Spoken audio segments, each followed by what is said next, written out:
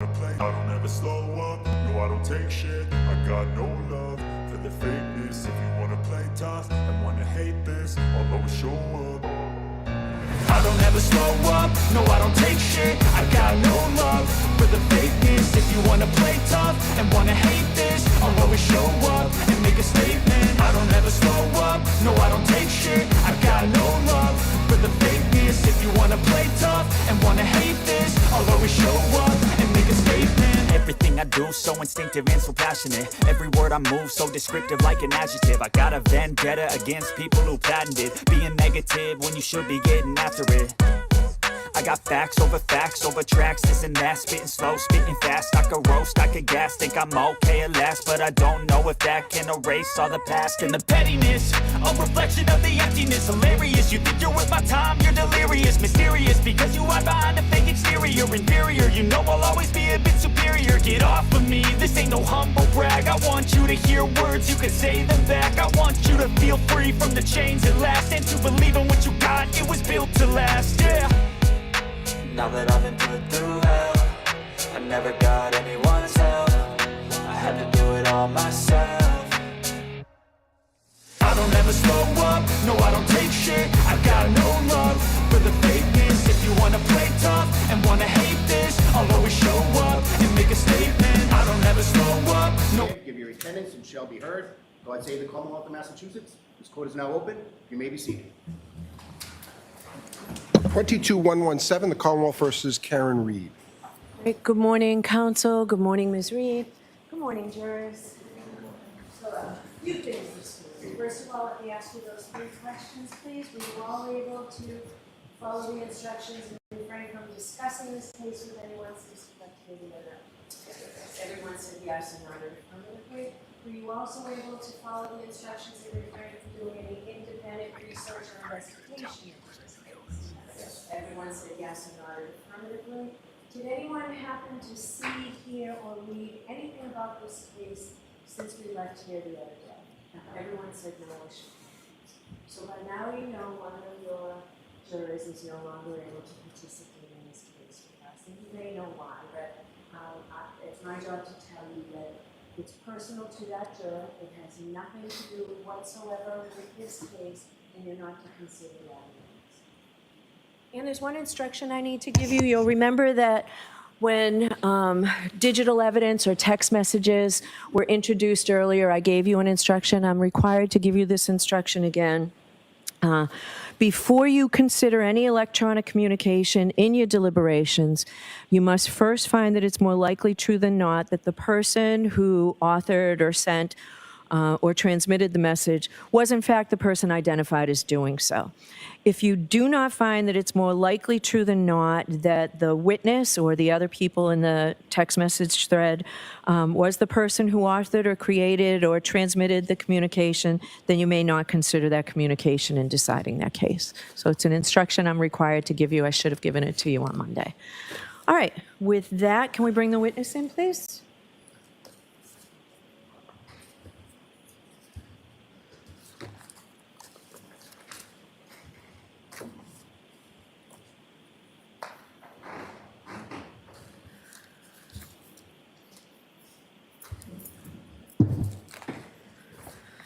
Walk your step and remain standing, face the clerk to be sworn in.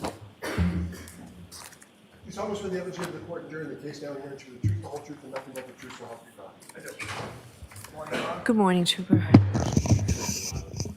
Yes, sir.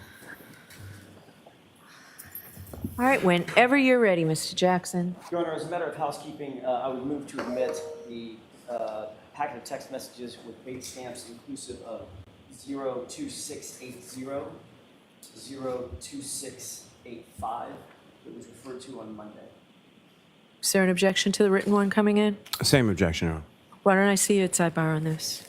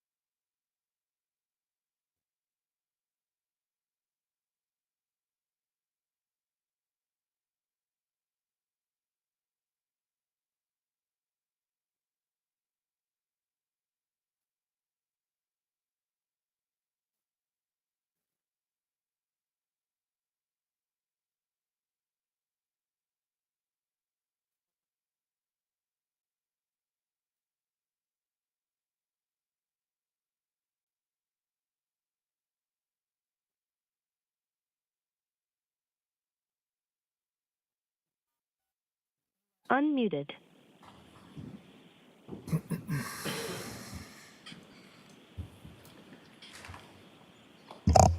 May I, Your Honor? Yes. One more matter of housekeeping. I have another set of iOS messages that are inclusive of pages 2527 through 2545. I'd like to have these marked as, for identification as next in order. All right, if you have any others, let's have them all marked for identification at the same time.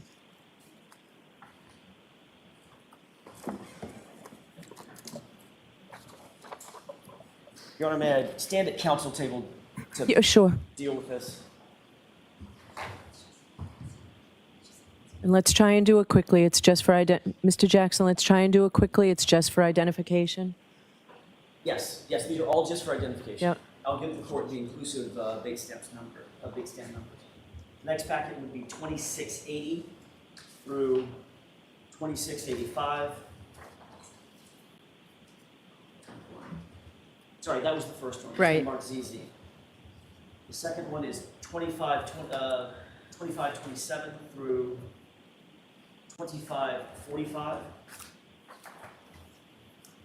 The next set would be a single page 2625. The next packet would be 2662 and 2679. The next is just 2 pages, 2623 and 2624. The next packet would be 2518 and 2526. Following that, 2618 and 2620.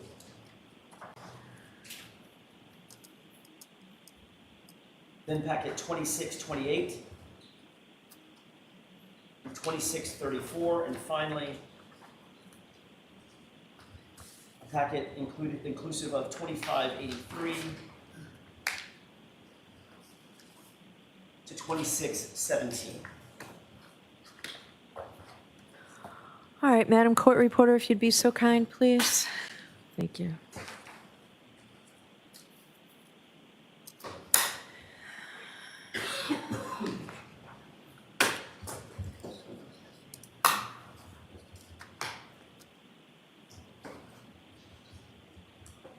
May I approach? Yes.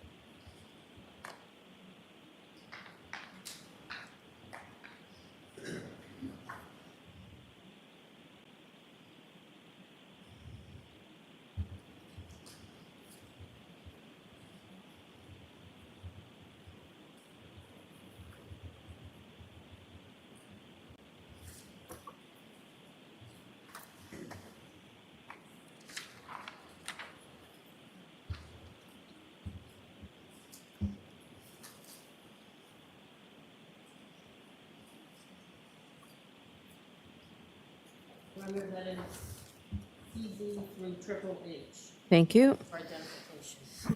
Thank you. All right, go right ahead, Thank Mr. you, Your Honor. Jackson. Trooper Proctor, I'm going to ask you if you wouldn't mind to turn to tab 2 in the binder in front of you.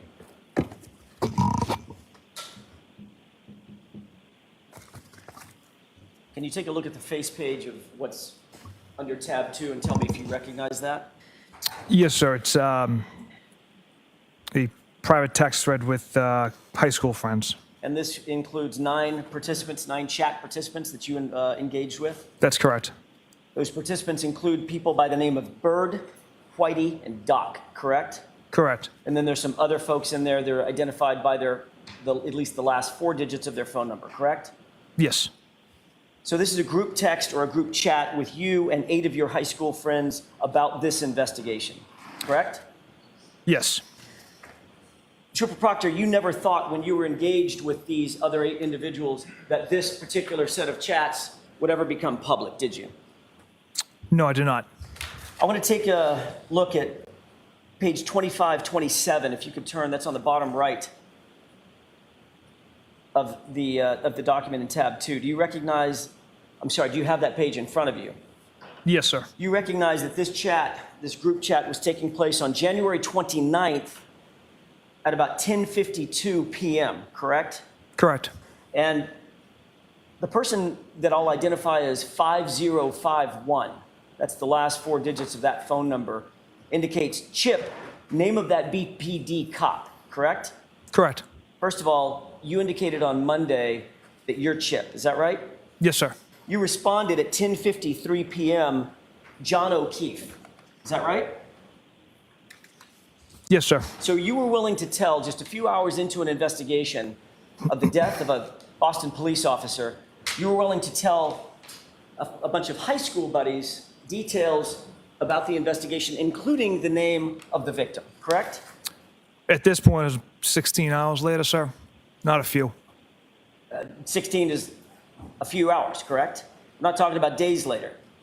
It was about 16 hours later, sir. Correct. And you identified John O'Keefe as the Boston police officer who is fallen in the yard at 34 Fairview, correct?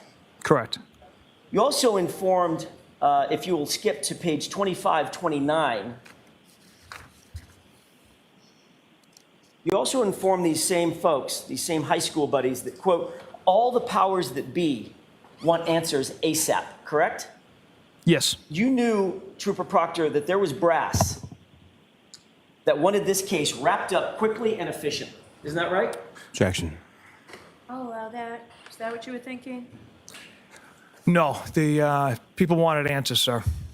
They didn't just want answers, they wanted answers ASAP. What does ASAP mean? That's as soon as possible. Right. And you were texting this to your high school friends, again, 16 hours into this investigation, right? Correct.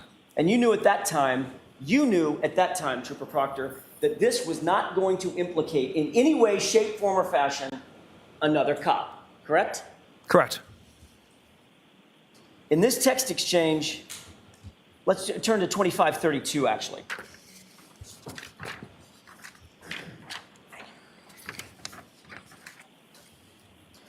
You have that in front of you? I do. In this text exchange at 10:56 p.m., your buddy Bird writes, I'm sure the owners of the house will receive some shit, correct? Correct. How did you take that to mean? Did you take that to mean that he could get in trouble? Yeah, I'm not sure exactly what my friend was getting at. Well, you had some idea. Yeah, maybe. That the owners of the house isn't going to get any shit for this, right? That's how I interpreted it. Yeah, you interpreted it like he's not going to get in any trouble. He's not going to be a suspect, correct? Correct. And he's not going to be implicated in any way. Is that right? Correct. And your answer was one word, correct? Yes. What was that word? Nope. And then you followed that up with an explanation as to why you said no, didn't you? That wasn't the explanation why I said nope. I simply said homeowner was a Boston cop too, meaning Mr. O'Keefe was a Boston cop. The homeowner was a Boston cop as well. The question that preceded your answer, nope, the homeowner's a Boston cop too, was the homeowner's gonna get some shit for this, correct? That's not what I meant with that text. That's what you wrote. Not what I meant, sir. All right, let's take it in order. Question, Oh goodness, the homeowner's gonna get some shit for this. Answer, nope. Next text, he's a Boston cop too. That doesn't sound like an explanation for your nope? No, that's just saying he's a Boston cop as well. Mr. O'Keefe is a And that's Boston why cop. he's not going to get any shit, correct, Trooper Proctor? Well, he's not going to receive any shit, sir, because Mr. Albert, the homeowner, had nothing to do with Mr. O'Keefe's death. And you knew this 16 hours into your investigation. Yes. Less than a day. Yes. To your satisfaction. To my satisfaction And and you to the hadn't members been of my to the unit. crime scene? So let him finish. We didn't get finish your answer? To my satisfaction and to all the members of my unit who investigated that day. Objection. Calls for speculation. So I'm going to let it stand. Trooper Proctor, you have to keep your voice up, okay? Jurors need to hear you way back there. Yes, ma'am. The fact of the matter is, you hadn't been to the crime scene by the time you wrote this text, correct? Correct. You hadn't been inside the home, correct? No. You had you had questioned a grand total of 3 percipient witnesses at this point, correct? Yes. And 2 of the 3 were named McCabe, right? Correct. And 1 of the 3 was named Albert, correct? Yes. And it's against that backdrop that you wrote, nope, the homeowner's not going to get any shit because he's a cop, right? That's not what I meant by that. At 10:57, Bird goes on to write, he, the homeowner, must have been a puddle to accomplish that. And then he writes, who's the homeowner? And then he writes, I hope not, but I can see it. Correct? Yes. A puddle means drunk, correct? That's a term for it, yes. In other words, Bird wrote that the homeowner must have been so drunk, so wasted to have killed him. Correct? Objection. Do you know what that means? Do you know what that text means? Just the puddle part, Your Honor. That term. All right, so he can answer that. And the puddle part means drunk or wasted, right? Yes. And what Bird actually wrote was, he must have been a puddle to accomplish that. Correct? That's what he wrote. And then you write back, quote, she waffled him. I looked at his body at the hospital, right?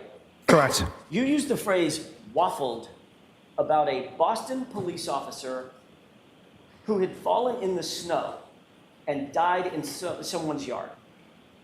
And you decided to use the word waffled him, correct? Objection. So sustained. Ask it differently, Mr. Jackson. Did you answer, she waffled him, I looked at his body at the hospital? I did answer that, yes. And then Bird questioned, she waffled him, correct? Yes. And then you responded, he was banged up. Is that right? Yes. Then a person with the phone number 0095 wrote, I thought he was drunk. Did he get beat up? You see that? I do. And you wrote, nope. Is that right? Correct. Yet again, this is before 11 o'clock at night on January 29th, 2022, some 16 hours into your investigation. Is that right? Yes. So before you ever went to the crime scene, before you ever went into the house, only having interviewed 3 folks, you had this case nice and wrapped up, didn't you?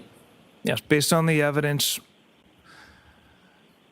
my office uncovered that day, the 1 shoot discovered at the scene, the 1 shoot at the hospital, Mr. O'Keefe's injuries, the broken taillight pieces underneath the snow. Super Proctor, I didn't ask for an explanation. I asked, did you, in your mind, have this case wrapped up? Was it cut and dry in your mind? Yes. Bird then writes, so the owner of the house was a woman cop that beat him, question mark, right? Yes. And then you wrote, that's what I initially thought after talking to Canton paramedics. Is that right? Yes. And then you said, then I saw the guy, correct? Correct. So what you meant by that, Trooper Proctor, was according to you, based on your conversations, your initial conversations with the paramedics, the first responders, you were under the impression that this was a beating death. He'd been beaten to death, correct? The way it was given to me, sir, was That's yes or no? That's yes No, or no? he's going to answer the question.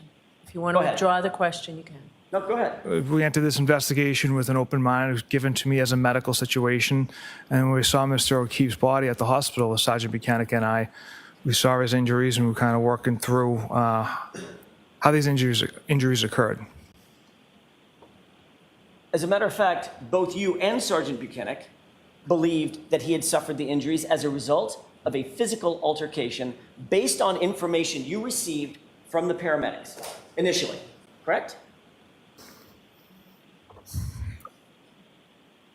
Initially, we didn't know what we had. We knew there was some significant injuries to Mr. O'Keefe. It was still figuring out how those injuries occurred. Well, you just testified. Initially, we didn't know what we had. Right. But 16 hours after the fact, you wrote the following sentence. That's what I initially thought after talking to Canton paramedics, correct? Correct. So initially, you did think you knew what you had, a physical altercation leading to a death, correct? Correct. So when you just said, initially we didn't know what we had, that wasn't quite true. You did at least have an idea of what you thought you had, correct? Objection. Sustained. All right.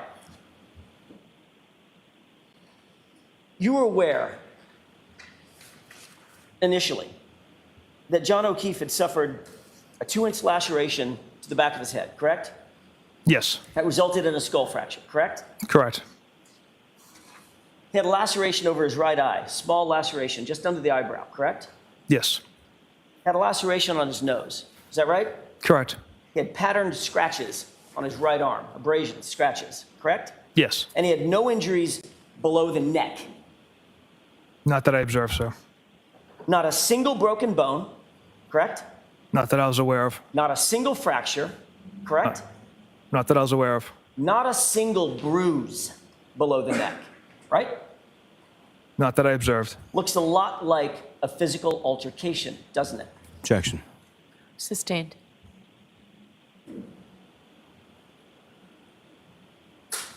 Bird writes, Bear, let's focus, correct? Yes. Who's Bear? That's another nickname I have. 0095 writes, what does she waffled him mean? And then Bird writes, what's the story, correct? Correct. And you wrote, she hit him with her car.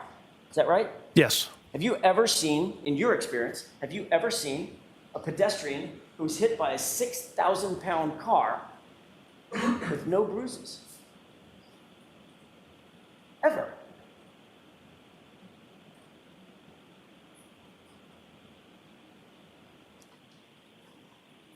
The pedestrian strikes I've seen have been at high speeds, Enough to 60 knock plus. a person out of his shoe, right? 60 plus miles per hour. So I can't recall right now off the top of my head as far as injuries in the past pedestrian strikes I've attended. Okay. So someone, you indicated on Monday, under examination by Mr. Lally, you've seen a shoe missing, Correct. pedestrian strikes, correct? Yes. Those are high speed, extremely high speed incidents, correct? Yes. 60 plus miles an hour, right?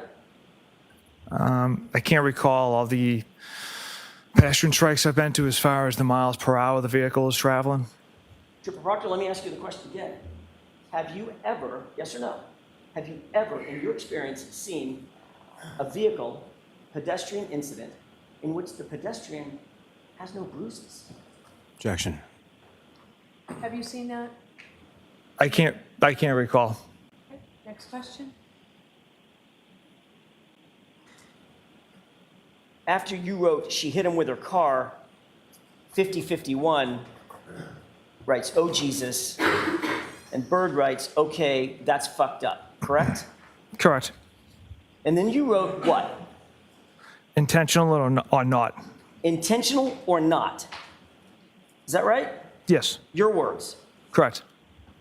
0095 then chimes in, gotcha. He was frozen in the driveway and she didn't see him? Question mark. Correct? Correct. And you wrote what?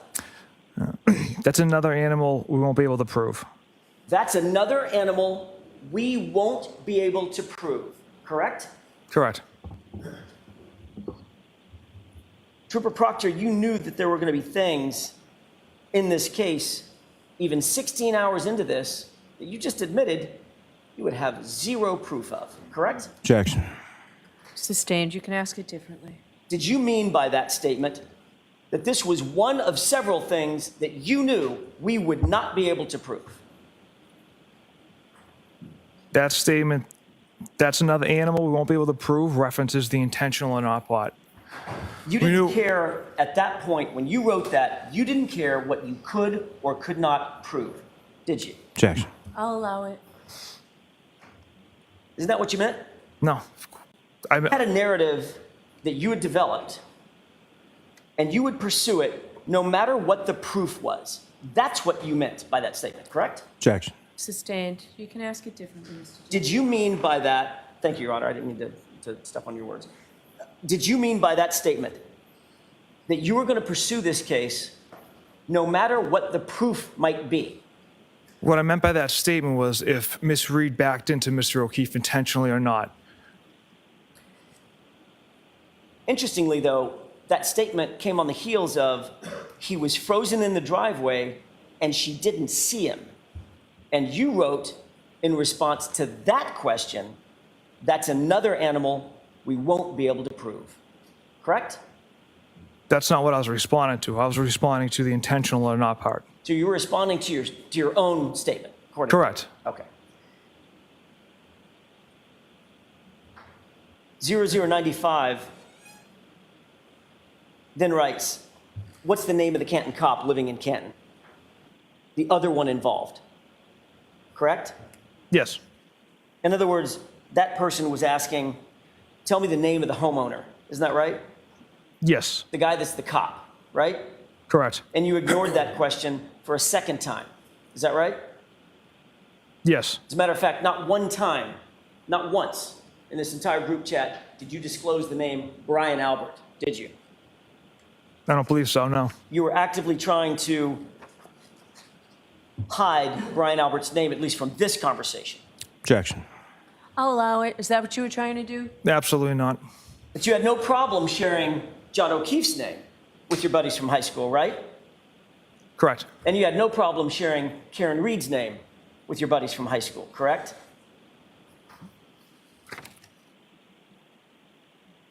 I don't believe I named the defendant. Not yet, you didn't. Later in the chat. Okay, correct. 5051 then writes, the BPD have any jurisdiction here because it was their own? Question mark. Is that right? Yes. And a few texts later, if you look down a few texts, at about 11 o'clock, you see a text that starts, nah, cat.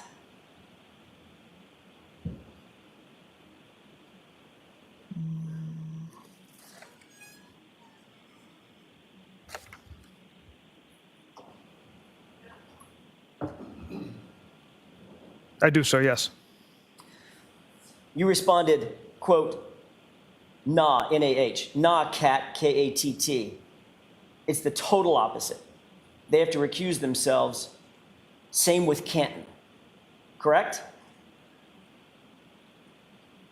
That text ends as they have to recuse themselves.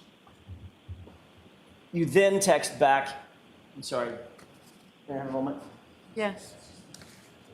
Flip the next page. I see where you're at, sir. How did you end that text? Same with Canton. Meaning Canton has to recuse itself also, correct? That was my understanding. So by 11 p.m. on January 29th, 2022, there was no question in your mind, Trooper Proctor, that the Canton Police Department was recused from this investigation in all particulars, correct? That they had taken a step back from participating, yes. Right. Well, there's one way to put it. They've taken a step back from participating. Another way to put it is they recused themselves completely, correct?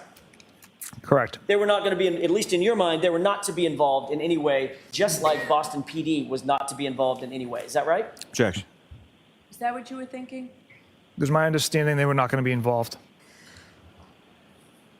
Now, if we could turn to page 2537.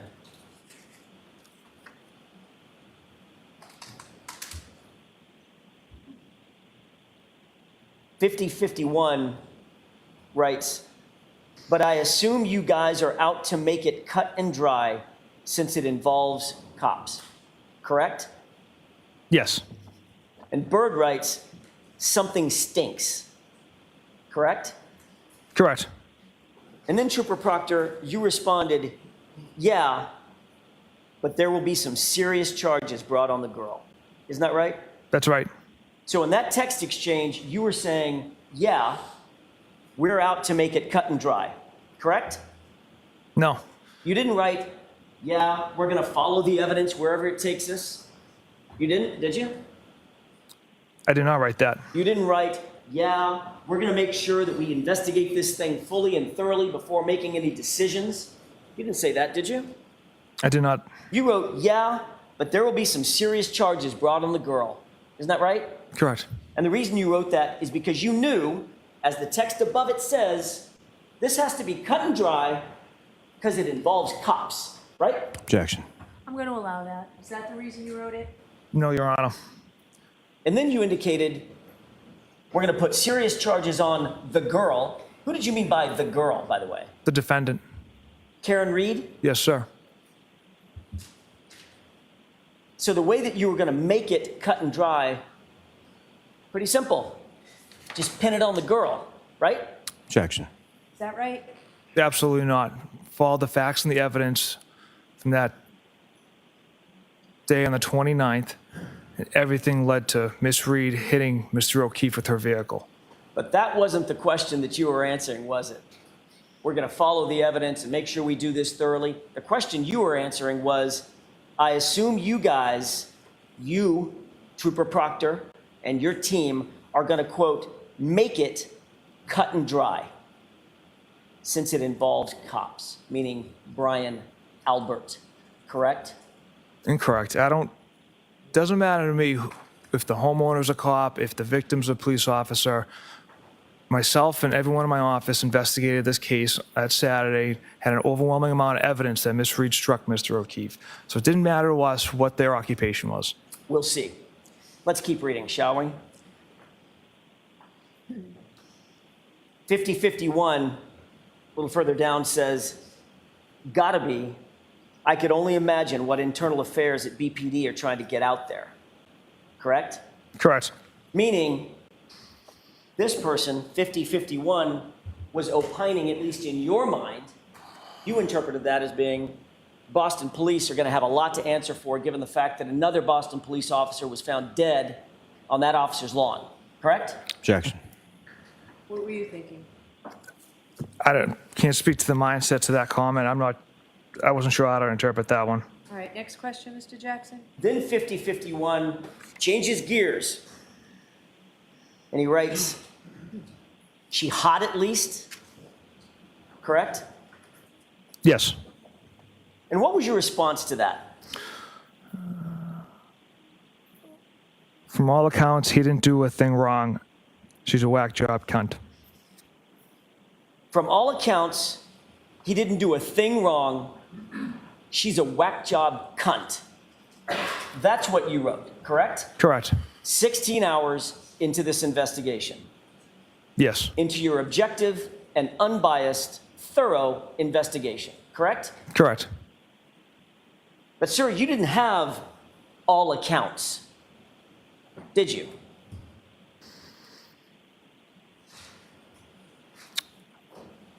What I meant by that was Did you or did you not have all accounts in your investigation? the accounts we had was Miss Reed struck Mr. O'Keefe with her vehicle, discovered taillight pieces at the scene. Those are the accounts we had. The accounts And then you some. had, I'm sorry, go ahead. I'm sorry, go ahead. The accounts you had, Trooper Proctor, were from two people named McCabe and one named Albert, who happened to be the homeowner and a Boston cop. Those are the accounts from percipient witnesses that you had, correct? There was another additional witness that we had, investigators had interviewed, Miss Roberts as well. And from all accounts, he didn't do a thing wrong. That was your decision 16 hours into the investigation, correct? Yes. And the other decision that you made and the other determination you came to was my client, Karen Reed, was a whack job cunt, right? Yes.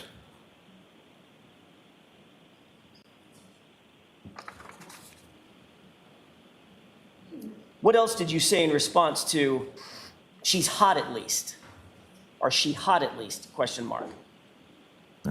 So following that text, I responded, yeah, she's a babe. Weird Fall River accent, though. No ass. Yeah, she's a babe. Who's the she? Misread. Weird Fall River accent, though. You talking about her, the way she talks? The accent. And no ass. Now you're talking about her body, her physique, correct? Yes. You think that's appropriate? Absolutely not. Then Bird chimes in with a little comedy. Not newsworthy then, correct? Correct. In other words, well, if she didn't have an ass, nothing to see here, correct? Objection. Sustained. And then 5051 says, oh, she's skating, right? Correct. And what did you write after that? My response was 0 chance she skated. And then what did you write? She's fucked. 0 chance she skates. She's fucked, right? Correct. You decided on the 29th of January, 17 hours into this investigation, you decided individually, Trooper Proctor, you're not only going to put it on the girl, you decided you're going to make sure this is cut and dried, and the way you're going to do it is to make sure that she's fucked. That's what you were saying. Objection. All right, so that's sustained. You can, the content's fine. You have to ask it differently. 17 hours into this investigation, Trooper Proctor, you made the decision that you were going to put it on Miss Reed, didn't you? Put the case on Miss Reed. She was going to catch the case, correct? No, absolutely not. What did you mean then when you said she's fucked? After the day's investigation with multiple troopers conducting multiple tasks and a debriefing at Canton PD amongst detectives in my office, we went through the overwhelming amount of evidence against Miss Reed that she struck Mr. O'Keefe with her vehicle. That's what I meant by that comment. What you meant by that comment, Trooper Proctor, was you were going to make sure because 5051 had said she's going to skate. She's skating. When you said 0 chance she skates, she's fucked. What you meant was, I'm going to make sure, I am going to make sure Ms. Reed doesn't skate. She's fucked. That's what you meant, isn't it? Objection. Sustained. And then Bird decides to chime in, good, no ass bitch, right? Yes, that's what he wrote. And how did you respond to Bird saying, good, no ass bitch? I laughed. Thought that was funny, did you? Trooper Proctor? Thought that was funny? It was unprofessional of me. That's something I shouldn't have done. Well, I think we all know it was unprofessional. It was a lot of things. I'm asking Yep. you, did you think it was funny? No, according to my response at the time, apparently.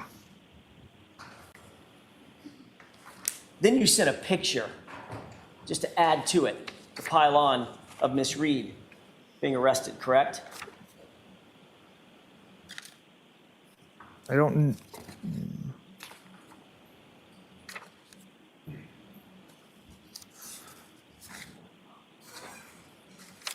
I'm not sure if that came from me, sir.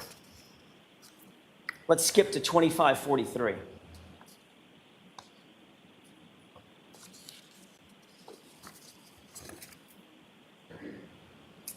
Are you there, Trooper Proctor? Yes. The date is now February 2nd, 2022. And a person by the name of Doc writes, is that chick a smoke? Correct? Correct. Who's the chick? Miss Reed. And you write, E-H, right? Yes. And then you write nutbag, as Chief would say, correct? Correct. Who's Chief? A friend of mine. And then you write what? She's got a leaky balloon knot. Trooper Proctor, explain to the jurors what a balloon knot is.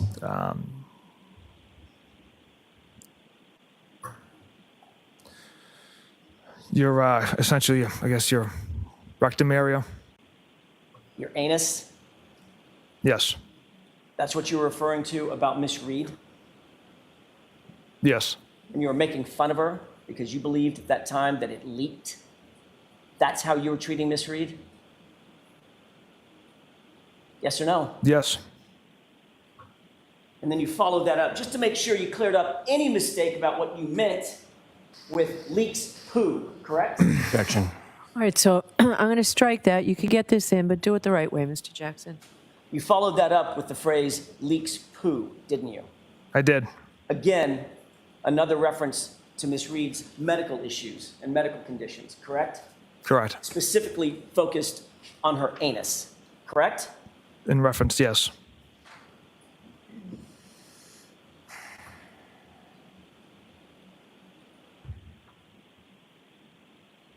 Were you aware at the time that you wrote this that Miss Reed had suffered a colectomy surgery, very serious surgery?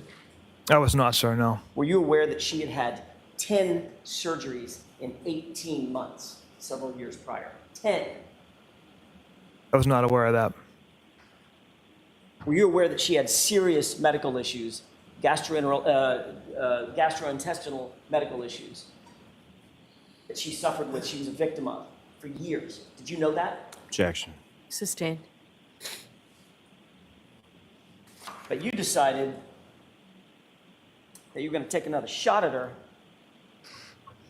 and talk about her anatomy. 1 second, sir. I'm sorry.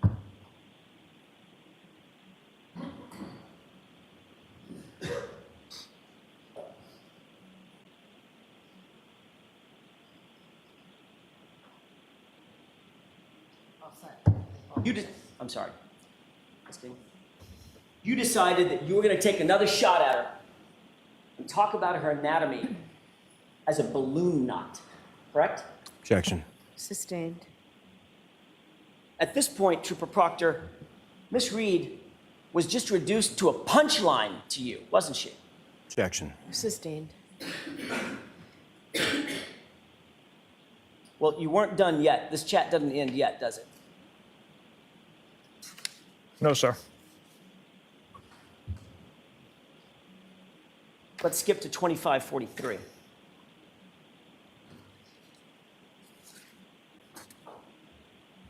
On the same date, February 2nd, 2022, about 4:15 p.m., a person by the name of Whitey wrote, "What are you guzzling on?" Correct? Yes. And you wrote, "Nothing, writing a warrant." Is that right? Correct. Whitey then shares some sort of a video, correct? Yes. You remember that video being of the 1980s band Warrant? I don't recall the video he sent. 0095 laughed and then wrote, "Wait, why does her asshole leak?" Correct? Yes, that's what he wrote. And then what did Doc write in response to that? Objection, Your Honor. The objection sustained. I'll see it. Sidebar, take that down, please.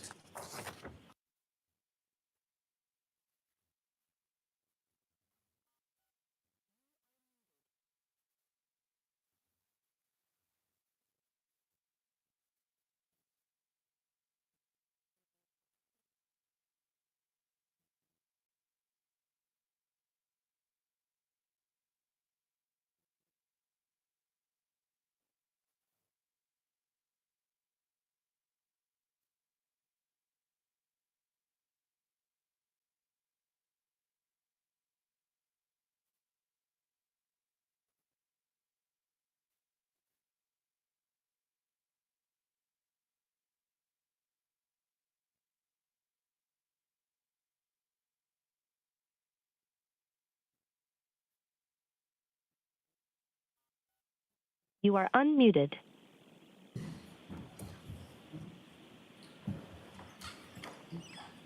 Without that- reference to- Take that down. Go ahead, pull it off.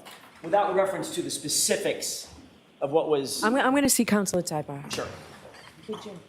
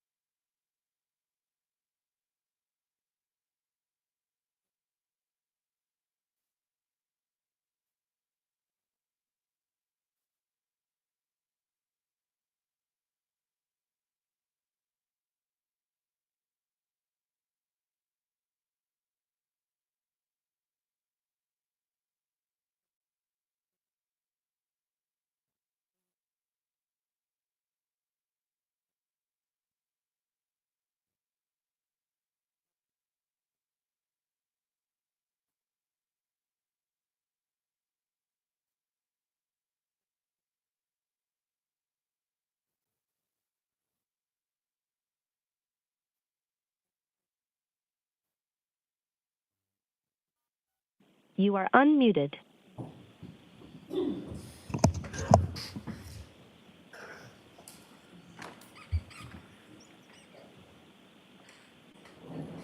Trooper Proctor, without getting to the specifics of the words used in the following, in the next exchange that you're looking at, it's fair to say that your high school buddies then continue to discuss Miss Reed's medical issues, correct? Objection. That's sustained. Come on, Mr. Jackson. That isn't what you said you'd ask. Go ahead and ask the question you said you'd ask. Was there a continued discussion that finished on this subject matter? Yes.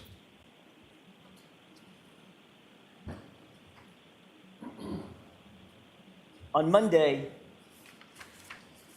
you indicated that your conduct in this case, and specifically your conduct as reflected in these messages, how did you put it? It did not affect the integrity of the investigation, of your investigation, correct? That's what you Correct. said to the jurors. Correct. Do you know what the definition of integrity is? Doing the right thing when no one's looking. It means the quality of being honest and having strong moral principles, correct? Objection. Sustained. Do you believe that integrity means being honest and having strong moral principles? I believe that's part of it as well. Do you stand by that testimony that you were showing strong moral principles in this investigation, sir? In the investigation part, absolutely. Through these text messages, absolutely not. They were juvenile and regrettable. When you say they're juvenile and regrettable, it sounds like you're almost apologizing to the jury for your conduct. Is that what you're doing? For those text, Objection, Your Honor. Sustained. Trooper Proctor, have you ever apologized to Miss Reed? Objection. Sustained.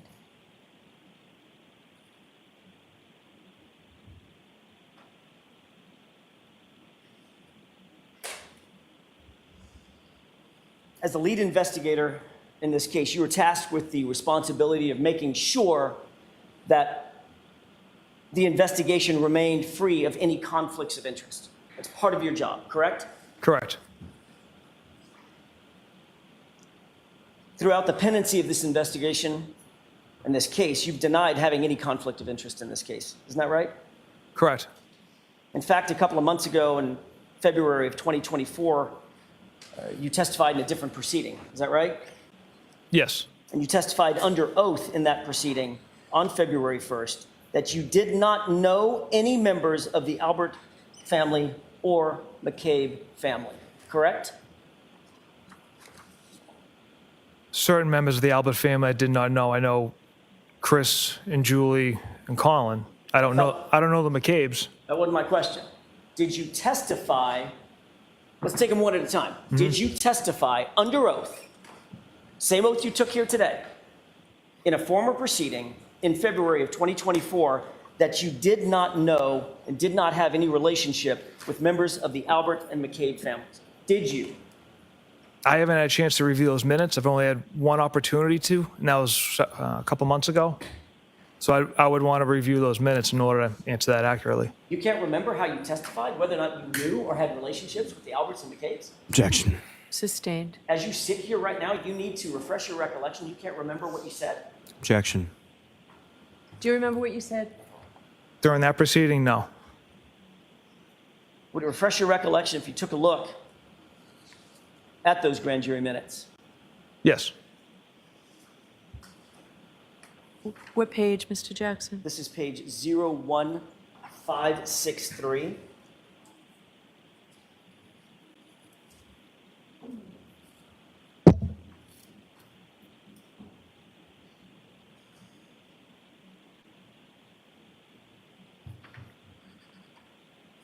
If I may have just a moment, Your Honor. Yes.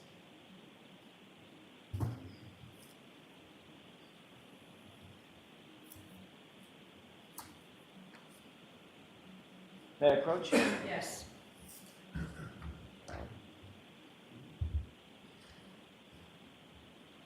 If you'd review that and look up when you're finished.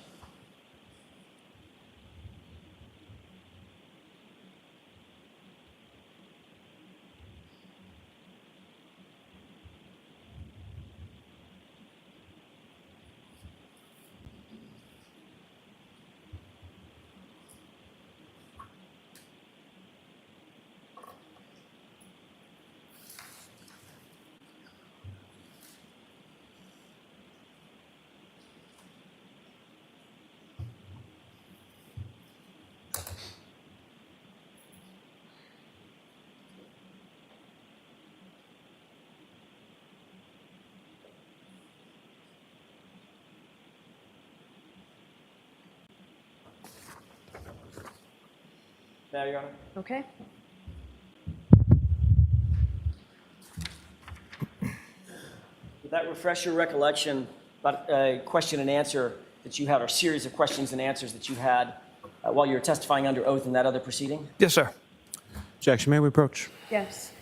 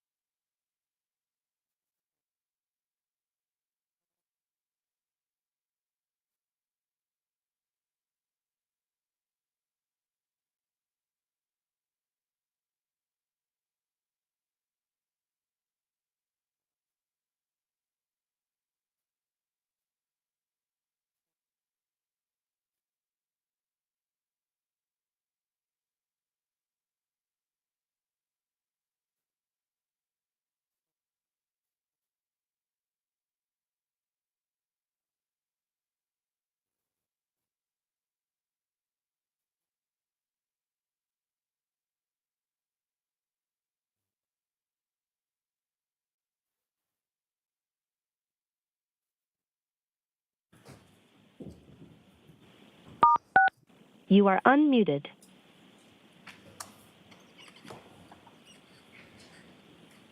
May I, Your Honor? Yes. Thank you. You were asked the question, quote, did you communicate with First Assistant DA Beeland that you did not know and had no relationship with the Albert and McCabe families? And you answered, quote, to the best of my recollection, the same conversation took place with everyone I talked to about this because it's the same answer. It's the facts that I shared with everyone. Question, meaning you told First Assistant Beeland that you didn't know, didn't have a relationships with Objection, Your Honor. members of the Albert and McCabe families. Answer, correct. Yes, that's correct. So your question is whether he said this? Correct. Whether that's his testimony. Do you recall that? Yes, And that's your testimony that you, in fact, told members of the DA's office that you did not know and did not have a relationship with the Alberts or McCabe's. Is that right? I did not know the McCabe's. I don't know most of the Alberts, and I have little to no relationship with Chris and Julie. So that's what I meant by that answer. Well, the question wasn't, did you know most of the Alberts? The question was, did you have a relationship with, or did you know the Alberts? And your answer was, no. No, I don't have a relationship with the Alberts. Or know them. I don't know the McCabe's. I don't have a relationship with the Alberts. So you do know asked- the Alberts, correct? I know some of them, Julie and Chris. And Colin, correct? Correct, and Colin. And you knew the Alberts when you gave this testimony in February of 2024. Is that right? Yeah, they asked if there was any relationships. Let's try this again. Meaning you told First Assistant Beeland that you didn't know, didn't have relationships with members of the Alberts and members of the Albert and McCabe families. Answer, correct. Was that ambiguous in your mind? The way I interpreted relationships was basically being like friends or, communications, frequent communications. That's how I interpreted Well, that might have relations. been a good time to pipe up and say, well, I know Chris and I know Julie and I know Colin, correct? Objection. Sustained. That might have been a good time to answer the question, I know these three individuals from the Albert family, right? Objection. Sustained. But your answer was one word, correct, right? Yes, You further testified that you never have gone to any supervisor at Massachusetts State Police to disclose even a potential conflict of interest in this case that you might have, correct? correct. And you indicated the needs never come up. Is that right? Correct. You also told ADA Lally that you, quote, did not have relationships or know members of the Albert or McCabe families, correct? Correct. And that's just not true, is it? You do know members of the Albert family. Isn't that right? It's different from having a relationship with people. But what about part of the question, did not have relationships or know members of the Albert or McCabe families? How about that part of the question? Well, that's lumped in with the McCabes. I don't know the McCabe family, sir. I see. So what you did, Trooper Proctor, is you dissected the sentence, and where relationships are concerned, you ignored that in terms of the Alberts because you don't have relationships. Where no is concerned, you link that to the McCabes because you don't know the McCabes. That's what you did? No. Objection. So it's sustained. You can ask it. You can break it down, Mr. Jackson. Not sure I can. I'll ask it a different way. How about if I just ask it this way? That was a lie, wasn't it? No, absolutely not. You stand by that testimony? Yes, That you don't know at the time that you testified, that you didn't know the Alberts or any members of the Albert family? they don't have relationships with them. Okay. My question is, you keep going back to relationships. I'm asking you, did you testify that you didn't know them? Objection. I'll let him have it. Do you understand the question, Trooper? I knew Chris, Julie, and Colin. So if you were to say, I don't know any members of the Albert family, that would have been a lie, correct? Objection. Sustained. Your Honor, this is the point at which I intend to turn to tab 3, and I believe we need to approach. Okay. Jurors, feel free to stand.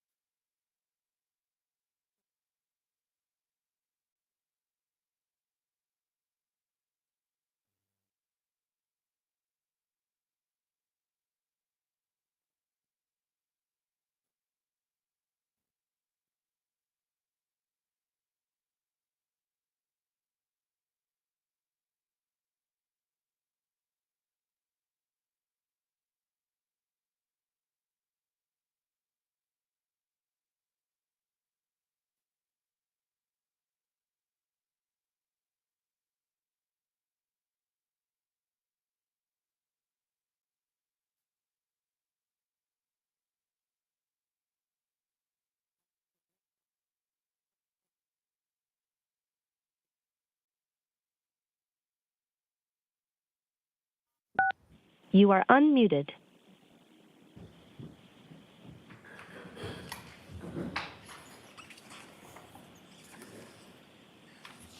May I have just a moment, Your Honor? Yes.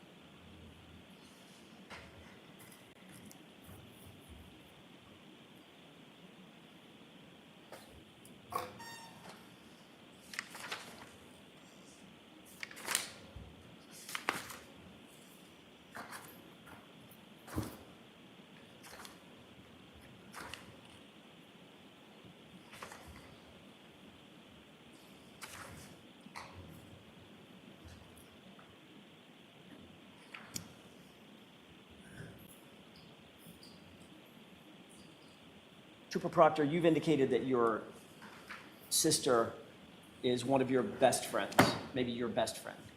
Yes. Courtney Proctor, that's her name? Courtney Correct. Proctor. Elberg? That- I'm sorry? Her last name? Elberg. Elberg, with an L. And you're aware that she is also very, very good friends with Jillian Daniels, Julie Albert. Correct. Are you aware of any circumstance in which any of the Alberts have been over to your parents' house? Yes. Have you ever been over at your parents' house when any of the Alberts have been at your parents' house? Yes. Those Alberts include Chris Albert, Julie Albert, Colin Albert, correct? Correct.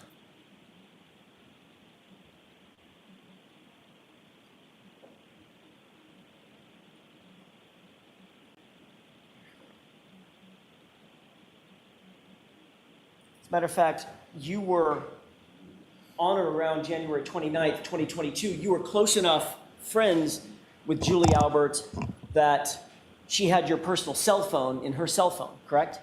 And vice versa. I wouldn't classify us as close friends at all. Okay, let me get back to my question. Did you have her cell phone in your phone, and did she have yours? I can't recall if I believe I had her stored in my phone. Tab 4.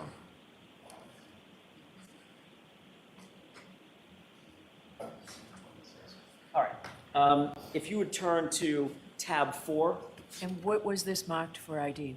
this was, Or tell me the numbers at the bottom. oh, I've got the sheet right here. I've got a cheat sheet.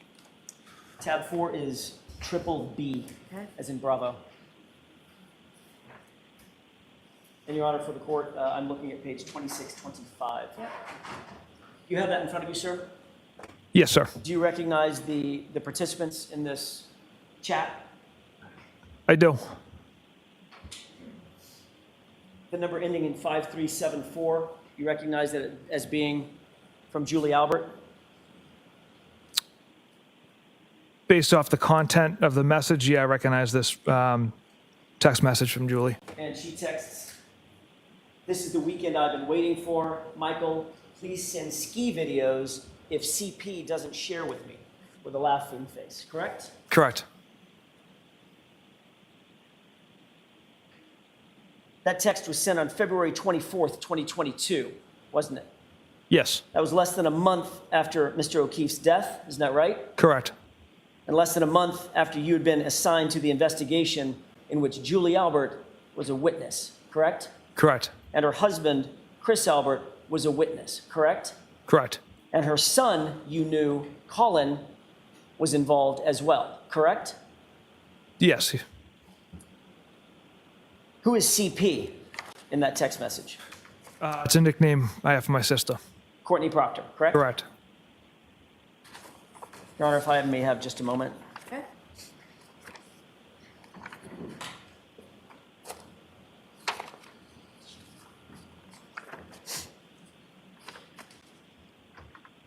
Zoom tight.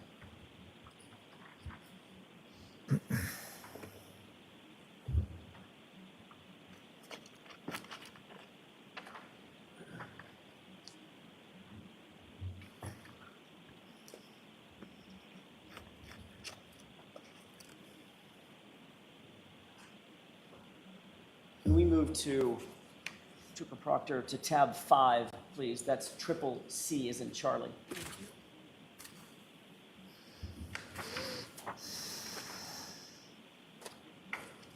Do you have that in front of you, sir? Yes.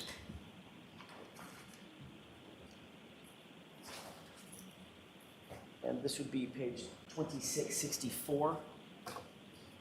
If you return to that page, please. Okay.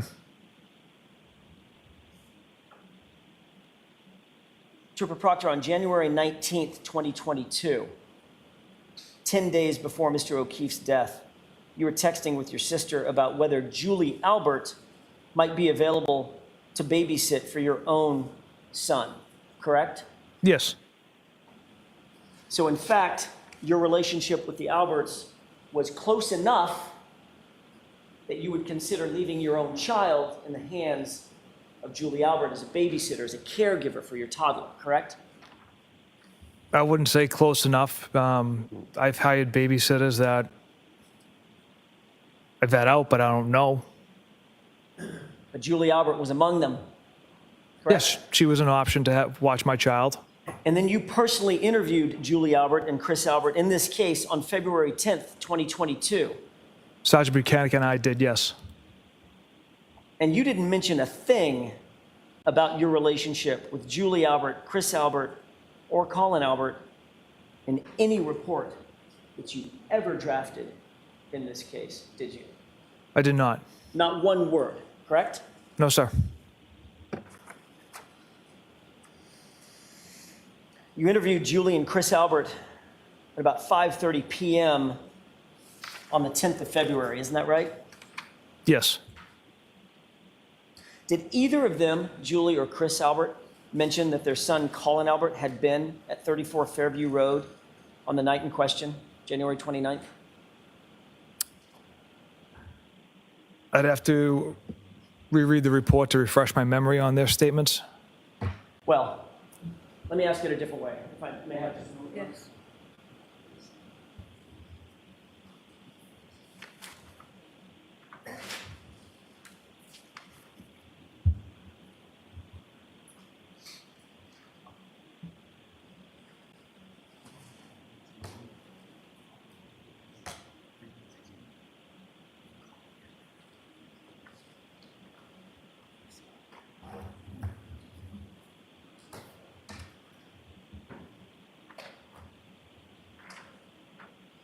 You wrote a report on October 12th, 2022, correct? For which, Concerning your interview with, Why don't you show it to him? I may have the wrong report. You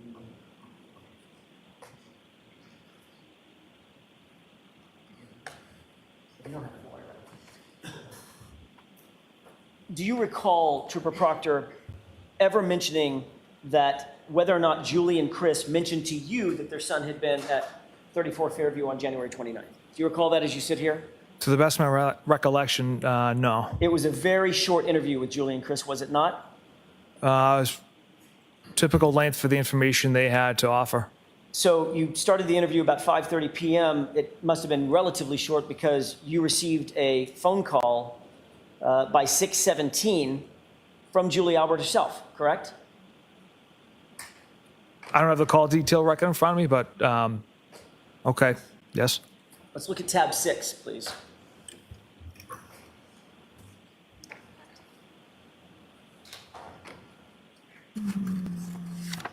Oh, it may not be in your book. It's not, sir. Okay, fair enough.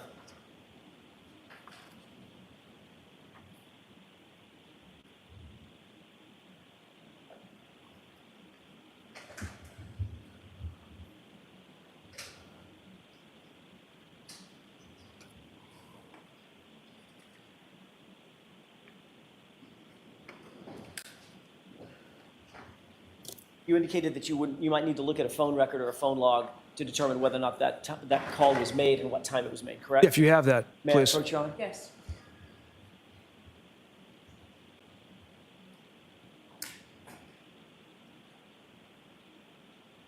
Thank you. There's a highlighted portion, Trooper Proctor.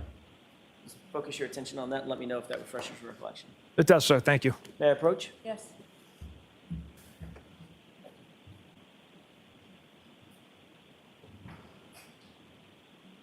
You received after your interview, you received a phone call from Julie Albert about 6:17, about 45 minutes after you began the interview and then left, correct? Yes. 6:21, you called her back and you spoke for 3 minutes and 58 seconds. Is that right? Yes. Did you discuss the interview? I don't recall the content of that conversation. And of course, you never memorialized that in any report, did you? The fact that you had a subsequent phone call with Julie Albert on your personal cell phone. I did not. Let's turn to tab 5 one more time. And if you could turn to page 2677.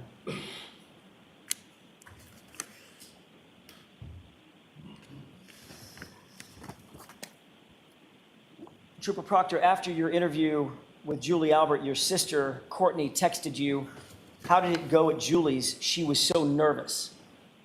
You recall that? Yes. In fact, you responded to that with a ha, ha, ha, ha, ha. 4 ha's, right? And then why, question mark, correct? Correct. Then you responded, "It was fine, just a quick convo," correct? Yes. You're literally reporting back to your sister about the progress of your investigation in a homicide investigation, weren't you? Objection. Sustained. You can ask it differently. Were you reporting your progress to your sister about your investigation? Objection. Sustained. Your Honor, may we approach? Okay.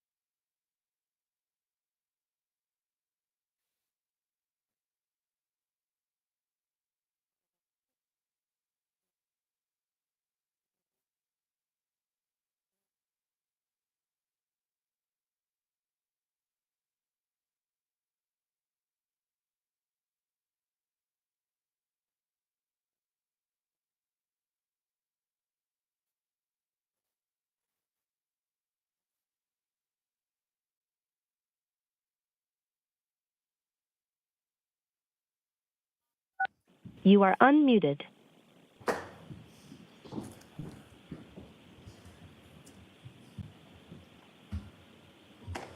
May I? Yes. Thank you. Were you reporting your progress of your investigation back to your sister, Courtney Proctor? No, absolutely not.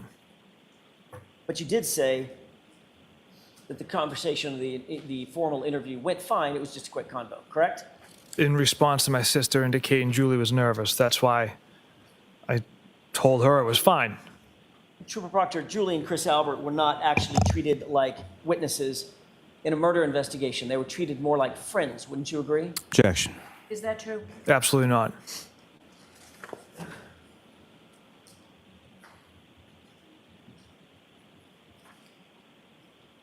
We've established that you're very close with your sister, Courtney, correct?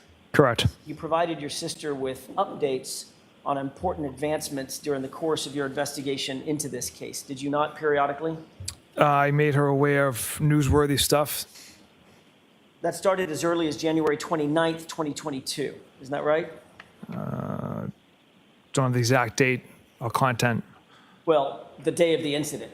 You began letting her know that you were involved, that you had been assigned, what the status was, Yes. the nature of the case, the fact Correct. that it was a homicide, correct? Yes.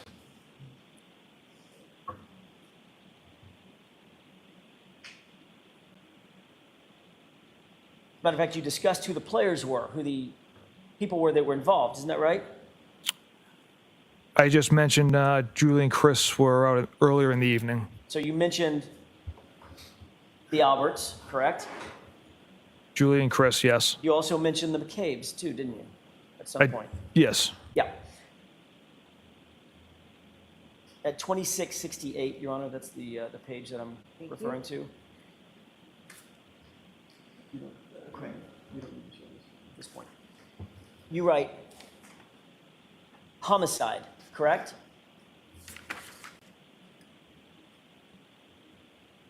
So I said 2668. Correct, if I have my page number correct. You're on the right page, Mr. Jackson. Thank you.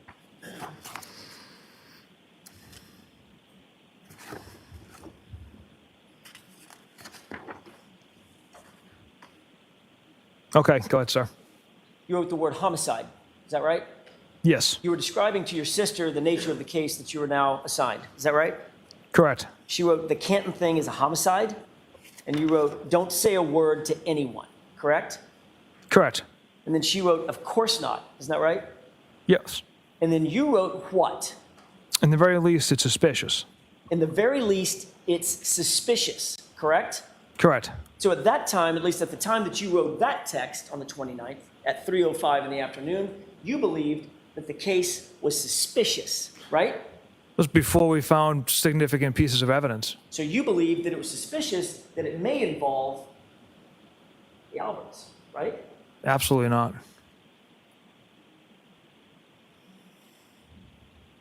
She then writes, this is your livelihood, didn't she? She did. Meaning this kind of case could make or it could break your career, right? Objection. Sustained. She then wrote, I would never mess with that. Is that right? Yes. Your sister, Trooper Proctor, was warning you that you shouldn't be investigating a case in which close friends or family members were involved. Objection. Sustained. Did you take her text, this is your livelihood, I would never mess with that, as a warning from her that you shouldn't be investigating a case that involved close friends? Objection. I'll allow it. Absolutely not. That was in response to don't say a word to anyone. And that was how I interpreted this is your livelihood. I would never mess with that. A couple of minutes later, 3:07 on January 29th, you told your sister, quote, Julie and Chris were at the bar with the victim and girlfriend, got to interview them. Isn't that right? Yes. So you were telling Courtney, your sister, updates on what your investigation advancements were, correct? Who Just you're that gonna part. Interview, why you're going to interview them. Yes. She wrote, you got to be kidding me, correct? Correct. Did you take that as you got to be kidding me? The Alberts are involved? No, absolutely not.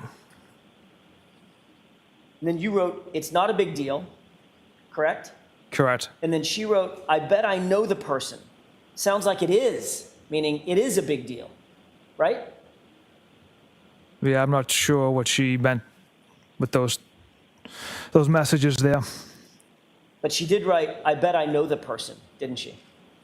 She did write that, yes. And you know she's very close with the Alberts, correct? And she's close with Julie and Chris. You then wrote, no, I meant, or you wrote not, I think you meant no. I meant that they were at the bar with him, correct? Yes. She writes, yeah, I got that part. And then she continues on, but I know a lot of their friends, correct? Yes. Did you see a problem in this exchange? Nothing jumped out at me. Your sister's literally explaining that your family friends are suspects or possible suspects in a murder investigation that you're in charge of. Correct? Objection. Sustained.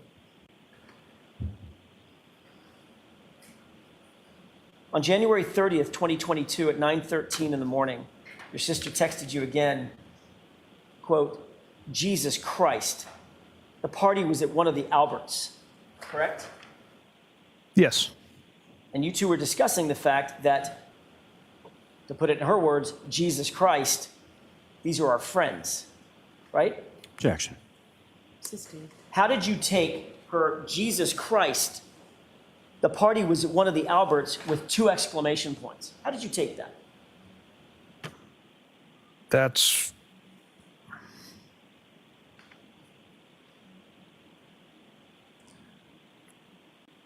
the way I'm interpreting my sister's text messages was that surprised and shocked that this is where Mr. O'Keefe was found on the front lawn of that residence. Could it be Jesus Christ We know these people. Again, that's how I read that message. You don't deny, Trooper Proctor, that you were routinely disclosing to your sister pretty intimate details about the investigation, correct? I wouldn't say intimate. I'd say newsworthy stuff or just generic, nothing Well, too specific. newsworthy, would you have gone to the news at this point in the investigation? Would you have gone to the news and said, Julie and Chris were at the bar, I gotta go interview them? Objection. I'll allow that. Is that what you do, Trooper? No, I would not do that, sir. So it's not newsworthy. These were details, internal details about the investigation, weren't they? Yes, And you were sharing them with your sister, Courtney Proctor, correct? correct. And Courtney Proctor's best friend is Jillian Daniels, and one of her closest friends is Julie Albert, right? Correct.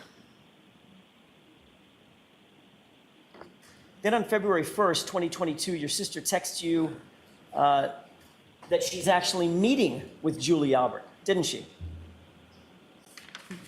Yes, And that was before you ever interviewed Julie, correct? yes, So it appears that Courtney was providing information to Julie of some sort before you were able to actually interview her. Is that right? Objection. Sustained. She was, well, let me ask it this way. You don't deny that Courtney was meeting with Julie before you interviewed her, correct? correct. And you don't deny that you had been providing information about the case with Courtney before you interviewed Julie, correct? Provided information that Julie and Chris were at the waterfall and I needed to interview them. Yes, that's the information I shared. And who knows what you shared verbally, not in text messages, correct? Objection. Sustained. Did you, we have text messages, Trooper Proctor. Did you share other information on phone calls with Courtney? No, So the only information we're to believe, you talk to her 5 to 6 times a day, the only information that you claim you shared with Courtney about the details of the investigation are contained in these texts, which we have. Objection. I'll let you answer that. Can you answer that? the information that I share with my sister contained within these texts, yes. You never discussed this case verbally, over the phone or in person with Courtney. On the phone, I'm sure there's been conversations that things that have been newsworthy items that have gone to the news. There's definitely been conversations in that regard. Then before you ever interviewed Julie, your sister informed you that Julie actually wanted to get you a gift for your participation on this case, correct? Yes. In tab 5, let's turn to page 2672, Trooper Proctor. With court's permission, may we publish? Yes. Back page 2672. You see the text from you, what's up? Yes. And what's Courtney Proctor's response? Nothing. I just saw Julie, and she said when this is all over, she wants to get you a thank you gift. And I respond with, get Elizabeth one. Hang on just a second. Let's take them one at a time. You were asked about this on direct examination by Mr. Lally, right? Correct. And you looked at the jurors, paused, and said, I never asked for a gift. I never received a gift. Elizabeth never asked for a gift. She never received a gift. You remember that? Correct.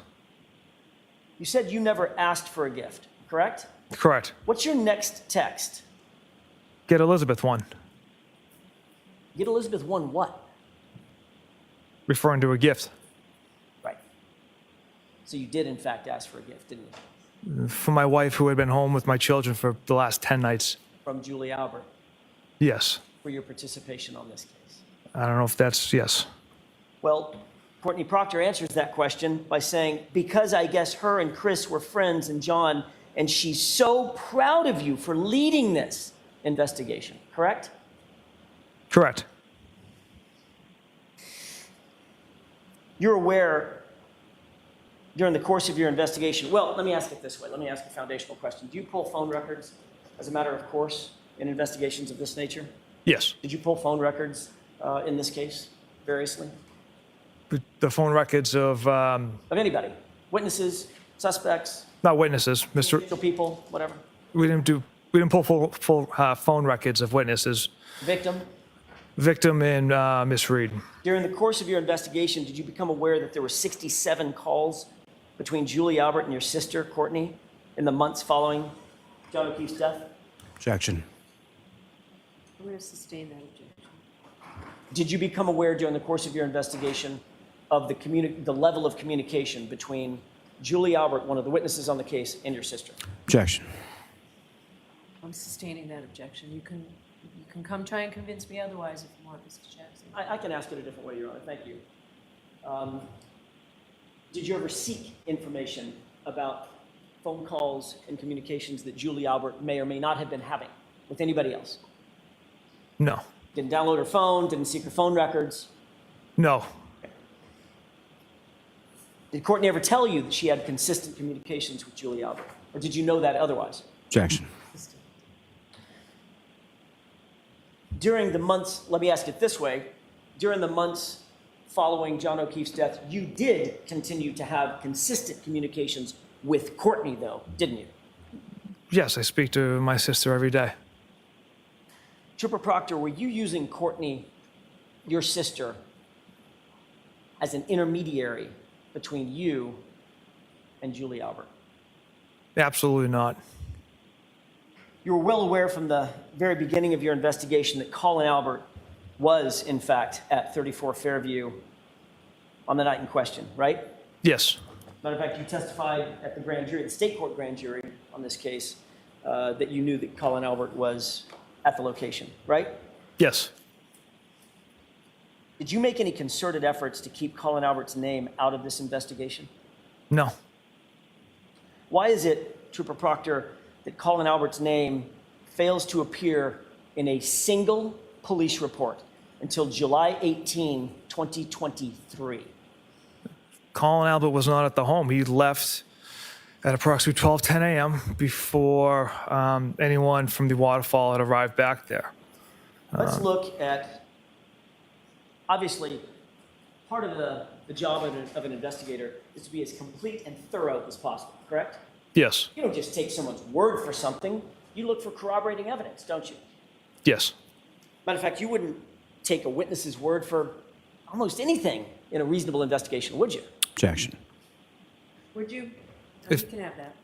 If I find the witness to be credible and have no reason to lie, then yes, I would take their word. Would you try to support a witness's statement, or witnesses with an apostrophe, S apostrophe, their statements with corroborating evidence? Yeah, potentially. That corroborating evidence might be talking to other witnesses, right? Yes. It might be looking at cell phone data, correct? Correct. It might be looking at geolocation data, correct? Yes. If you're trying to find out where someone is, you might pull information from their phone concerning geolocation data, right? Yes. You might pull cell tower information, right?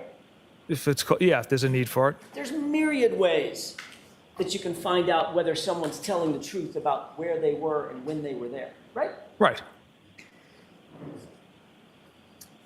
Let's take a look at your handwritten notes from your interview with Juliana Nagel on October 5th, 2022. This should be tab 7, Trooper Proctor.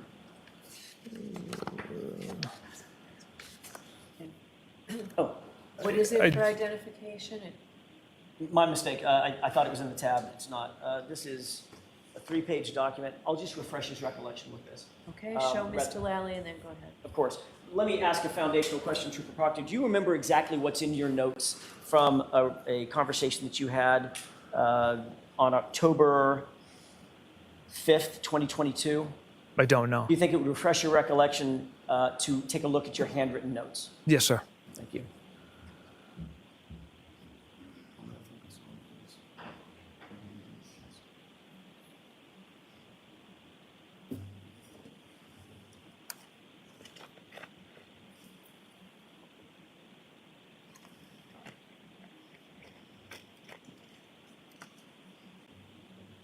Take a look at that, and first, let me just ask you if that refreshes your recollection.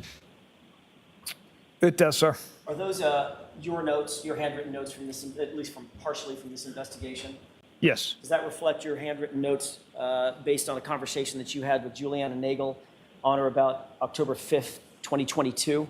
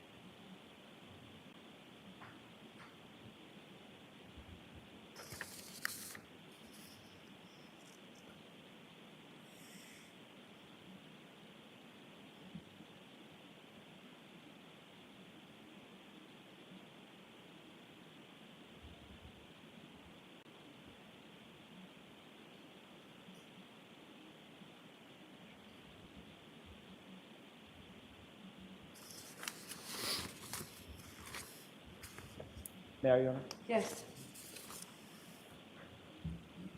Does this appear to be an accurate representation or an accurate copy of your notes from your interview with Juliana Nagel? Yes. Your Honor, with the court's permission, I changed my mind. I would like to have this marked as next. Introduced into evidence? Correct. Is there an objection? Yes, Your Honor. And the objection sustained. Is it true that in your handwritten notes, you list the following individuals based on Juliana Nagel's conversation with you as being at 34 Fairview? Brian, Juliana, Mary Kent, Emily Fabiano, Courtney Alba, Colin Albert, and Sarah Levinson. Correct? Correct.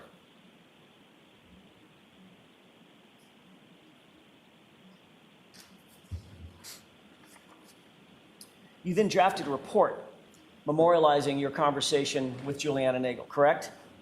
Yes. And that report is a formal memorialization of your interview based on your investigation, correct?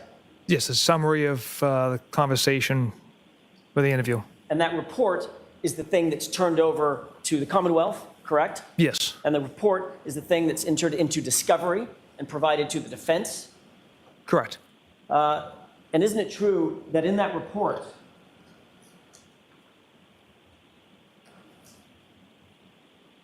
you list the individuals that were at 34 Fairview as Brian, Mary Kent, Emily Fabiano, Sarah Levinson. Is that correct?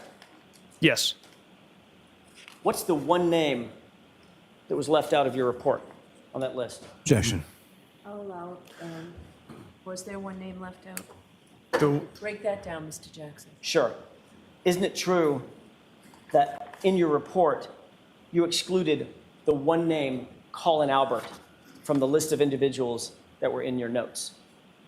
yes, because he arrived later in the evening. The other females were there from the start. At the time that you wrote your report, the formal report, this one, you did not believe that your handwritten notes were also going to be disclosed, did you? No, I knew that was a possibility. When you finally did get around to interviewing Colin Albert, you personally conducted that interview, did you not? Yes. Colin Along Albert with Trooper told you Zach this- Clark. One at a time. I'm sorry. Finish your answer, Trooper. Please go ahead. Yes, along with Trooper Zach Clark in my office. Colin Albert told you that he was picked up by Allie McCabe from his uncle's house at 12:10 a.m., correct? Correct. Allie McCabe also told you that she picked up Colin Albert at 34 Fairview at 12:10 a.m. and then dropped him off at his house, correct? Correct. And then she indicated that she went straight home after that, right? Yes.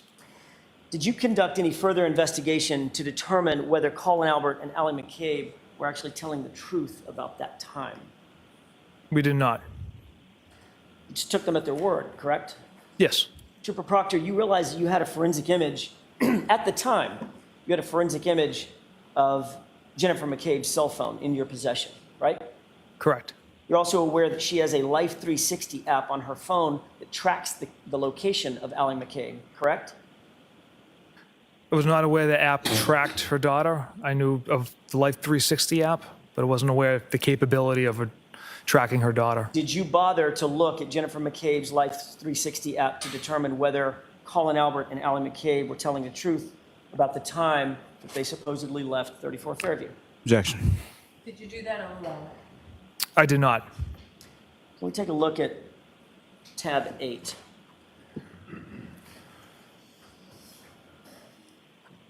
Do you recall looking at all at a Life 360 app or its data from Celebrate Report? Objection. Sustained. Did you or did you not look at any data from Life 360 from Jennifer McCabe's phone? Objection. All right, so this is a good time to take the morning recess, and I'll see council in 15, 20 minutes, Julius. Okay?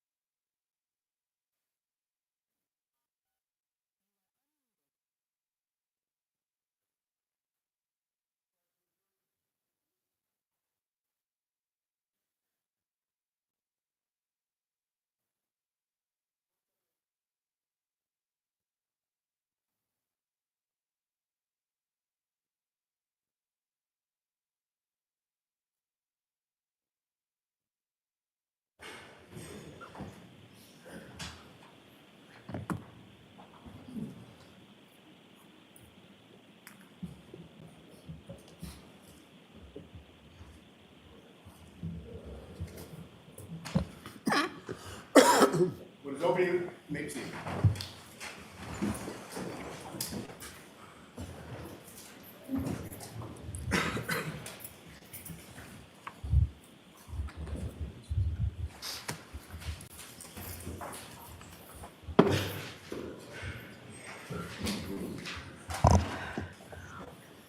All right, Mr. Jackson, whenever you're ready. Thank you, Your Honor. Trooper Proctor, did you include in your investigative file any Celebrite report related to the Life 360 app that was on Ms. McCabe's phone that you earlier testified to? Trooper Guarino was our cell phone expert, kind of handled that, so I'm not positive if that report, if he generated that report. Okay, so it goes without saying, I shouldn't say that, because if it goes without saying, I shouldn't say it. Did you review a Life 360 report in an effort to determine whether or not Colin and Allie were telling the truth? No. You grew up in Canton, did you not? Yes. I don't want an address, but just generally as a crow flies, how close would you say you live from the Albert residence at the former Albert residence at 34 Fairview in Canton? 2-3 miles? How about from the McCabe residence? And again, don't give me any addresses. Maybe a mile. You know, given the fact that you grew up in Canton, that it's about a mile walk through some woods to get to Canton High School from 34 Fairview, correct? Yes. Did you have any Canton police officers canvass the area around the high school or filling stations around the high school, gas stations around the high school for video surveillance footage? No. Did you have any conversations with anybody from Canton about video surveillance concerning the high school and or surrounding gas stations? Yes. Who is that? It was Officer Galanis. Can you turn to tab 9, please?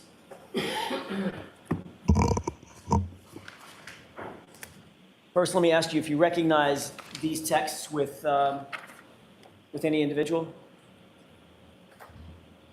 Yes, I do. How do you recognize those texts? That was a text communication between Officer Galanis and myself. Taking a look at those text communications, do you see the inclusive dates of those on the face sheet Yes, document? I do. What are those inclusive dates? First message sent, date and time, February 18th, 2022, 1:02 p.m. Last message sent, date and time, February 18th, 2022, 2:05 p.m. These are texts on a single day, correct? That's correct. If you would look at page 2623.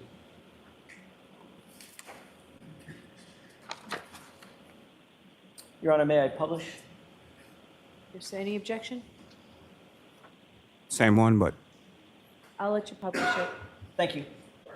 Yes, you may publish. In this text, you're asking a member of the Canton Police Department to look around the surrounding area of 34 Fairview Road for camera equipment, correct?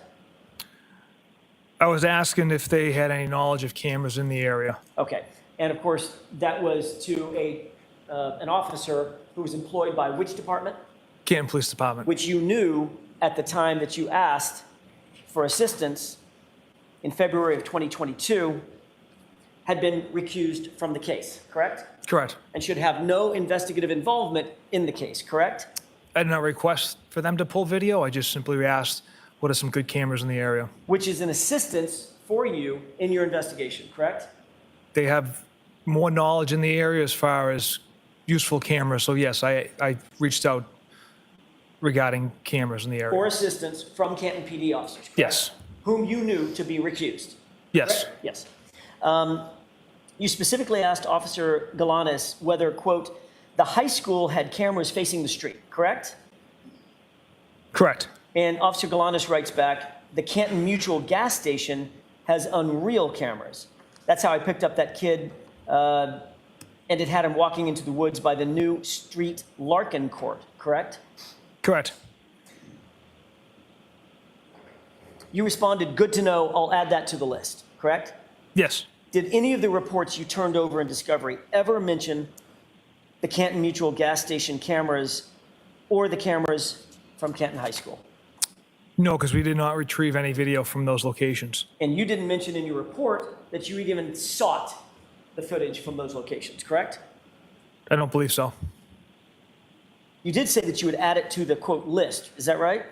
Yes, And you're aware, obviously, as one of your responsibilities, to maintain and keep your handwritten notes from all communications, all investigative activities involved in the case, correct? yes, And you have no notes on this conversation, correct? correct.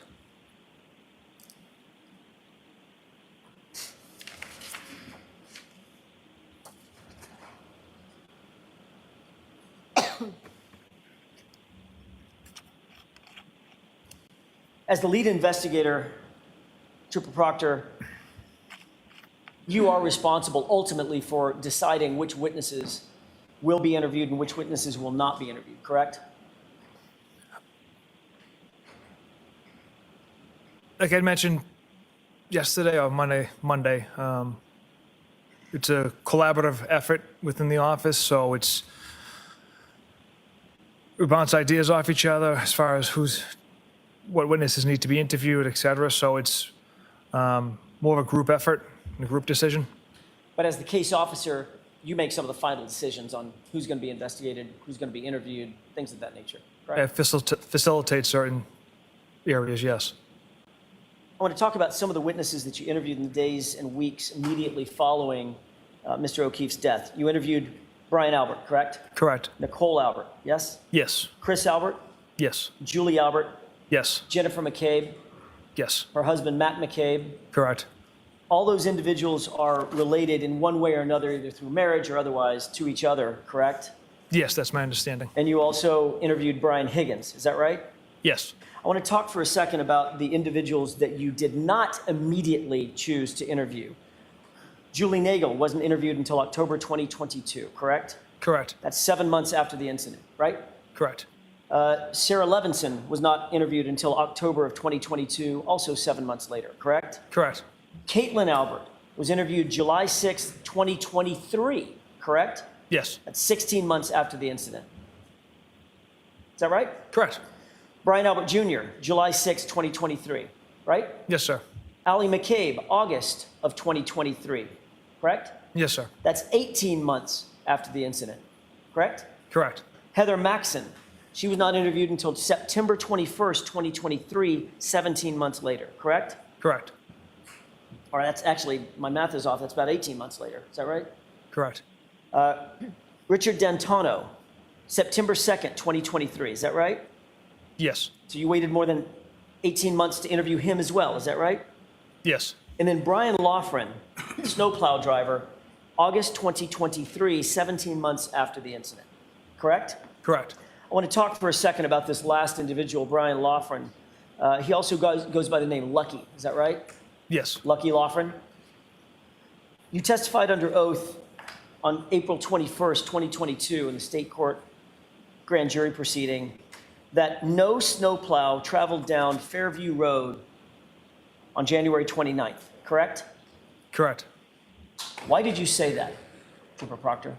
That was based off interviews with Mr. Trotter, that the plows weren't out until they met up at 2:30, and then it was my understanding they were focusing on the main roadways. You're aware that Michael Trotta testified in this case? Okay. Were you aware or not? No. Okay. You did, in fact, interview Michael Trotta, did you not? Yes.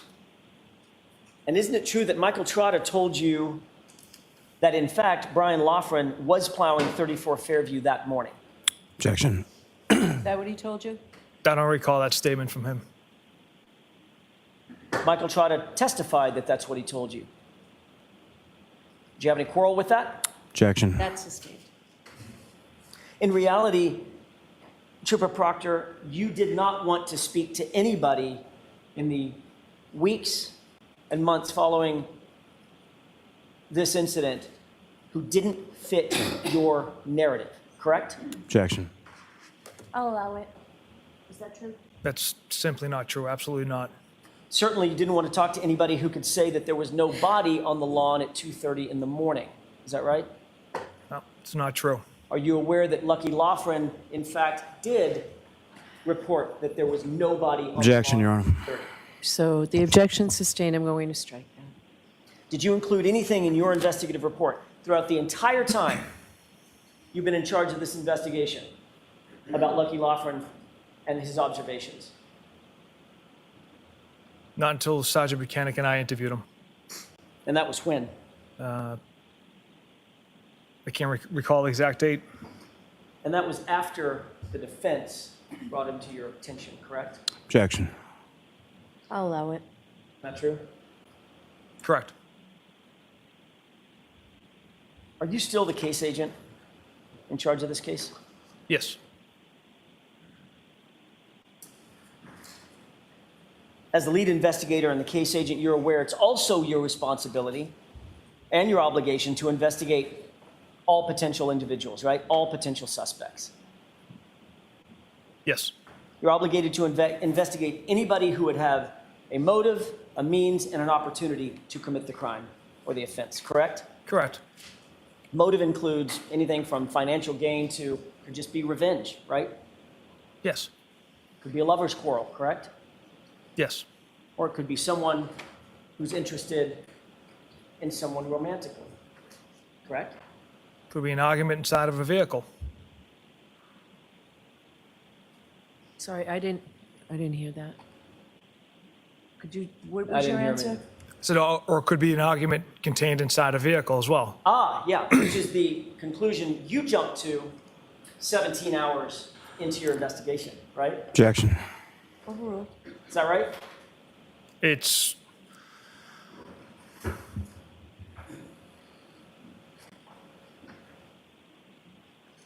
something, evidence we have contained within cell phones reiterates that fact. When you decided that you were gonna make sure that the girl, I think that's what you called her, the girl was gonna have serious charges brought against her 17 hours into your investigation, you didn't have any evidence whatsoever that there was an argument inside the vehicle, did you?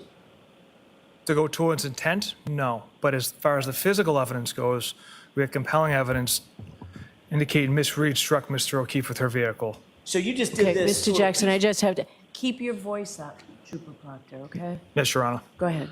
You just did this piecemeal. So when you decided that the girl, Ms. Reed, was going to get serious charges against her, didn't have any indication of any intent, you just decided, oh, okay, I'm just going to go with the physical evidence today. I'll figure out intent later. I'll figure out motive later, right? Yes.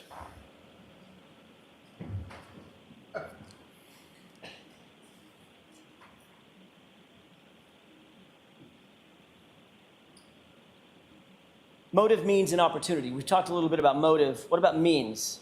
The physical ability to commit the crime, right? That's obviously important. Yes. And the opportunity.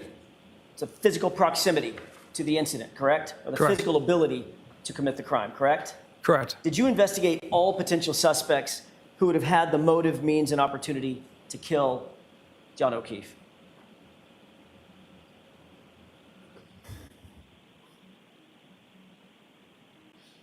Yes, and that motive, means, factored in with the physical evidence pointed directly at Miss Reed. There's no one else had any motive. Mr. O'Keefe never went inside Fairview Road. And you got all that, of course, from the Albertson of the caves, right? Yes. Objection. I'll allow it. Let's talk about Brian Higgins for a second. You know that name? I do, sir. You personally interviewed Mr. Higgins, correct? Sergeant Buchanan and I did, yes. You keep adding other people into the interviews. I'm asking what you did, not what you and somebody else did. Did you personally interview Brian Higgins? Objection. I'll allow it. Yes, I did. He's a fellow law enforcement officer, and you knew that, right? Yes. He was a colleague of yours, correct? He worked in a different agency, yes. You waited until February 10th to conduct a pre-scheduled interview with Mr. Higgins, didn't you? Yes. And you interviewed him in the presence of his attorney, correct? Correct. He told you that he was engaged in a flirtatious relationship with Miss Reed. He did. As a matter of fact, he told you that he was engaged in a flirtatious relationship with Ms. Reed over text messages, but on at least one occasion that resulted in a kiss, correct? Yes. And then he also told you that he had taken the liberty to extract certain conversations from his own cell phone, right? Correct. And he brought you a hard copy of those text messages, right? He did. And you knew that those text messages were messages that he curated to give to you, right? Yes. He's the one that made the determination of what was important, what was not important to give to you, his interviewer, right? Objection. Was that your understanding, Trooper? It was my understanding Mr. Higgins was being very forthcoming by providing those messages.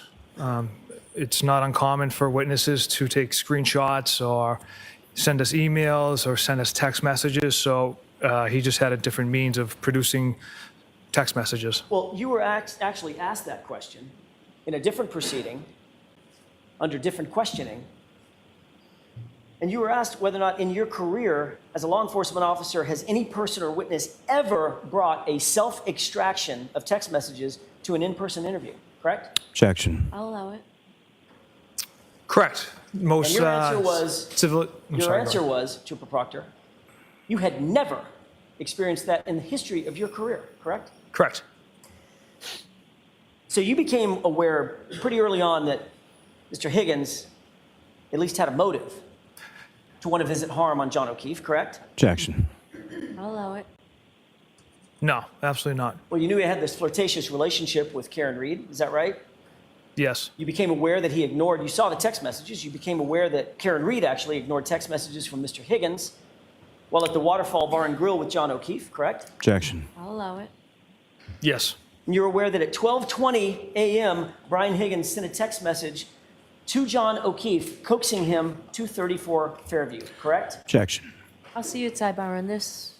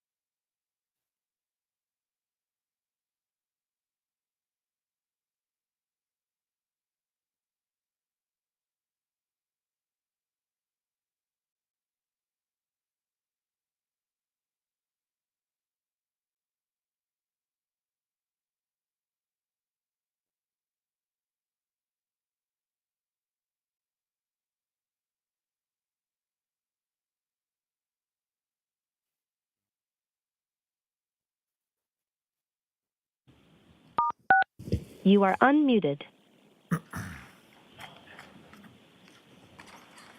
May I inquire? Yes. Thank you. You're aware that at 2:20 a.m., Brian Higgins sent a text message to John O'Keefe prompting him to go to 34 Fairview, correct? Objection. I'll allow that one. Go ahead. I don't recall that text. Do you recall a text from Brian Higgins to John O'Keefe after they left Waterfall? Where are you at? I don't recall that one either. You also recognized that Brian Higgins certainly had the means to commit the crime, correct? No, I don't. He's a big guy. Certainly had the physical ability to get into a physical altercation with John O'Keefe, correct? Objection. I'll allow that. Just because he's a big guy doesn't mean doesn't have the means or the motive to hurt Mr. O'Keefe. I wouldn't ask They you were about friends. I wasn't asking about motive. I'm asking about means. Could he do it? Could he throw a punch? Knock a guy down, knock a guy out? I can't speak to his fighting ability, sir. Well, you've met him, right? Now, one interview, yes. Yeah, he's huge. Do you agree? Objection. Sustained. He's a big dude, right? Yeah, he's a big guy. Bigger than me, right? Yeah. Bigger than you. Yep. You knew that he was former military I did, yes. and is a trained ATF agent, federal agent, right? Yes. And you were in possession of video surveillance from the Waterfall Bar and Grill, correct? Yes. And literally in the minutes before John O'Keefe's death, you saw video surveillance of Brian Higgins and Brian Albert taking fighting stances with one another, correct? I interpreted that as horsing around. I didn't ask you how you interpreted it, Trooper Proctor. I asked you if you saw it. Objection. Sustained. Did you see it or not? I did. And what you saw was these guys taking fighting stances, correct? Objection. Is that what you saw? Playful fighting stances.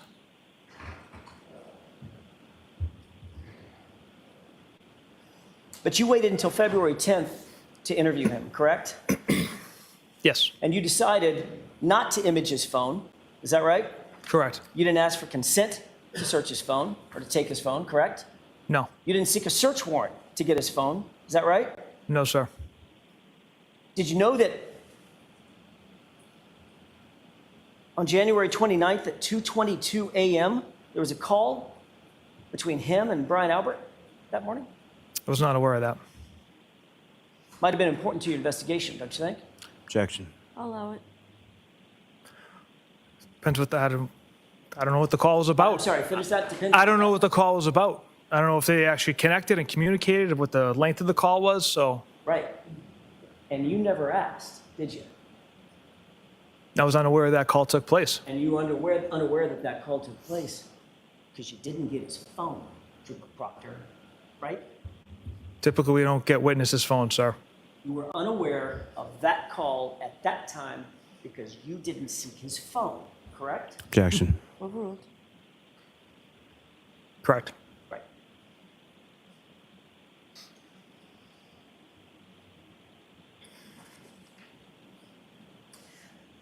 The medical examiner notified you on April 28th, 2022, that the manner of death, in her words, could not be determined.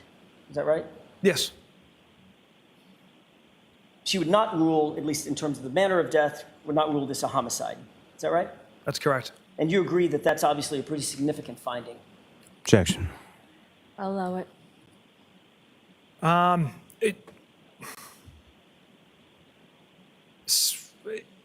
Her finding doesn't alter how we conduct our investigation, whether if it's undetermined or ruled a homicide. We're still going to continue to investigate one way, regardless of her determination. You obviously were not pleased with that You were not pleased with that determination, right? It didn't matter one way or the other because, like I said, we continue on with the investigation. On April 28th, that same day, you received a text message from Trooper DeChico, correct? Yes. You turn to tab 11, please. What's the ID number? This is 2618. I'm sorry, tab 11 Triple is F. GGG. Triple G is in golf.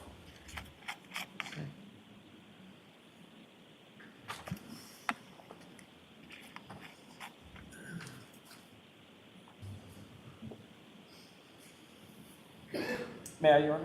Yes. Do you have that in front of you, Trooper Proctor? I do, sir. You turn to page 2618. Do you see a text message received from Trooper DeChico with a photograph of the autopsy report?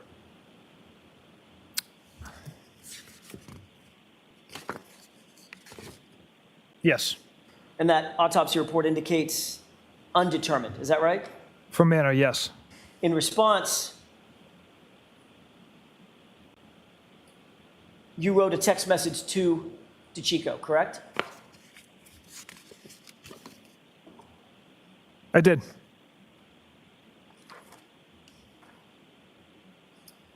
What was your response? Of course, it's undetermined. And then what else did you write? She was a whack job. Of course it's undetermined. She was a whack job, right? Those are your two responses, correct? Yes. You were talking about Dr. Scorti-Bello, the female medical examiner who came to the determination that this was undetermined in terms of the manner of death, correct? I'm not sure who I'm referencing as far as she was a whack job, but the "of course it's undetermined" is a sarcastic response from me.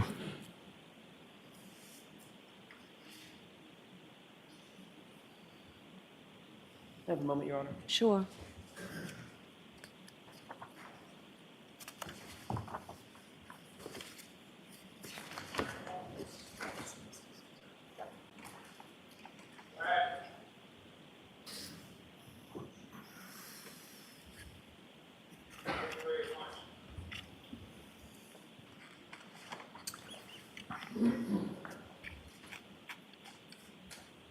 The reason you referred to Dr. Scorti-Bello as a whack job is because the cut and dry case that you had hoped for wasn't really going your way, right? Objection. Sustained. When you referred to she's a whack job, were you referring to Dr. Scorti-Bello? I don't recall. Were you displeased with the undetermined finding instead of a homicide finding because that was an obstacle in your investigation? Objection. You can break that down. Were you displeased about the undetermined finding? No. Would you have rather had a determined finding that it was a homicide?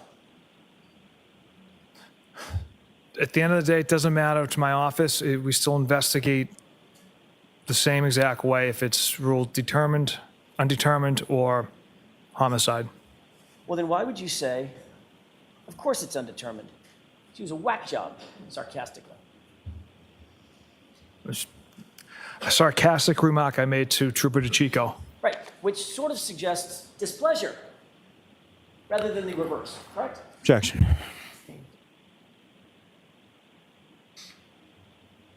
You'd agree that it's extremely unusual for the manner of death to be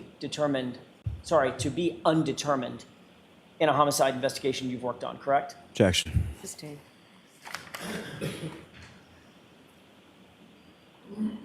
How many murder cases in the history of your career have you worked on in which the medical examiner made the determination that the manner of death could not be determined? Objection. I'm going to allow that.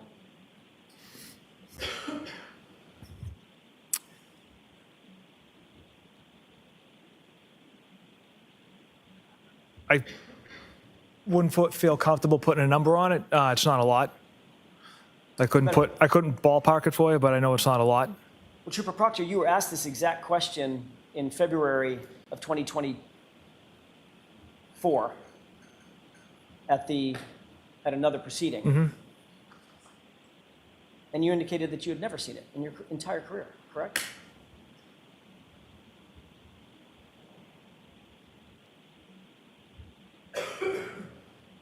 I'm trying to run it.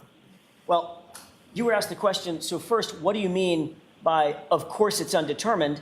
And your answer was, I said it at the time, it was kind of like, not like figuratively, of course, it's an of course, like I had never really seen that before in a homicide, end quote.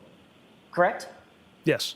Your statement in February of 2024, under oath, was you'd literally never seen that in any homicide you've ever worked, right? Yes.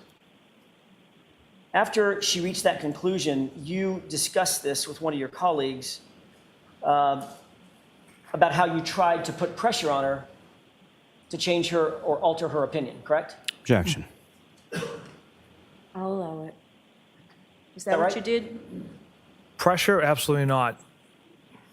Let's turn to tab 12.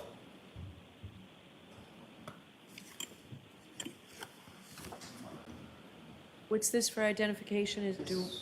This one, I'm just checking. This is HHH as in hotel.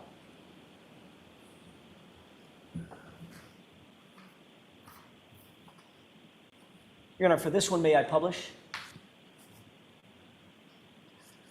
So I've got them mismarked. What's the bottom? What's the bait Sure, stamp it's number? 2632.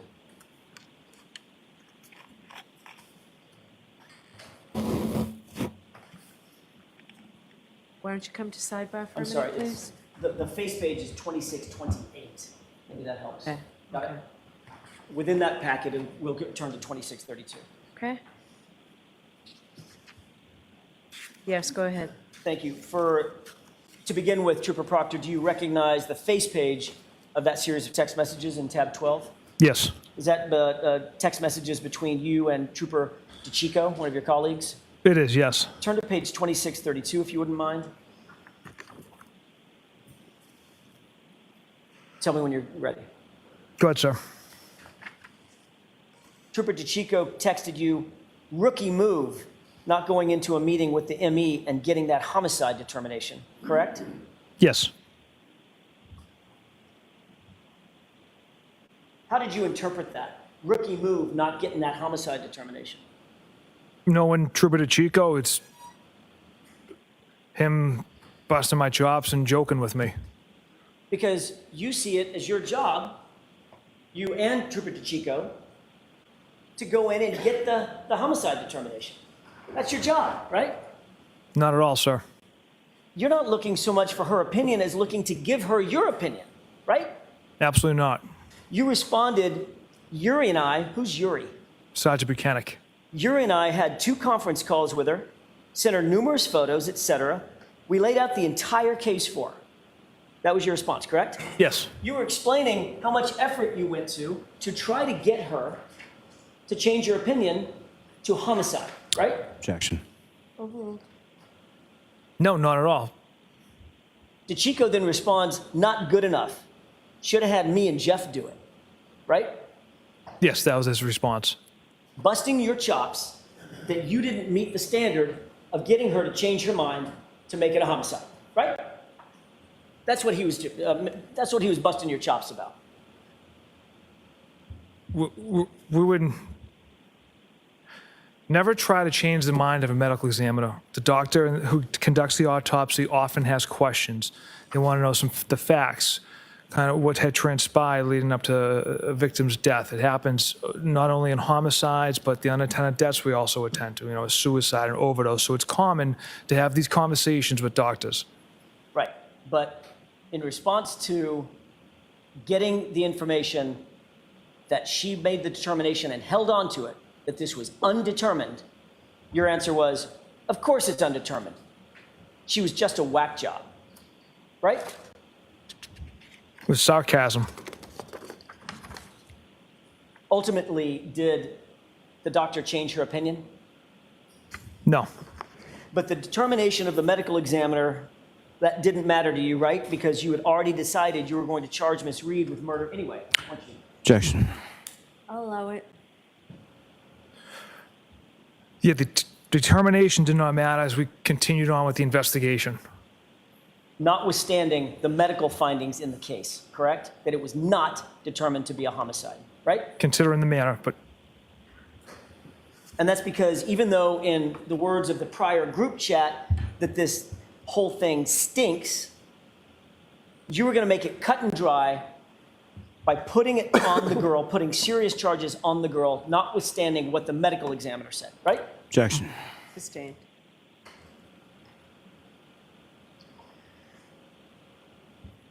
You were actually asked this question, whether or not it would have an impact on your decision, notwithstanding what the medical examiner's decision was, correct? Your decision to charge her. Is that right? yes. On February 1st, 2024, you were asked, so what you're telling this grand jury today, and you expect this grand jury to believe that you didn't care whether the medical examiner came back with a homicide determination? It doesn't matter to you? And your answer, quote, no, because either way, Ms. Reed was going to be charged. Right? Correct. That's how you make a case cut and dry, isn't it? Objection. Sustained. In other words, Trooper Proctor, to hell with the medical evidence, Karen Reed was going to be charged because that's what you had decided to do, correct? Objection. Sustained.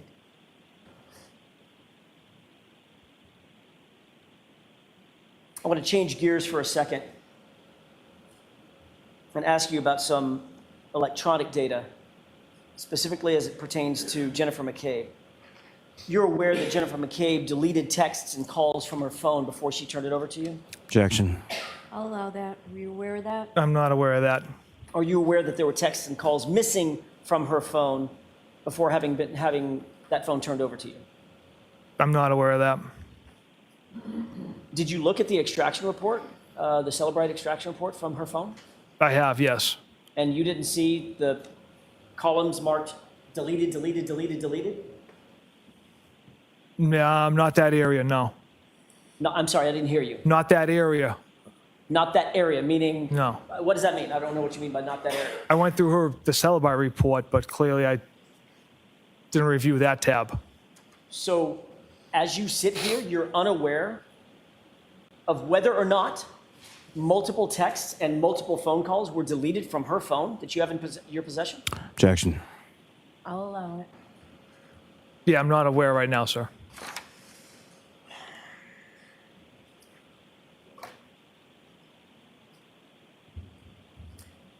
As the case agent, as the case officer, do you believe it might be important to find out whether or not that phone appeared to have been manipulated or altered in some way before it was turned over? Wouldn't that be something that you would normally do? That'd be important. But you didn't do it with Jim McCabe's phone. I didn't personally handle that, no.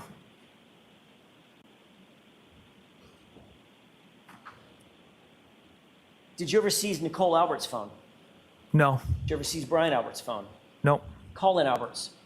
no, Chris Albert's? no, Julie Albert's? no.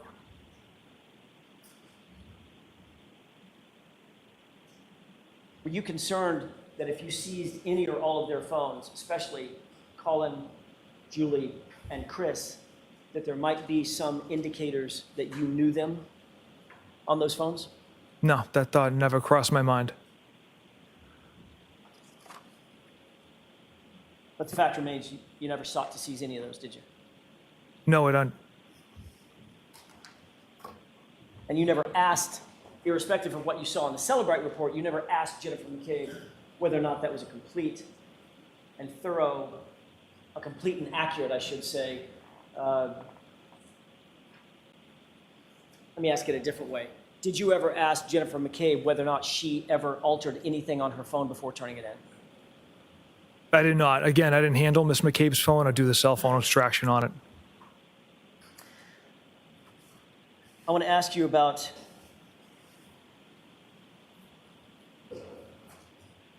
another issue concerning a potential conflict of interest. You were well aware that Canton PD was supposed to be, we talked about this at some length, conflicted off the case as of January 29th, 2022, right? Correct. And you even put it in that text message, not Cat, it's total opposite. They have to recuse themselves, BPD. Same with Canton, right? Yes, Those are your words on January 29th, right? yes, And you knew that the reason for, one of the reasons for Canton PD to recuse itself is because of the relationship between the Alberts and one of the detectives on Canton PD, Kevin Albert, right? correct. You knew that Kevin Albert was the primary source of the conflict, correct? Yes, And you knew that he, above everybody else, should be completely removed from any contact with the investigation or the investigators, right? correct. Yet when you wanted to coordinate witnesses for interviews in this case, who'd you turn to? I had texted Kevin Albert to see if he could secure a conference room for us to conduct interviews at the station. The same Kevin Albert to help coordinate these witness interviews, who's the brother of Brian Albert, right? Yes,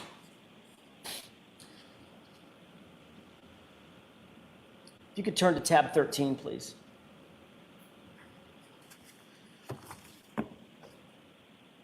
Your Honor, for the court's edification, it should be III, All right, thank you. then India. Thank you. Do you have that in front of you, Trooper Proctor? yes, I do. If you'll turn to page 2591. With the court's permission, I'd like to publish. Okay?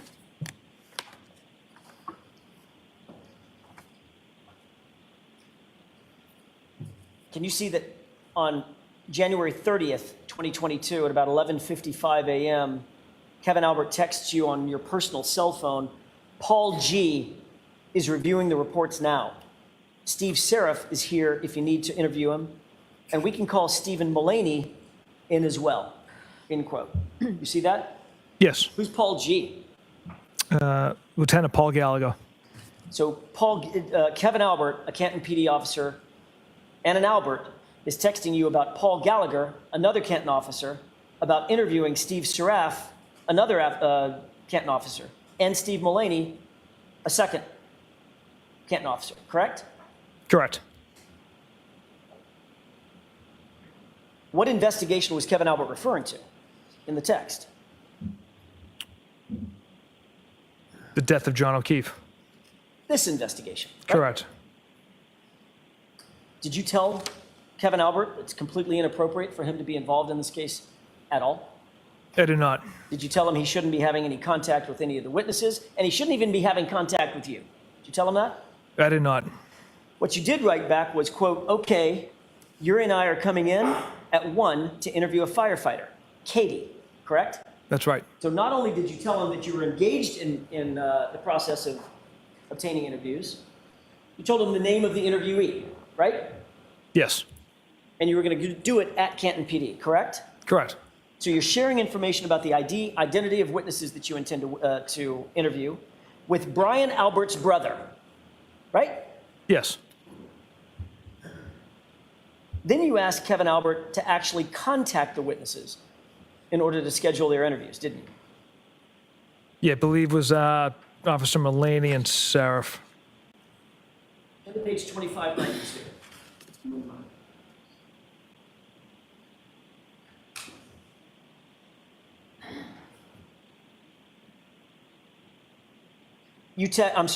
Kevin Albert texts, okay, so I'll get Mullaney in as well. You interviewing her here? And you respond, yeah, if we can line them up for 1:30 and 2, that would be great, correct? Yes. So you were leaving it up to Kevin Albert to contact and coordinate with the witnesses that you intended to interview at Canton PD, correct? Objection. I'll allow it. Correct. You then answered any time in the ballpark.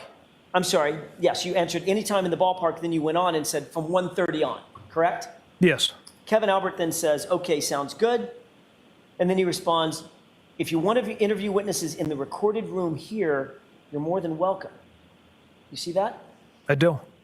He was referring to an interview room or an interrogation room where there's surreptitious recording devices, correct? Yes. That's to help facilitate memorializing interviews that police officers want to take with any witness in a crime, right? Correct.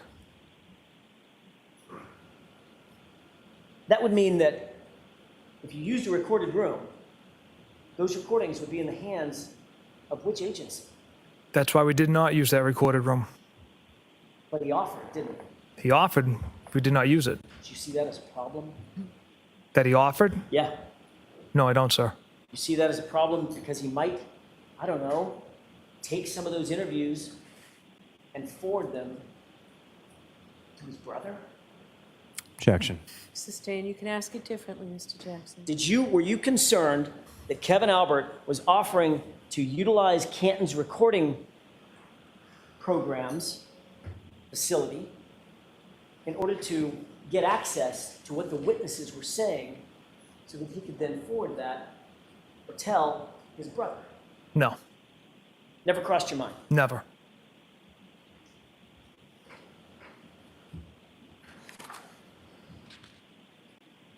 Well, if it never crossed your mind, why didn't you go ahead and use the recording you wrote? Typically, don't record our interviews. That's not what you said a second ago. You said the reason we didn't use the recording room was because of the obvious possibility that Kevin Albert and Canton PD could have access to the recordings. Objection. Sustained. Didn't you say that's why we didn't use it? That No. was your answer, right? No. What did you say? That we didn't use it. You. Right. When I said, if you made a recording, it would be in the hands of which agency? Obviously Canton PD. And your answer was, that's why we didn't use the recorded room, right? No, I don't recall saying that's why we didn't use the room. You just said it, Trooper Proctor. I mean, it's been 10 minutes. It's been 4 minutes. No. You don't remember that? Not specifically stated like that. All right, let me ask a different way. If you weren't concerned that the interviews could be compromised by Canton PD and Kevin Albert, why didn't you just use the room? It was offered up. Again, typically we don't record interviews. With a cooperating witness, we just sit down with them, take notes. If it's someone we deem necessary to actually have a recording of, then we'll pursue that option. Trooper Proctor, after you knew that Canton Police Department was conflicted off the case, you continued to have a very close relationship with yet another Albert, Kevin Albert, correct? We worked on a cold case together. So you did have a close personal and professional relationship with Kevin Albert, didn't you? I'd say it was a professional relationship. Only a professional relationship? Him and I were members at a gym together, and we worked a cold case together for several months, Drinking, socializing maybe? once in a while. Right. So it went beyond professional, right? Yeah, acquaintances. Yeah. Drinking acquaintances, right? On several occasions, yes. Socializing acquaintances, right? On several occasions. So when you told the jury a few minutes ago that you were aware of and knew of but didn't have relationships with 3 Alberts, Julie, Chris, and Colin, not quite true, is it? Objection. Sustained. There's a 4th Albert out there, isn't there? Kevin. Right? Yes. But you didn't tell us about that one, Objection. I'll allow it. correct? I don't consider that a relationship. It's, Well, let's look at that. 5 months into this investigation, in July of 2022, you were actually continuing to socialize with Kevin Albert, weren't you? yes. On July 19th, 2022, you and Kevin Albert went out drinking together, didn't you?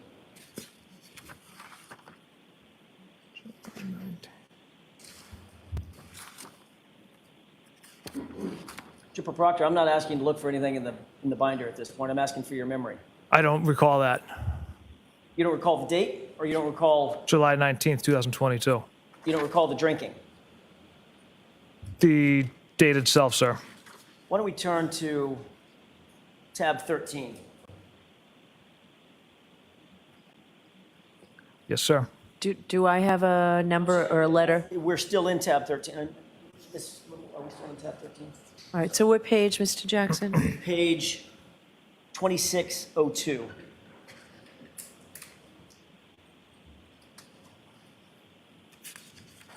May I? Yes. Thank you. Trooper Proctor, are you on 2602? I am.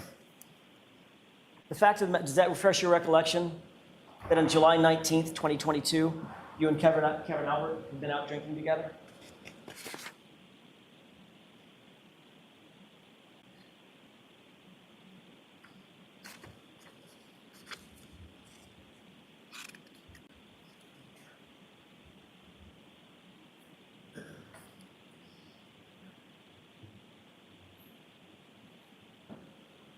It does. In fact, the two of you got so drunk that Kevin Albert left his badge in your cruiser and couldn't find his gun the next morning, right? Objection. Overruled. I can't speak to any level of intoxication, but I don't recall either of us being intoxicated. Got it. So, isn't it true that on 7/20, July 20th, 2022, the day after, at 8:39 in the morning, you texted Kevin Albert, quote, "Found your badge in my cruiser this morning," end quote, correct? Yes. Then you texted him, I can leave it in my locker at the gym, drop it off at your station, or leave it in my mailbox, correct? Correct. Kevin Albert responds, my mailbox. Did I take my gun? And then included a wince face emoji, correct? Correct. So the fact of the matter is, you two got so drunk that he couldn't find his badge and had to ask you the next morning where his gun was, right? Again, I can't speak to any level of intoxication, whether you just forgot it, I don't I'm know. not asking you about his BAC, Trooper Proctor. I'm asking, have you seen drunk people before? Yes. You've been drunk before. Yes, I have, sir. We've all been drunk before, right? Yes. Was he drunk? Were you drunk that night? I don't recall. It was a long time ago. But he left his badge in your cruiser after a night of drinking. Isn't that right? Yes. Which means you were drinking and driving in your cruiser.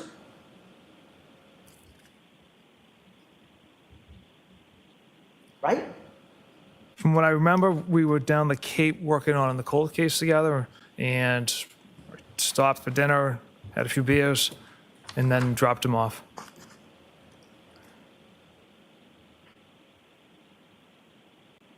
The next morning, Kevin Albert also texted you at page 2606.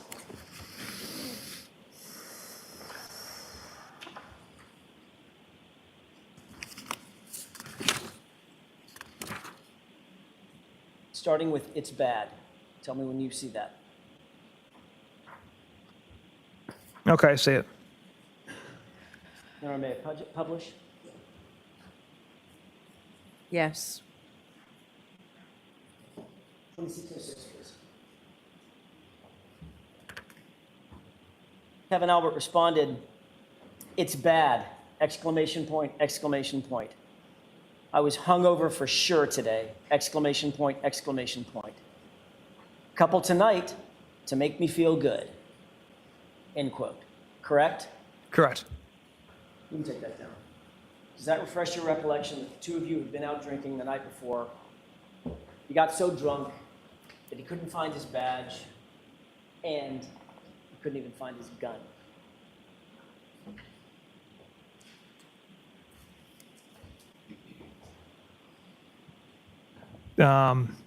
Yes, it does refresh my memory. Right. And you're in your cruiser. Right? Yes, sir. And this is with Brian Albert's brother, Trooper Proctor. Correct.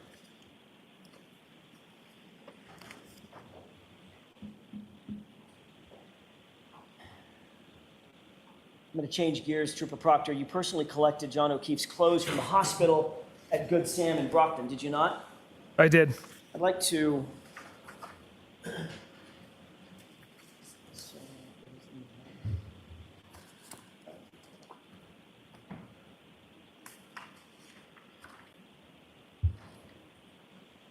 At the time you were at Good Sam, you actually had the opportunity, you had the occasion to see Mr. O'Keefe in the hospital, correct? Yes. You also had the occasion to see his clothing in the hospital, correct? Yes. That's the clothing that you ultimately gathered, is that right? Correct. May I approach you on that? Yes.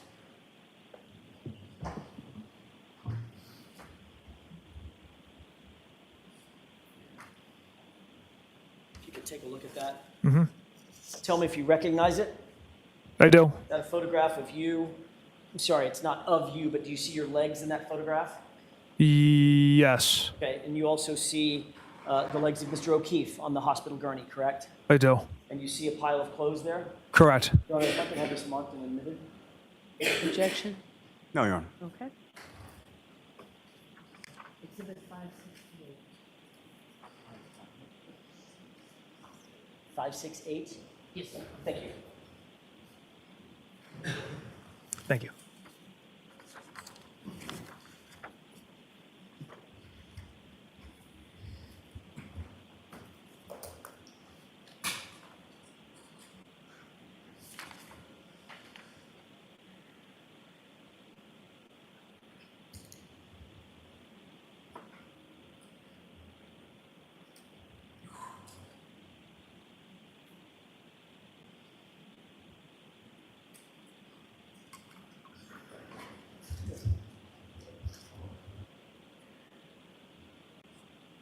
We ready? May I inquire? Yes. Thank you. Request the court's permission to publish. Okay. Do you see this, do you see the photograph in front of you? Is that the same photograph that's been published up on the television screen? Yes, sir. Directing your attention to the leftmost portion of the photograph, do you see the clothes, first the clothes on the ground? I do, yes. Okay, that appears to be what? What items or articles of clothing do you see? The T-shirt, possibly the jeans. Gray shirt as well? Yeah, yes. Okay. And those are your legs to the uppermost part of the screen, correct? I believe, In the blue pants? yes, And do you see to the leftmost portion of the screen a chair? I do. You see what's on that chair? My binder. That's your portfolio? It is. Okay. That's something that you carry routinely as you're investigating during the course of your investigations? Yes, Where you keep your notes and things of that nature? yes, Pens, paper? correct. All right. Let me take that down.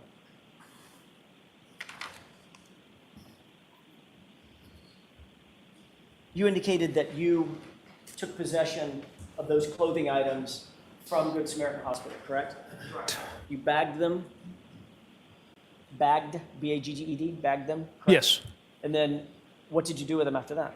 We secured them in Sergeant Buchanan's pickup truck. And then what happened to them after they were secured in his pickup truck? We traveled to Dighton to Mr. Reed's house. Once you ultimately got back, I don't want to have to take you through the entire, everybody knows where you went. Okay. Sergeant Buchanan's already testified. You get back to Canton at some point, correct? Yes, Ultimately, were the clothes transported into your facility yes, at the DA's office? correct. Okay. What did you do with them after that? We brought them to the evidence I'm processing. going to ask you what you did, not what we did, what you did. Sergeant Buchanan and I brought them to the evidence processing area, laid out butcher paper so the clothes could dry, put them on there in that area. And then I brought 2 cell phones to Trooper Garino so he could try to attempt to extract the phones. What did you do with the clothing after it was dried out? So the next day, Trooper DeChico arrived and brought them into the permanent evidence area where only him and another trooper in my office have access to. So they were secured from that at that point. So you didn't book them into evidence? I did not know. When they're booked into evidence, there's supposed to be a log of that, correct? I'm sorry? There's supposed to be a log of that when they're booked into evidence, correct? Yes. You're the case officer on the case. One of your responsibilities is to make sure that chain of custody is maintained throughout the entirety of the investigation, all the way up to a courtroom, correct? Yes. Where's the log of those items being booked into evidence? There was a chain of custody from when they entered the DA's office, and then when Trooper DeChico created a label for them, but also put them in a secure facility. Can you show me where that is? I'm not the evidence officer. I don't have that. I see. So you didn't bring a log with you of any sort concerning the chain of custody of these items, correct? No. As a matter of fact, the reason you didn't bring that chain of custody log is because none exists. Isn't that right? Objection. Sustained, ask it differently. Does a physical log exist starting from January 29th, 2022 to today? Yes. Where's that physical log, sir?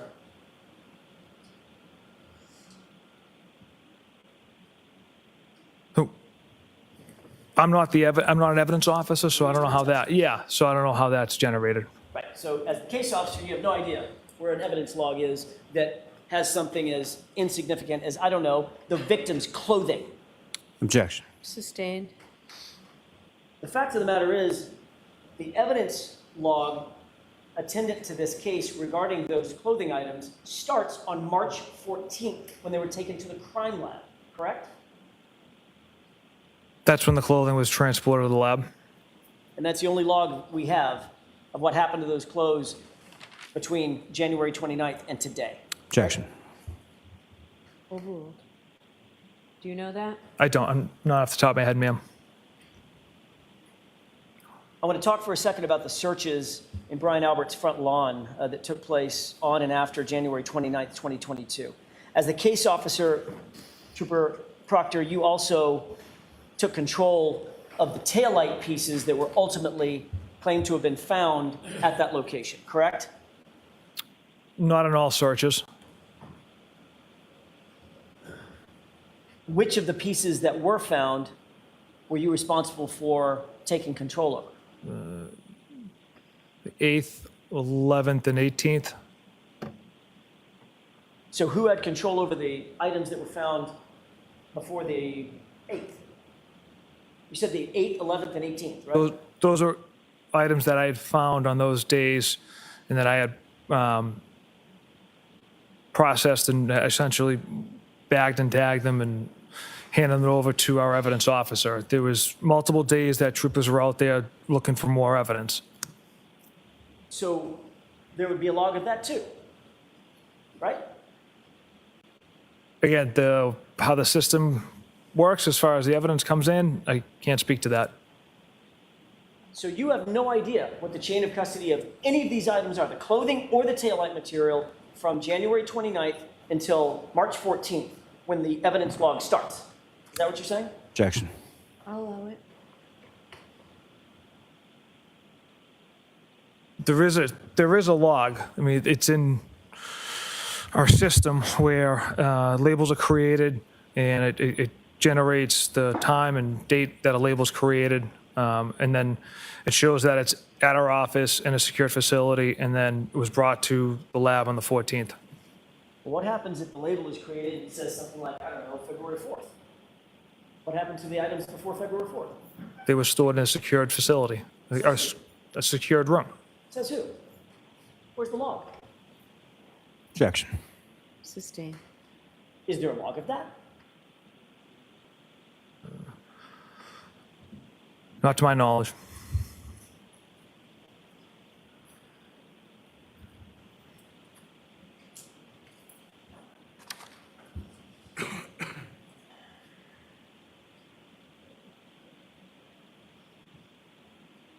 You were responsible for seizing Miss Reed's car, correct?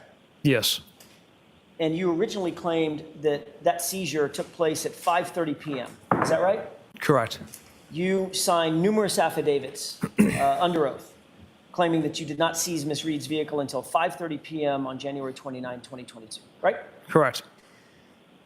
At the time that you seized Miss Reed's vehicle, you were unaware that there was alarm.com surveillance footage of the area from which the car was seized, correct? Correct.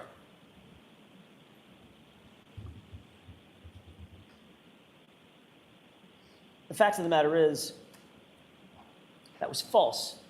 The car was not seized at 5:30, was it? 4:16 p.m. Right. An hour and change, an hour and 18 minutes, hour and 20 minutes earlier. Is that right? Yes. Did you ever seek to change or amend the error, the false statement about the time So the car received and seized in any of those documents that you filed under oath? when I incorrectly transcribed the times, it was on the first affidavit I had written. And then as I continued to write other search warrants, I used that as a template. So I never caught it on the first one, and that's the reason those times are off on the other affidavits I had wrote. So the first one was false, and then every single one after that was false too. There was just an incorrect transcription of time. An incorrect transcription of the time. You Yes. could call that, I don't know, a Scrivener's error? Objection. Ask it differently. Sure. Was it a typo? Yes. It was a typo. So you got the 4 wrong, you got the 1 wrong, and you got the 6 wrong. And those turned into 5 and 3 and 0, right? They were typos, sir. Okay.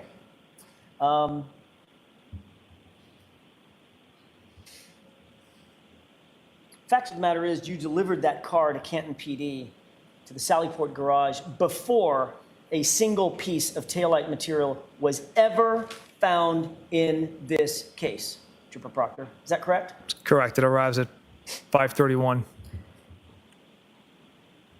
And you also towed it to the Canton Police Department because that was conveniently close to the location at 34 Fairview, to the crime scene, right? That was not my decision. Whose decision was it? I don't recall. I know that Well, you're the case officer. I wouldn't. Who decides? It wasn't my decision. I did not make that call, sir. So who are we pointing the finger at? Was it Sergeant Buchanan? Objection. Ask it differently, Mr. Sure. Jackson. Was it Sergeant Buchanan who made that decision to transport it to Canton? It's a supervisor's decision. I don't know who it came from. Was it Lieutenant Tully? Again, I don't know who it came from. So you were just following orders. Yes. Got it. You are aware that Massachusetts State Police, your agency, actually has not one, but two barracks, one in Middleborough, one in Foxborough, that are both closer as crow flies than the Canton PD Sallyport, from where the car was towed, correct? Yes.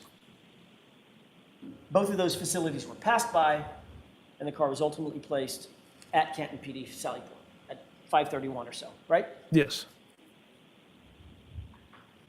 And you're aware that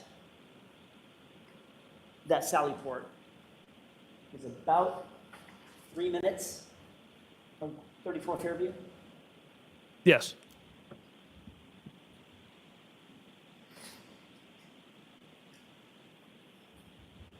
Ma'am, just a moment, Your Honor. Yes.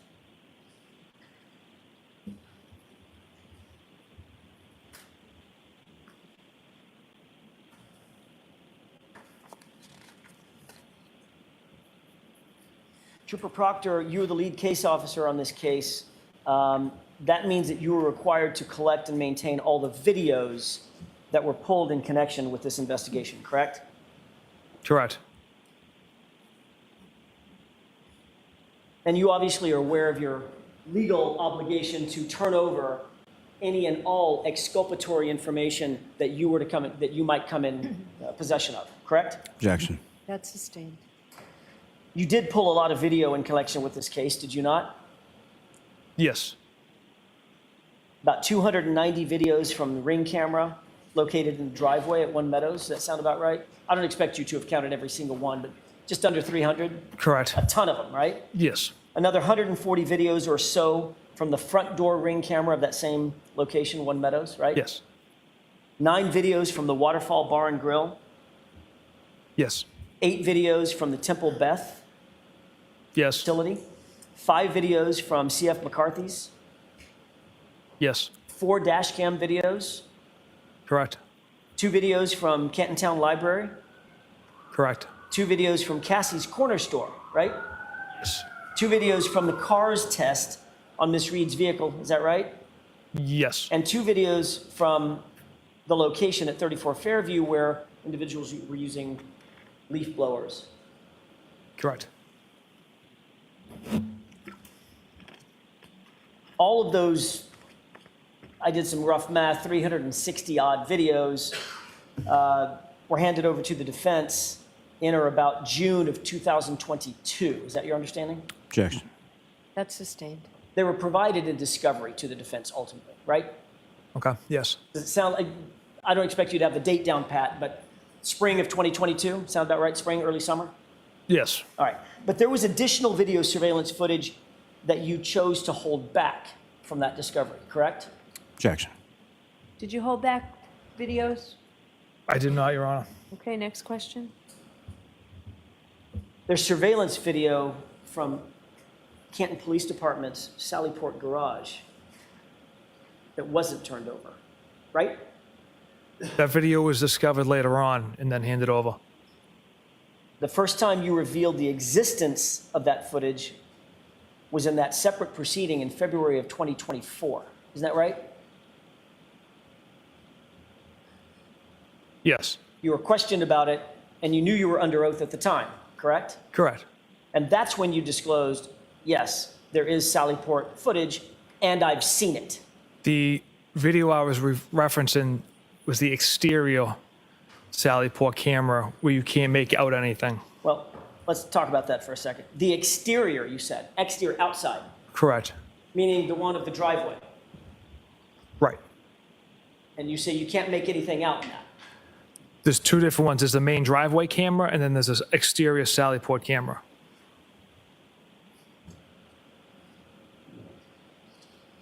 You were asked about this set of videos at that other hearing, right? Yes. Some, And you indicated at the time that there was one grainy video, looked sort of mainly black and grainy, yes. and another one that showed you and Sergeant Buchanan arriving at Canton PD behind Miss Reed's vehicle on the tow truck. Is that right? Yes.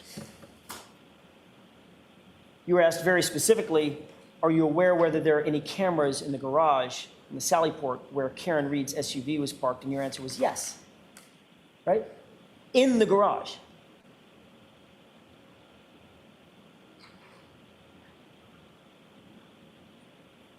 Yeah, I don't recall. Do you recall being asked that question? No. I can repeat it if you wish. Yeah, please. Question, are you aware of whether there are any cameras in the garage or Sallyport where Karen Reed's SUV was parked? Answer, yes. Okay.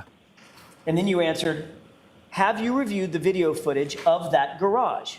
Answer, I saw one very grainy video and then another of Sergeant Buchanan and I arriving in the main entrance around 5:30 following the vehicle, period. You remember that answer? Yes. That clearly was an answer to the question, did you see video of the interior of the garage, right? Objection. Sustained, ask it differently. Were you answering a question about video inside the garage? No, I was answering the question about what video I observed, and it was exterior video that I observed. Although the answer to the question was cameras in the garage or Sallyport. That If was I- the question. If I was aware of any. And your answer was yes. And then the next question is, have you reviewed the footage? And your answer was, I saw one very grainy video, and then another, Sergeant Buchanan and I arriving in the main entrance around 5:30 following the vehicle, right? That And was those- your testimony. Yeah, those two videos I'm referring to are the exterior of the building. Question, when did you watch the video from the Sallyport? Answer, I haven't reviewed it, sir, in quite some time, so I can't recall what's on there. End quote. Do you remember that? Yes. So obviously at the time, in February of 2024, you had had that video surveillance, you had had that footage for so long that you couldn't remember exactly what was on it because it had been, quote, quite some time, right? The exterior Sallyport camera. Except you weren't asked about the exterior.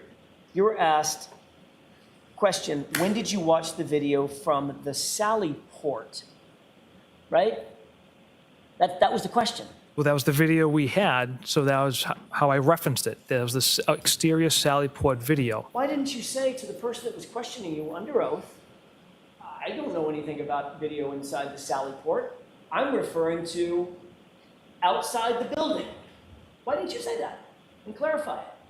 Yeah, I should have clarified it, sir. Because you'll agree, it sounds a hell of a lot like, an awful lot like, you're talking about what's inside the Sallyport, right? Objection. Sustained. The next question you were asked, why did you review the video of the Sallyport? Answer, we review every video we pull, and we pull a lot of video. End quote. Do you remember that? I do.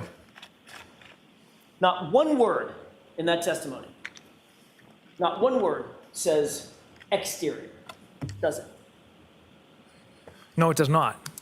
You testified that you had obtained and reviewed the Sallyport garage video so long ago that you literally couldn't even remember what was on it, right? Correct.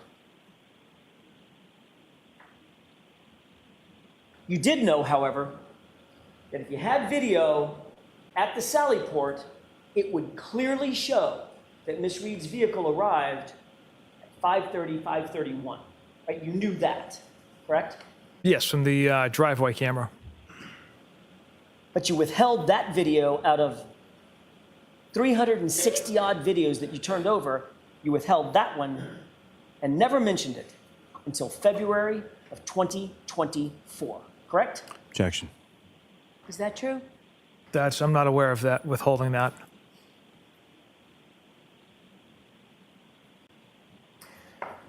On April 4th, 2024, it's getting late. On April 4th, 2024, you turned over one video from the interior of the Sallyport garage, correct? Yes, sir. The interior, not the exterior, right? Correct. And that, remarkably enough, was a grainy video, right? Yes. And that video is missing the precise time that that vehicle was delivered to the Sallyport, correct? Objection. Was it? I'll allow it. I don't recall. It's missing 42 minutes at the beginning, and it jumps from 5:08 p.m. to 5:50 p.m., correct? Objection. Sustained. Have you reviewed the video? Yes. Did you see that the timestamp jumps from 5:08 to 5:50? Objection. Sustained. Your Honor, how's it? I'll see you at sidebar if you want. Okay, please.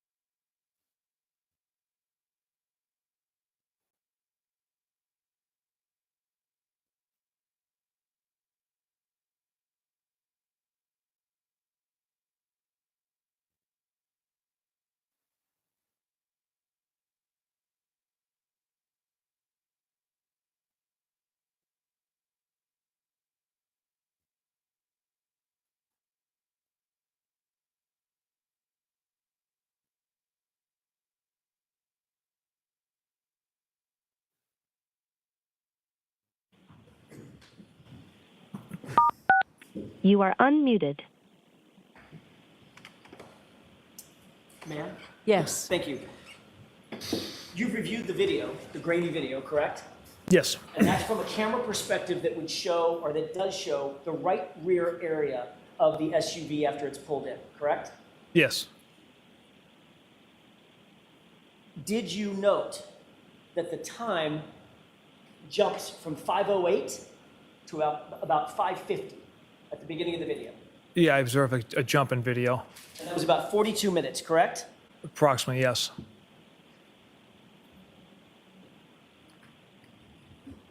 You're aware that there's another video from the interior of that Sallyport as well, correct? Yes.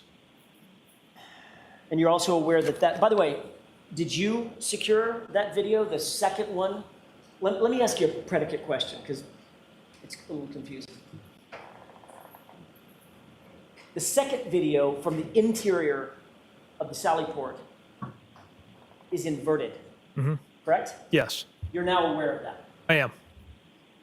Did you recover that video? I did not. Who did? I believe Detective Lieutenant Tully received that from the Canton Police Chief. Rafferty? I believe so. Who asked for it? I'm not sure, sir. Did you make the request? I did not. How did you become aware that a request had been made? I was made aware that the video had essentially existed from the interior Sallyport area. By whom? I was probably informed by Detective Lieutenant Tully. So Lieutenant Tully tells you that a second video exists, correct? Interior Sallyport cameras, yes. When did he tell you that? I don't recall. Was it weeks ago or years ago? That was more recent than, maybe months ago, a month ago.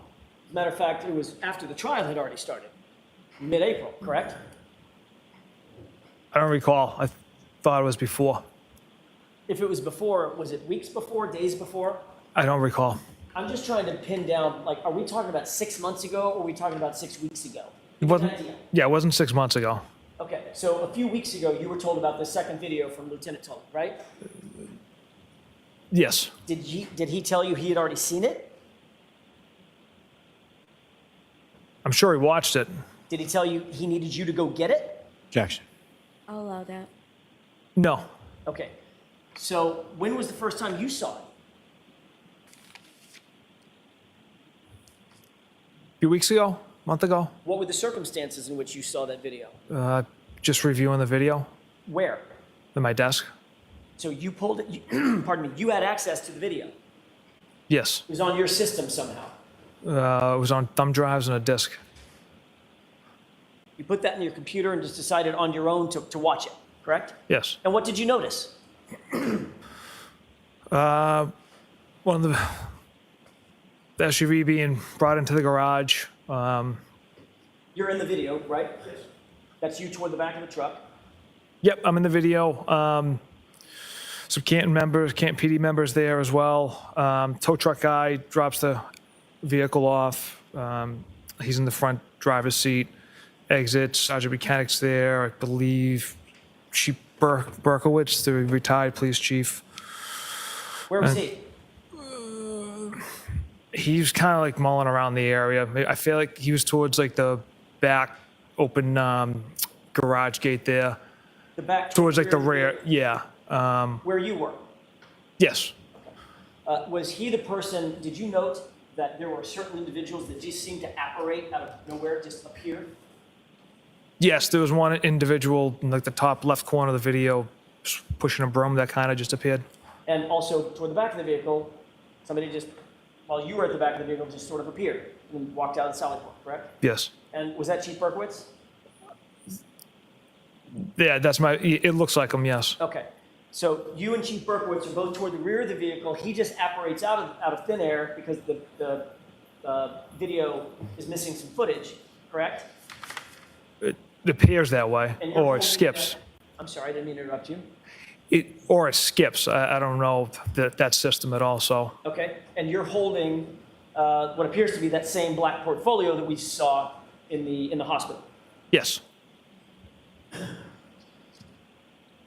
So, anything else you noticed that was odd about the video? Other than the time skips?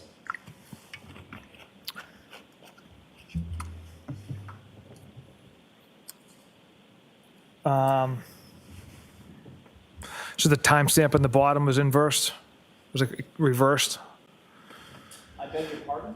Yeah, the timestamp on the bottom of it was backwards. Was it blue? So instead of reading left to right, it was right to left. Understand. Okay. Was it blue? I believe it was yellow.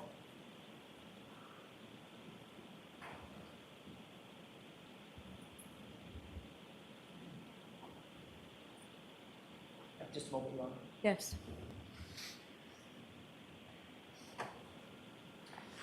So the video you saw had a timestamp that was inverted, correct? Yes. How about the video itself? Is that inverted? No, from the video I saw, the way the vehicle was brought in relation to the garage and the doors into the PD, it wasn't reversed or inverted. It was or was not? Was not. So as you saw the video, the portion of the vehicle that purported to be the passenger side was in fact the passenger side, and the vehicle, the side of the vehicle that purported to be the driver's side was in fact the driver's side. Yes, so I reviewed video yesterday just to rewatch it, and the one that I watched had the correct angle, it wasn't reversed, the car was brought in, tow truck driver gets out, from the driver's side, it wasn't reversed. The only thing reversed on it was like the timestamp on the bottom. Well,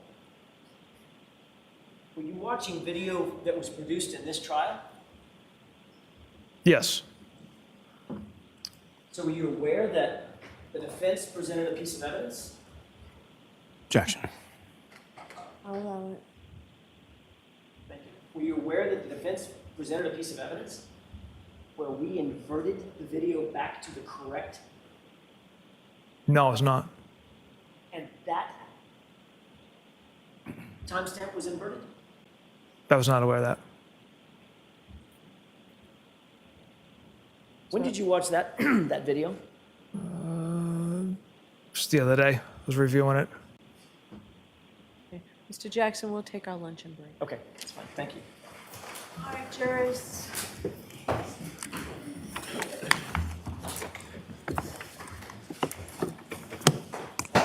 Why don't we do 45 minutes? You are muted.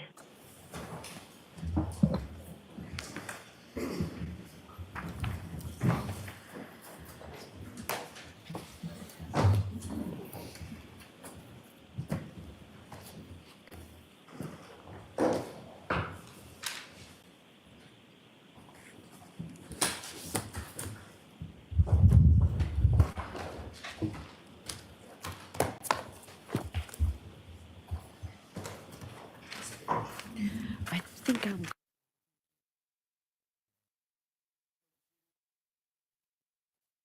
Mr. Jackson, how are we doing on time? I'm not rushing you, I just want an idea. We're actually doing very well. I don't think I have more than perhaps 30, 40 minutes, maybe? Okay, Mr. Lally, how about you?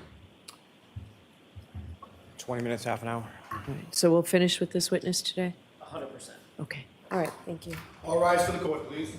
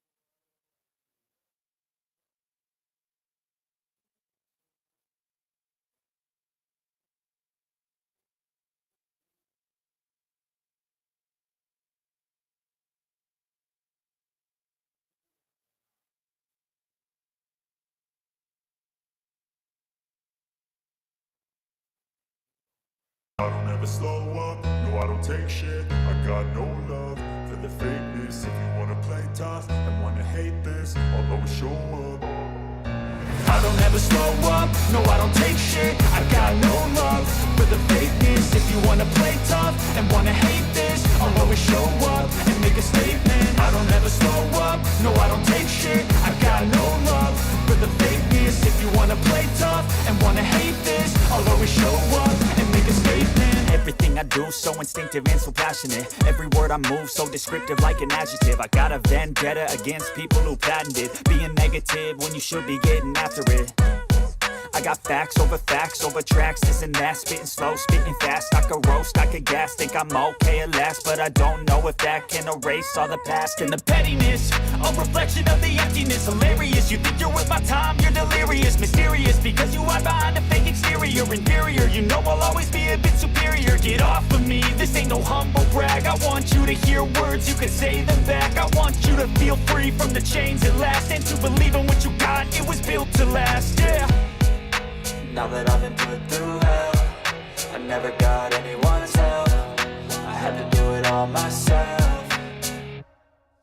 I don't ever slow up, no I don't take shit. I got no love for the fakeness. If you wanna play tough and wanna hate this, I'll always show up and make a statement. I don't ever slow up, no I don't take shit. I got no love for the fakeness. If you wanna play tough and wanna hate this, I'll always show up and make a statement. Gonna learn the consequence of being incompetent. Mental health is confidence, dreams and some honestness. I'm not here to save the day, that's for you to take away. I could play a million mind games, but instead I say something not illogical, something that is topical. Rub it on and watch it go, make yourself unstoppable. Dreams are irresponsible, but they're always possible. If you just believe, you could be so remarkable. Thoughts in my head, a collage and they spread. I'll be great one day, going off of my meds. No, I'm not giving up, no, I'm not giving in. I will make it to the top, taking off in the wind. I gotta make it, I'm saving every day to taste it. I'm patient, but my mind, it can hardly take it. I'm chasing a dream that I've had for several ages. A vacant, modern kingdom for the taking.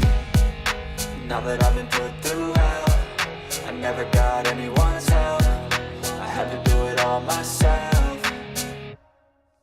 I don't ever slow up, no I don't take shit. I got no love for the fakeness. If you wanna play tough and wanna hate this, I'll always show up and make a statement. I don't ever slow up, no I don't take shit. I got no love for the fakeness. If you wanna play tough and wanna hate this, I'll always show up and make a statement. I don't ever slow up, no I don't take shit. I got no love for the fakeness. If you wanna play tough and wanna hate this, I'll always show up.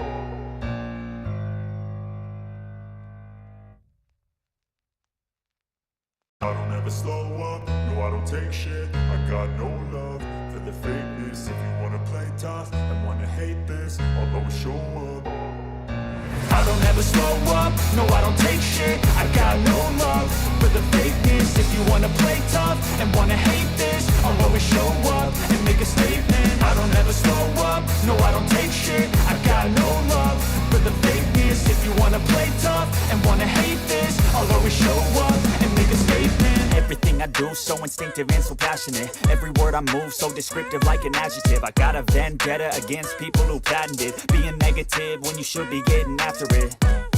I got facts over tracks, this and that. Spitting slow, spitting fast. I could roast, I could gas. Think I'm okay at last, but I don't know if that can erase all the past. And the pettiness, a reflection of the emptiness. Hilarious, you think you're worth my time, you're delirious. Mysterious, because you hide behind a fake exterior. Inferior, you know I'll always be a bit superior. Get off of me, this ain't no humble brag. I want you to hear words, you can say them back. I want you to feel free from the chains at last, and to believe in what you got, it was built to last, yeah. Now that I've been put through hell, I never got anyone's help. I had to do it all myself. I don't ever slow up, no I don't take shit. I got no love for the fakeness. If you wanna play tough and wanna hate this, I'll always show up and make a statement. I don't ever slow up, no I don't take shit. I got no love for the fakeness. If you wanna play tough and wanna hate this, I'll always show up and make a statement. Gonna learn the consequence of being incompetent. Mental health is confidence, dreams into modestness. I'm not here to save the day, that's for you to take away. I could play a million mind games, but instead I say something not illogical, something that is topical. Rub it on and watch it go, make yourself unstoppable. Dreams are irresponsible, but they're always possible. If you just believe, you could be so remarkable. Thoughts in my head, a collage and they spread. I'll be great one day, going off of my meds. No, I'm not giving up, no, I'm not giving in. I will make it to the top, taking off in the wind. I gotta make it, I'm saving every day to taste it. I'm patient, but my mind, it can hardly take it. I'm chasing a dream that I've had for several ages. A vacant, modern kingdom for the taking. Now that I've been put through hell, I never got anyone's help. I had to do it all myself. I don't ever slow up, no I don't take shit. I got no love for the fakeness. If you wanna play tough and wanna hate this, I'll always show up and make a statement. I don't ever slow up, no I don't take shit. I got no love for the fakeness. If you wanna play tough and wanna hate this, I'll always show up and make a statement. I don't ever slow up, no I don't take shit. I got no love for the fakeness. If you wanna play tough and wanna hate this, I'll always show up.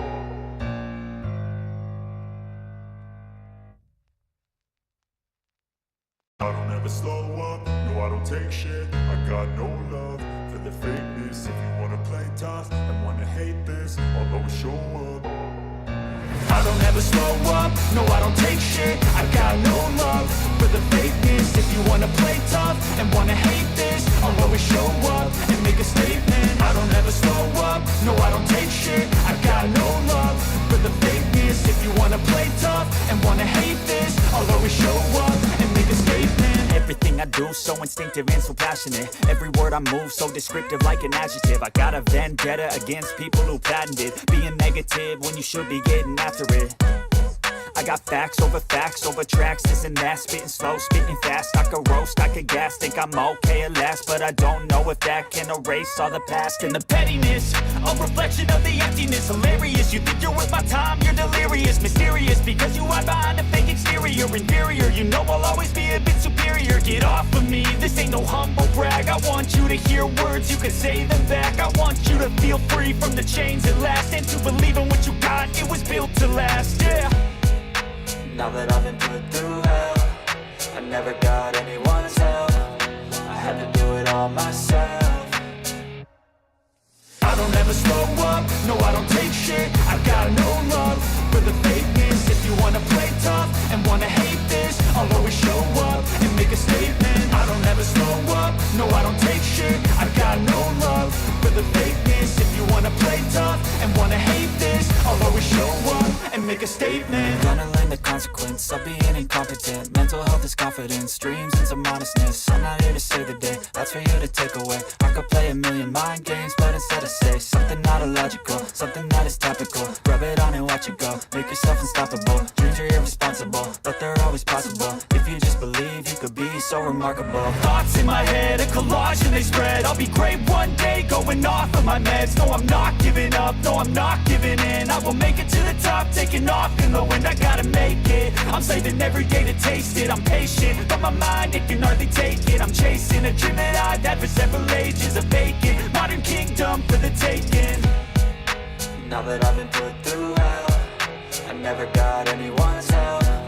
I had to do it all myself. I don't ever slow up, no I don't take shit. I got no love for the fakeness. If you wanna play tough and wanna hate this, I'll always show up and make a statement. I don't ever slow up, no I don't take shit. I got no love for the fakeness. If you wanna play tough and wanna hate this, I'll always show up and make a statement. I don't ever slow up, no I don't take shit. I got no love for the fakeness. If you wanna play tough and wanna hate this, I'll always show up.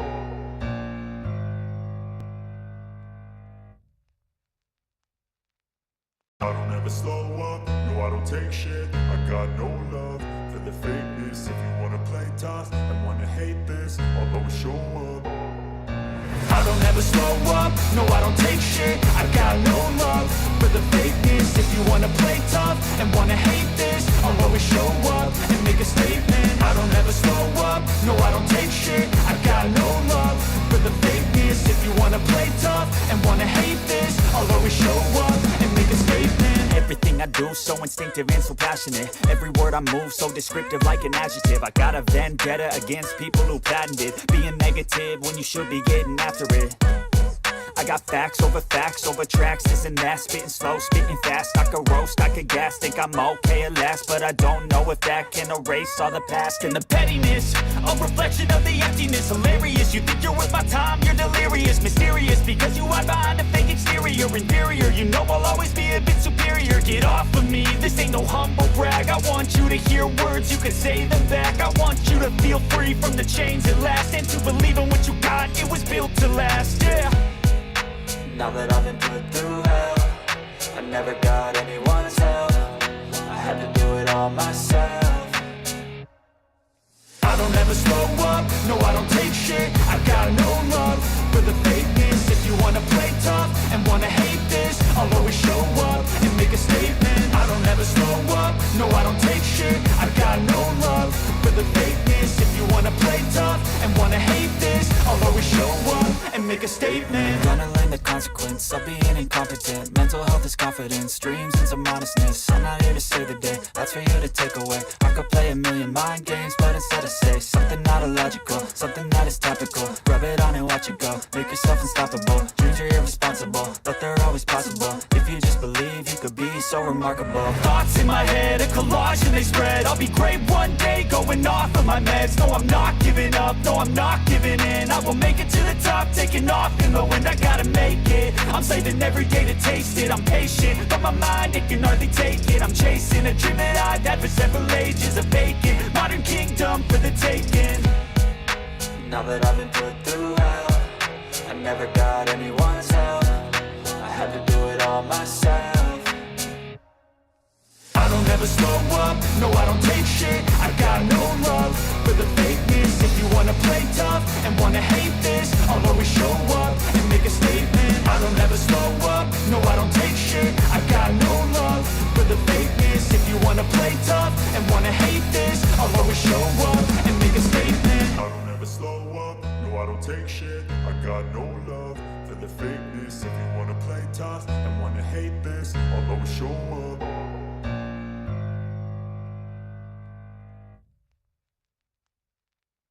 I don't ever slow up, no I don't take shit. I got no love for the fakeness. If you wanna play tough and wanna hate this, I'll always show up.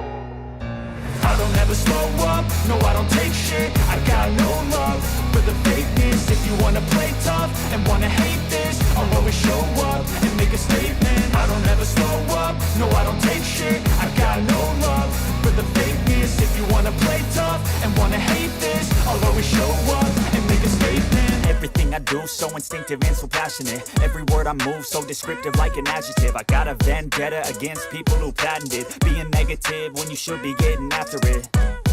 I got facts over tracks, this and that. Spitting slow, spitting fast, I could roast, I could gas. Think I'm okay at last, but I don't know if that can erase all the past. And the pettiness, a reflection of the emptiness. Hilarious, you think you're worth my time, you're delirious. Mysterious, because you hide behind a fake exterior. Inferior, you know I'll always be a bit superior. Get off of me, this ain't no humble brag. I want you to hear words, you can say them back. I want you to feel free from the chains at last, and to believe in what you got, it was built to last, yeah. Now that I've been put through hell, I never got anyone's help. I had to do it all myself. I don't ever slow up, no I don't take shit. I got no love for the fakeness. If you wanna play tough and wanna hate this, I'll always show up and make a statement. I don't ever slow up, no I don't take shit. I got no love for the fakeness. If you wanna play tough and wanna hate this, I'll always show up and make a statement. Gonna learn the consequence of being incompetent. Mental health is confidence, dreams and some honestness. I'm not here to save the day, that's for you to take away. I could play a million mind games, but instead I say something not illogical, something that is topical. Rub it on and watch it go, make yourself unstoppable. Dreams are irresponsible, but they're always possible. If you just believe, you could be so remarkable. Thoughts in my head, a collage and they spread. I'll be great one day, going off of my meds. No, I'm not giving up, no, I'm not giving in. I will make it to the top, taking off in the wind. I gotta make it, I'm saving every day to taste it. I'm patient, but my mind, it can hardly take it. I'm chasing a dream that I've had for several ages. A vacant, modern kingdom for the taking. Now that I've been put through hell, I never got anyone's help. I had to do it all myself. I don't ever slow up, no I don't take shit. I got no love for the fakeness. If you wanna play tough and wanna hate this, I'll always show up and make a statement. I don't ever slow up, no I don't take shit. I got no love for the fakeness. If you wanna play tough and wanna hate this, I'll always show up and make a statement. I don't ever slow up, no I don't take shit. I got no love for the fakeness. If you wanna play tough and wanna hate this, I'll always show up.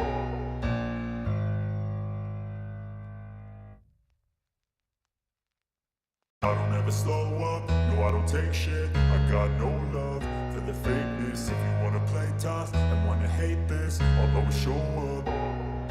I don't ever slow up, no I don't take shit. I got no love for the fakeness. If you wanna play tough and wanna hate this, I'll always show up and make a statement. I don't ever slow up, no I don't take shit. I got no love for the fakeness. If you wanna play tough and wanna hate this, I'll always show up and make a statement. Everything I do so instinctive and so passionate. Every word I move so descriptive like an adjective. I got a vendetta against people who patented being negative when you should be getting after it. I got facts over tracks, this and that. Spitting slow, spitting fast. I could roast, I could gas. Think I'm okay at last, but I don't know if that can erase all the past. And the pettiness, a reflection of the emptiness. Hilarious, you think you're worth my time, you're delirious. Mysterious, because you hide behind a fake exterior. Inferior, you know I'll always be a bit superior. Get off of me, this ain't no humble brag. I want you to hear words, you can say them back. I want you to feel free from the chains at last, and to believe in what you got, it was built to last, yeah. Now that I've been put through hell, I never got anyone's help. I had to do it all myself. I don't ever slow up, no I don't take shit. I got no love for the fakeness. If you wanna play tough and wanna hate this, I'll always show up and make a statement. I don't ever slow up, no I don't take shit. I got no love for the fakeness. If you wanna play tough and wanna hate this, I'll always show up and make a statement. Gonna learn the consequence of being incompetent. Mental health is confidence, dreams and some honestness. I'm not here to save the day, that's for you to take away. I could play a million mind games, but instead I say something not illogical, something that is topical. Rub it on and watch it go, make yourself unstoppable. Dreams are irresponsible, but they're always possible. If you just believe, you could be so remarkable. Thoughts in my head, a collage and they spread. I'll be great one day, going off of my meds. No, I'm not giving up, no, I'm not giving in. I will make it to the top, taking off in the wind. I gotta make it, I'm saving every day to taste it. I'm patient, but my mind, it can hardly take it. I'm chasing a dream that I've had for several ages. A vacant, modern kingdom for the taking. Now that I've been put through hell, I never got anyone's help. I had to do it all myself. I don't ever slow up, no I don't take shit. I got no love for the fakeness. If you wanna play tough and wanna hate this, I'll always show up and make a statement. I don't ever slow up, no I don't take shit. I got no love for the fakeness. If you wanna play tough and wanna hate this, I'll always show up and make a statement. I don't ever slow up, no I don't take shit. I got no love for the fakeness. If you wanna play tough and wanna hate this, I'll always show up.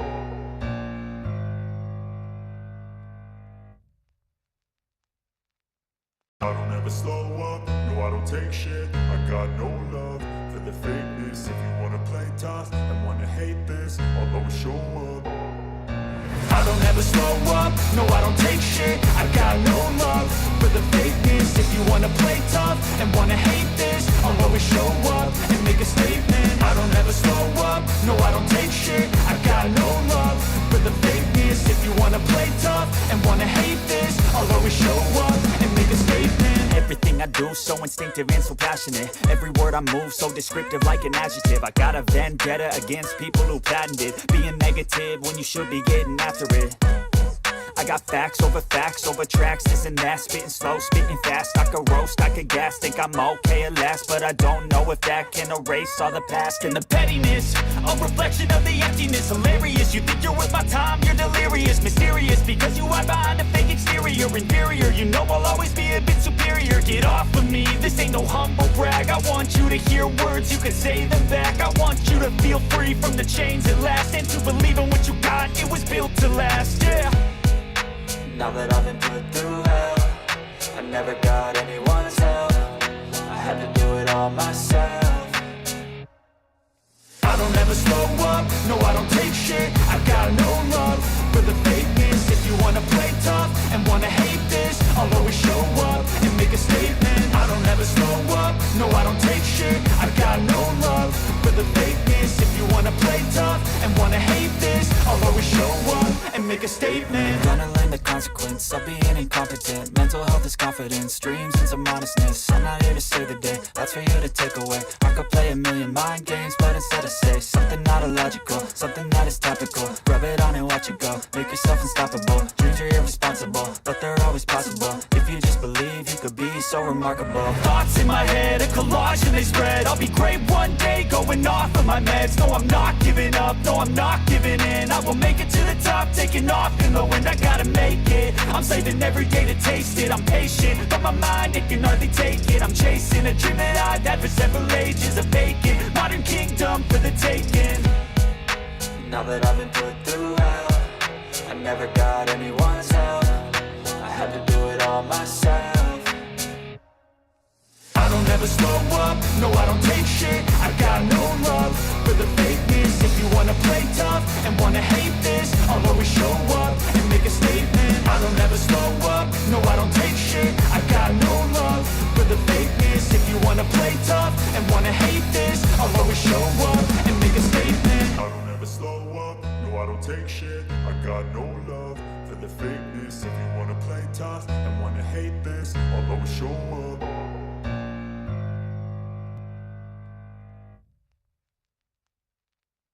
I don't ever slow up, no I don't take shit. I got no love for the fakeness. If you wanna play tough and wanna hate this, I'll always show up. I don't ever slow up, no I don't take shit. I got no love for the fakeness. If you wanna play tough and wanna hate this, I'll always show up and make a statement. I don't ever slow up, no I don't take shit. I got no love for the fakeness. If you wanna play tough and wanna hate this, I'll always show up and make a statement. Everything I do so instinctive and so passionate. Every word I move so descriptive like an adjective. I got a vendetta against people who patented being negative when you should be getting after it. I got facts over tracks, this and that. Spitting slow, spitting fast. I could roast, I could gas. Think I'm okay at last, but I don't know if that can erase all the past. And the pettiness, a reflection of the emptiness. Hilarious, you think you're worth my time, you're delirious. Mysterious, because you hide behind a fake exterior. Inferior, you know I'll always be a bit superior. Get off of me, this ain't no humble brag. I want you to hear words, you can say them back. I want you to feel free from the chains at last, and to believe in what you got, it was built to last, yeah. Now that I've been put through hell, I never got anyone's help. I had to do it all myself.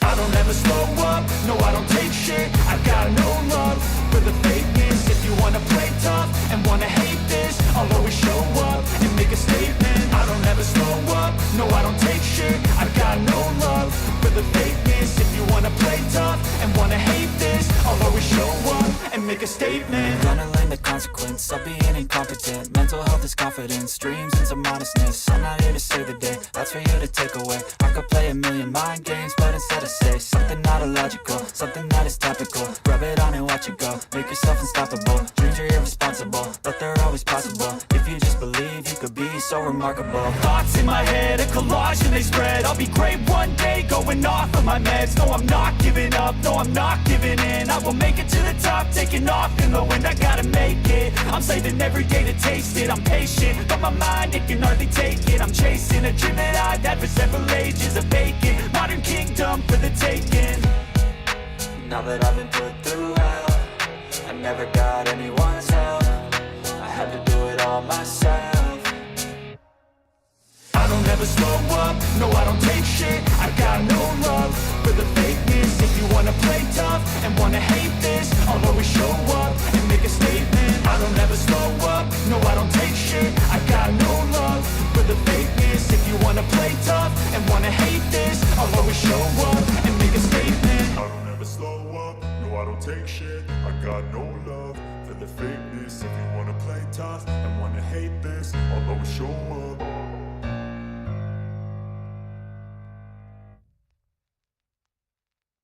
I don't ever slow up, no I don't take shit. I got no love for the fakeness. If you wanna play tough and wanna hate this, I'll always show up.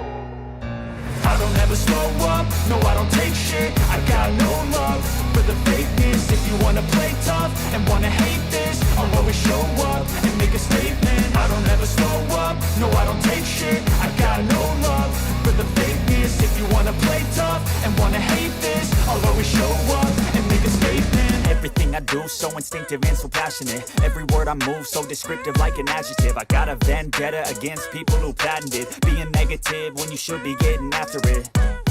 I got facts over tracks, this and that. Spitting slow, spitting fast. I could roast, I could gas. Think I'm okay at last, but I don't know if that can erase all the past. And the pettiness, a reflection of the emptiness. Hilarious, you think you're worth my time, you're delirious. Mysterious, because you hide behind a fake exterior. Inferior, you know I'll always be a bit superior. Get off of me, this ain't no humble brag. I want you to hear words, you can say them back. I want you to feel free from the chains that last, and to believe in what you got, it was built to last, yeah. Now that I've been put through hell, I never got anyone's help. I had to do it all myself. I don't ever slow up, no I don't take shit. I got no love for the fakeness. If you wanna play tough and wanna hate this, I'll always show up and make a statement. I don't ever slow up, no I don't take shit. I got no love for the fakeness. If you wanna play tough and wanna hate this, I'll always show up and make a statement. Gonna learn the consequence of being incompetent. Mental health is confidence, dreams into modestness. I'm not here to save the day, that's for you to take away. I could play a million mind games, but instead I say something not illogical, something that is topical. Rub it on and watch it go, make yourself unstoppable. Dreams are irresponsible, but they're always possible. If you just believe, you could be so remarkable. Thoughts in my head, a collage and they spread. I'll be great one day, going off of my meds. No, I'm not giving up, no, I'm not giving in. I will make it to the top, taking off in the wind. I gotta make it, I'm saving every day to taste it. I'm patient, but my mind, it can hardly take it. I'm chasing a dream that I've had for several ages. A vacant, modern kingdom for the taking. Now that I've been put through hell, I never got anyone's help. I had to do it all myself. I don't ever slow up, no I don't take shit. I got no love for the fakeness. If you wanna play tough and wanna hate this, I'll always show up and make a statement. I don't ever slow up, no I don't take shit. I got no love for the fakeness. If you wanna play tough and wanna hate this, I'll always show up and make a statement. I don't ever slow up, no I don't take shit. I got no love for the fakeness. If you wanna play tough and wanna hate this, I'll always show up.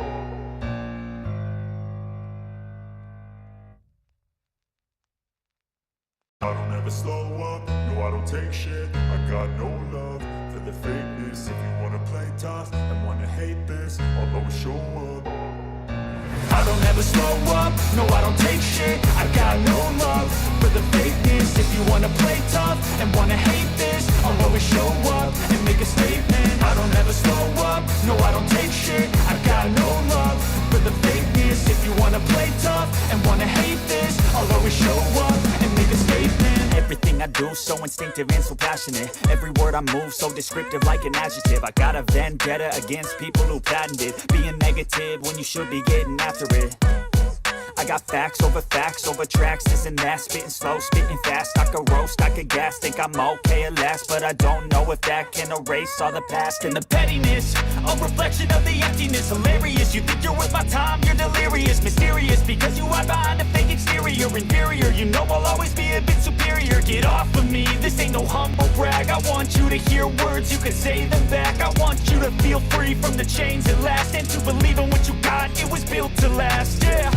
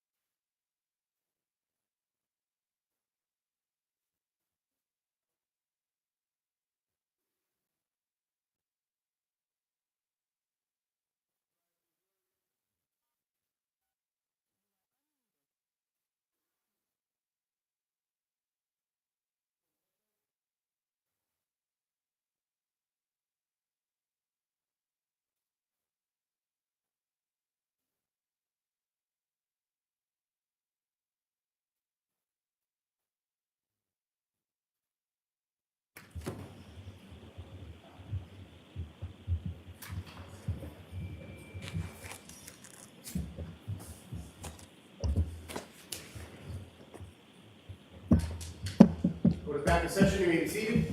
Okay, let's bring the witness in, please.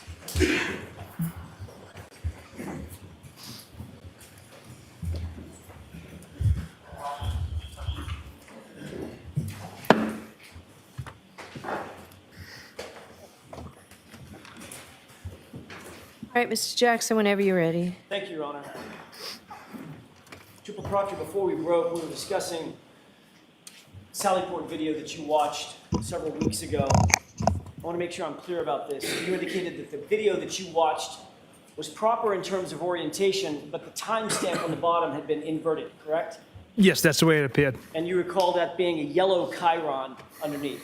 To the best of, In other words, the font color. to the best of my memory, yes. Which of the Canton Police Department videos were you responsible for retrieving, if any? I did not retrieve any of them.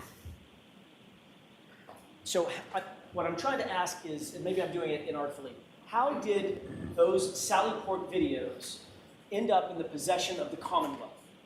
What was the line of succession? Detective Lieutenant Tully retrieved the Sallyport videos, I believe. And do you know from whom he retrieved those Sallyport videos? I believe it was the chief of police. Okay, Chief Rafferty specifically gave him whatever videos were provided. Correct, that's my understanding. And then he provided those to you for your review. Yes.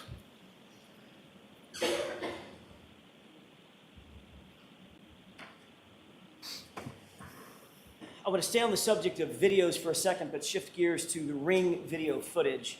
You've already testified that there were several hundred Ring videos from One Meadows, from both the facing the driveway and the front door camera, correct? Yes. As the case officer, you obtained and controlled those Ring videos from One Meadows from the moment that they came into Massachusetts State Police custody until they were handed over to the Commonwealth, correct? Yes, they were archived. You drafted the search warrant for the Ring video access records, correct? I did.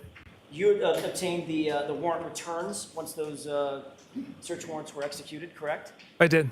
You took possession of Mr. O'Keefe's cell phone physically, correct? Yes. And you had access to Mr. O'Keefe's Ring account in that cell phone, is that right? Correct. You indicated that you reviewed several of the videos on his Ring app on his cell phone, is that right? Yes. So you obviously had not only possession of his cell phone, you had possession of his login account information to get into the app on his cell phone. Is that right? I don't believe we had the password. We had his email account associated with the Ring Which means app. some So way you- or another, you could get access to the Ring videos Correct. and watch those Ring videos on his app on the phone, Yes. which means you had full access to the app. You could keep videos, you could save for later, you could delete videos, you could do anything you wanted to within that app, correct? Yes, those are the capabilities within that app. Trooper Proctor, did you delete any of the Ring videos ever from John O'Keefe's phone? Absolutely not. Did you delete a video of Miss Reed arriving to One Meadows at approximately 12:41 a.m. on January 29th, 2022? Absolutely not. You will agree, Trooper Proctor, that the video of Miss Reed returning home from 34 Fairview at approximately 12:41 a.m. is not there. Correct. As the case officer, you're aware that Trooper DeChico also reviewed some or all of those videos, correct? Yes. And he did that at your request. Correct. He took notes of his review of those videos, correct? Yes. And then he provided those notes to you so that you could then memorialize those notes and your notes in a broader report that you then drafted in November of 2022, correct? From memory serves me, the report I wrote regarding the Ring camera was based off my observations of the videos that I had watched. But you certainly did have, as you just indicated, you did accumulate his notes and review his notes as well as your own notes, correct? Best of my recollection, I wrote that report off of my notes. Did you actually, at any point before writing your report, did you note or did you review his notes? I can't recall. You asked him, he reviewed the videos at your directions, correct? At Yes. your direction, correct? Yes, And obviously, he would have wanted to provide you whatever insights he had into his review of those videos. Otherwise, what's the point, right? correct. So when you reviewed his notes, did you see that they were on some sticky pads? You remember that? That sounds about right.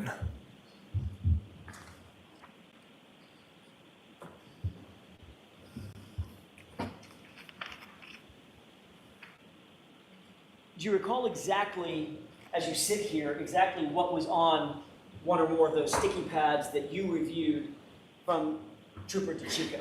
I don't know. Would it refresh your recollection if you would take a look at a copy of those notes? Yes. May I, Your Honor? Yes.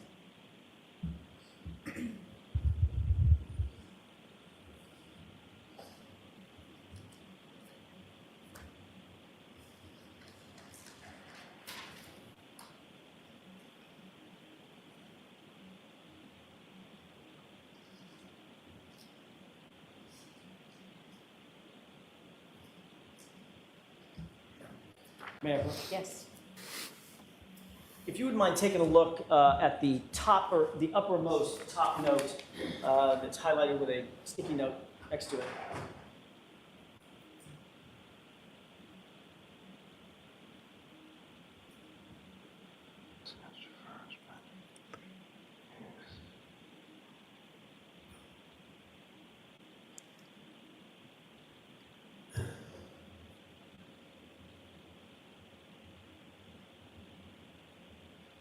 Okay, sir. Thank you. May I approach? Yes. Thank you, sir. Trooper Proctor, do you have these notes in mind, specifically the uppermost note? The 0041? Correct. Yes. All right. You reviewed this previously before you wrote your report, correct? Yes. All right.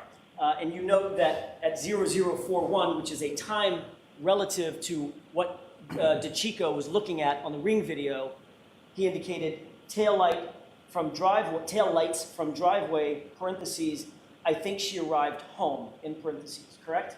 Correct. 0041 is what? What's that in reference to? Just after midnight, the approximate time where Miss Reed will be returning from Fairview Road. It's military time for 12:41 a.m., correct? Yes.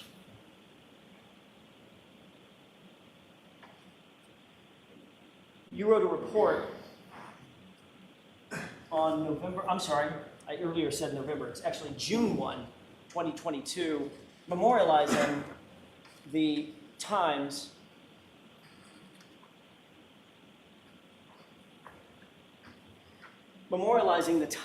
that were of note to you in that ring footage, correct?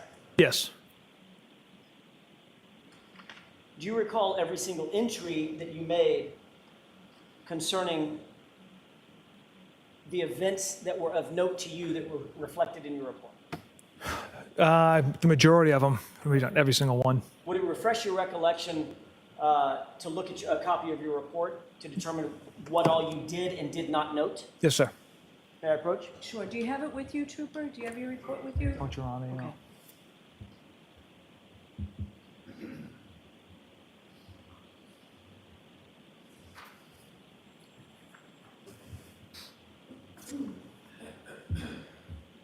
I'd ask you to review that report, especially as to page 2 and 3.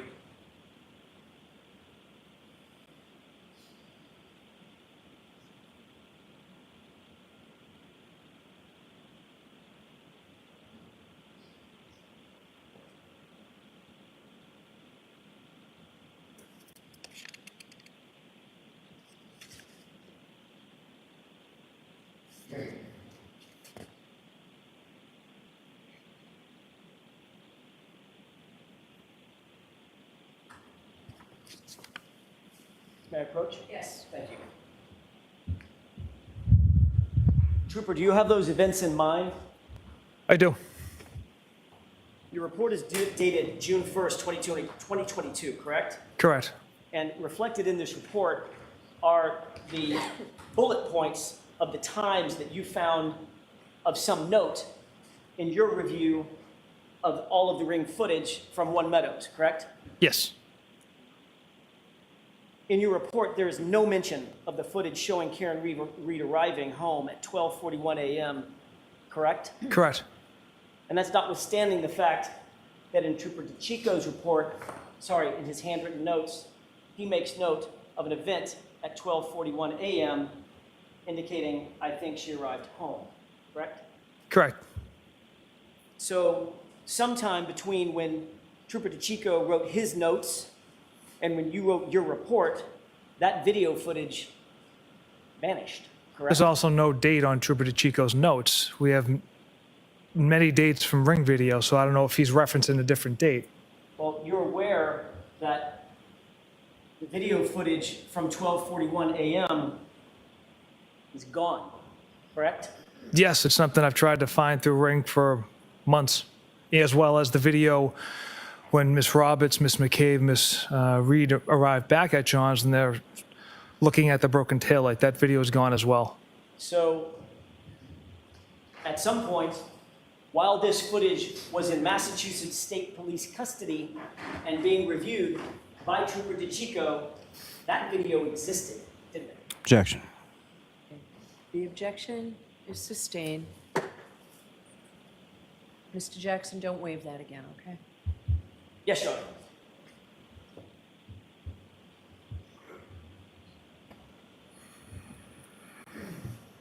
The fact is, notwithstanding Trooper DeChico's handwritten notes, there's no video of 12:41 on January 29th, is there? No, there isn't.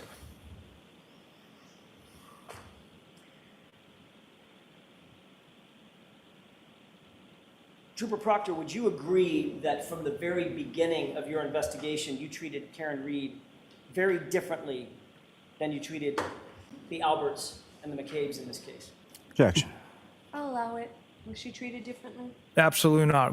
Like I've said before, we followed the facts and the evidence, an open mind. Did you consider her to be, for want of a better phrase, an outsider?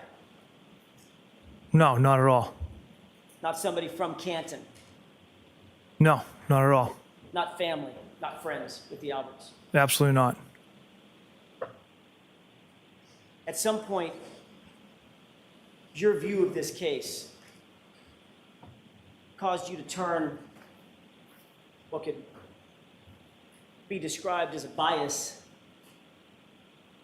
into an out-and-out hatred. Would you agree with that? Objection. Sustained. Did you develop some sort of hatred for Miss Reed at Objection. any point in your investigation? I'll allow it. Again, we followed the facts and the evidence which showed Miss Reed hit Mr. O'Keefe with her vehicle. And yes, at times I got emotional because of that. And I said some stuff, texted some things I shouldn't have, but it was based off the evidence.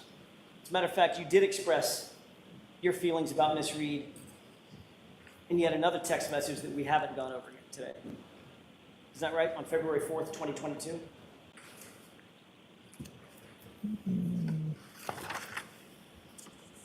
Might as well turn to tab 10. Tab 10? It's either the bait stamp or the, This is triple F, as in Foxtrot. And the bait stamp is 2526.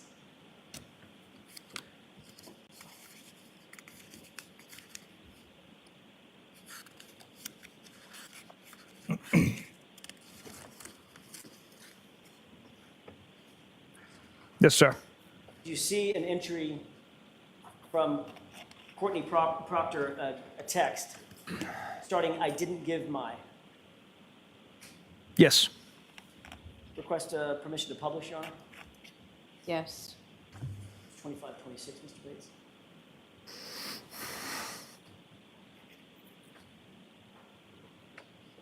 On that date, February 4th, 2022, your sister texted in relation to some sort of donation that she had given. "I didn't give my name as I didn't want anyone to link me to Michael," meaning you, correct?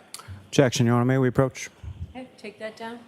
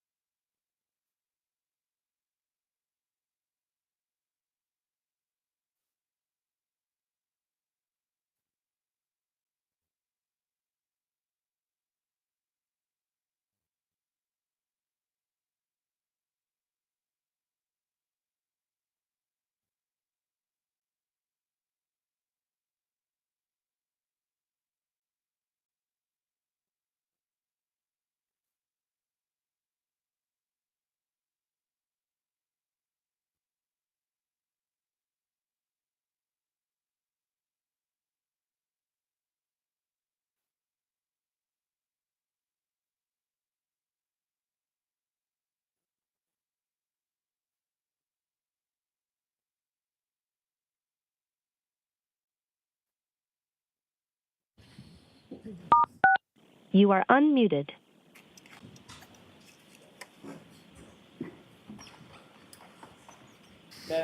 Yes. You see the text from Courtney Proctor. I did not give my name as I didn't want anyone to link me. So that's stricken. That's what was objected to, just this one, or the whole page goes in. You responded to a text message from your sister, correct? And your response was, hopefully she kills herself, correct? Yes, Who's she? the defendant. Miss Reed? Correct. You literally said that you hope that Karen Reed, the subject of your investigation, the woman sitting to my left, about 7 feet from me, that she would just die, correct? The figure of speech. You wanted her to, the figure of speech is you wanted her to kill herself, No. right? No, it's not. Trooper Proctor, Karen Reed, in your investigation, had quickly become a very serious problem for you, hadn't she? Objection. Sustained. Did you believe that Karen Reed was a problem or an issue for your investigation? Objection. I'll allow it. No, absolutely not. In your words, quote, all the powers that be want answers ASAP. That's what you texted on January 29th, right? Yes, That put a lot of pressure on you, didn't it, Trooper Proctor? there's a lot of pressure in every case, sir. This case involves a Boston cop whose family you were actually connected to, correct? Loosely. Chris Albert, loosely. Yes. Julie Albert, loosely. Yes. Colin Albert, loosely. Yes. Kevin Albert, loosely. Yes. Loose enough to leave his badge and his gun in your cruiser after a night of drinking, right? Objection. Sustained. You agreed in your group chat that you needed to, quote, make this cut and dry because another cop was involved. Those are your words, right? Objection. Where is this? This was referred to in earlier text messages, group chats this morning. So is that right? Did you say that, sir? I did text that. I don't know if it's in the exact context. But yes, those were my words. Group chat. Yes, that was in the group chat. Your friends wrote this whole thing, in their words, stinks, correct? Yes, I interpret that as a joke. You believed, Trooper Proctor, that your life would be much easier if Karen Reed was just dead, didn't you? Objection. I'll allow it. No. Like I had said, it was a figure of speech. My emotions got the best of me based on, the fact that Miss Reed hit Mr. O'Keefe with her vehicle and left him to die on the side of the road. So my emotions got the best of me with that figure of speech. Well, let's talk about your figures of speech. During the course of your investigation, your figures of speech include the following. She's a bitch. Objection. Is that right? Yes. A whack job, correct? Yes. A retard, right? Yes. Her balloon knot leaks, right? Yes. No ass, correct? Yes. She's fucked, according to you, right? Yes. Ass leaker. That was a word you used, a figure of speech, right? Correct. A girl who shits herself, right? Correct. And then fuck her, correct? Correct. Would you agree, Trooper Proctor, that you have dehumanized Karen Reed during the course of your investigation with comments and words like this? Objection. I'll give you this one, Mr. Jackson. Would you agree with that? I would say based off that language,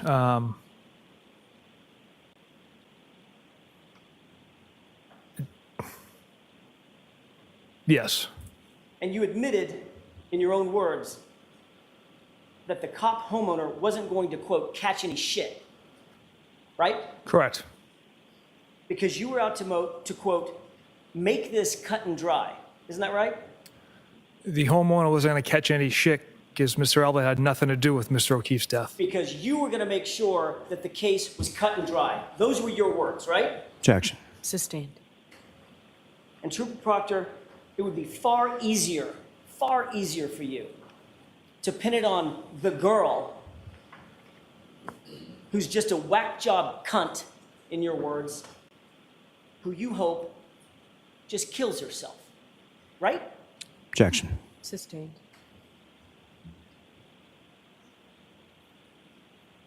Shame on you, sir. Objection. All right, so jurors, disregard that. I've told you before, lawyers can't make comments. They can ask questions. And Mr. Jackson, you know better than that. That's all I have. Mr. Lally? Thank you.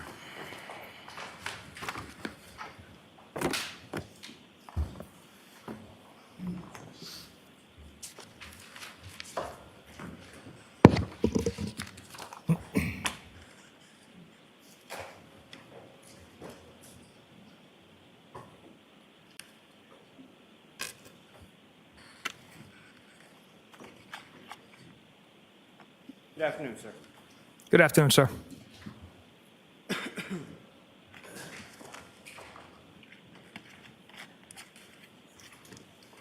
Now, when you had started with cross-examination the other day, you were asking questions about whether or not in August of 2022, you disliked or did not like Mr. Yannetti, correct? That's correct. Why was that?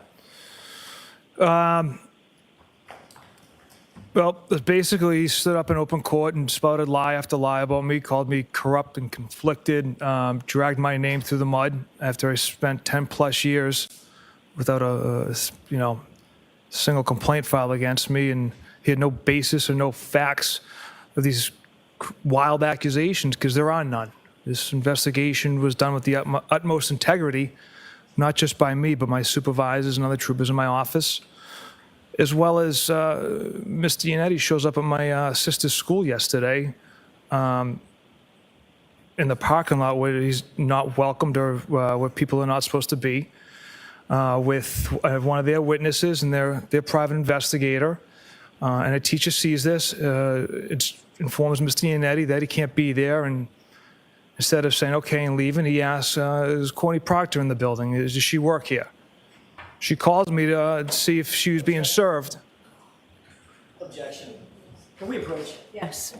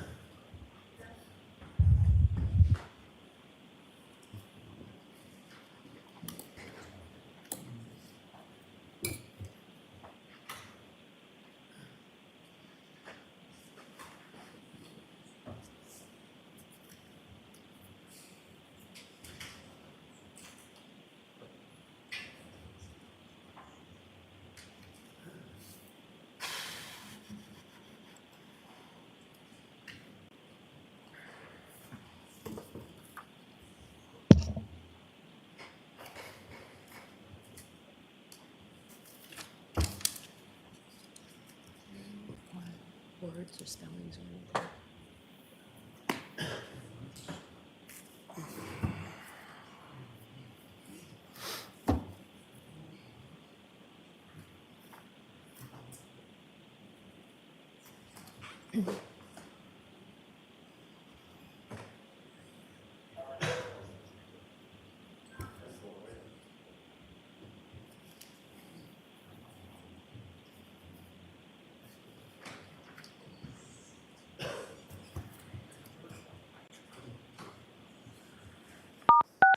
You are unmuted. Please rise for the jury.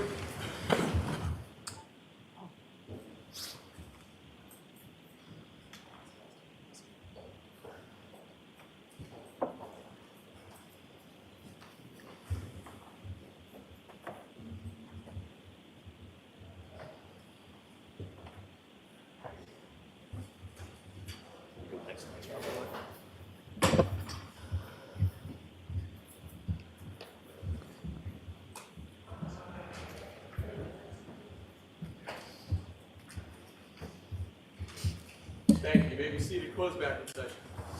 Witness 2, please.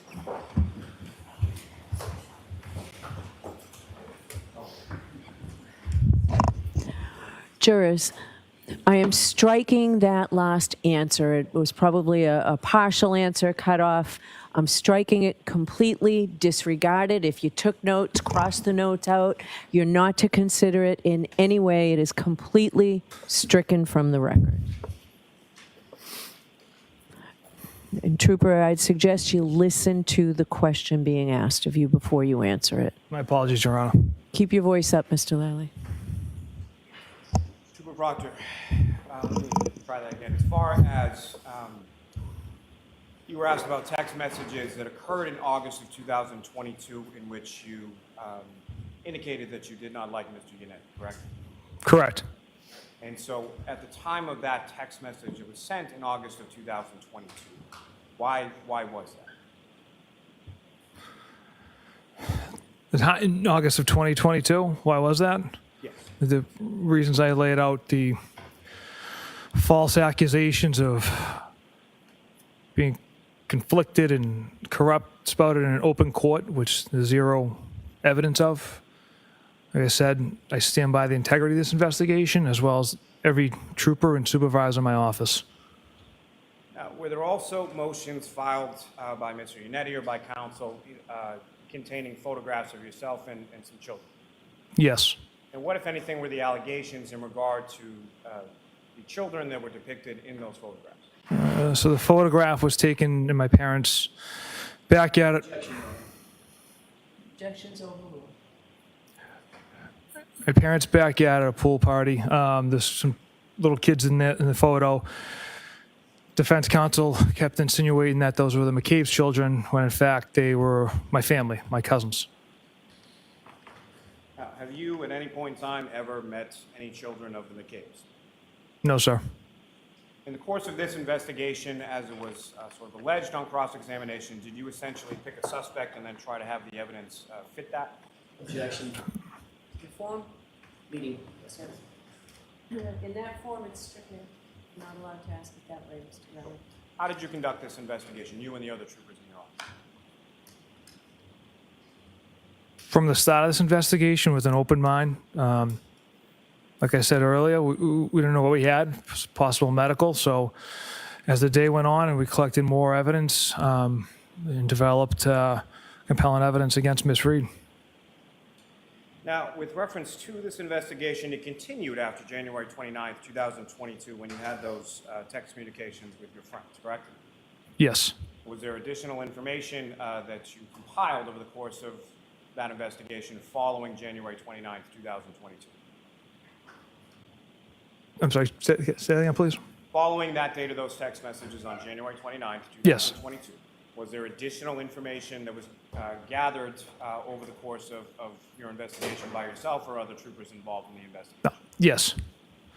And from that additional information that was gathered, what, if any, information that was gathered throughout the course of the investigation indicated that anyone besides Ms. Reed had anything to do with Mr. O'Keefe's death? all the information gathered after that date indicated no one else was responsible for Mr. O'Keefe's death. Now, sir, you were asked some questions on cross-examination about testimony in a prior proceeding and shown specifically at page 01563, correct? Yes. Okay. Your Honor, may I approach? Yes.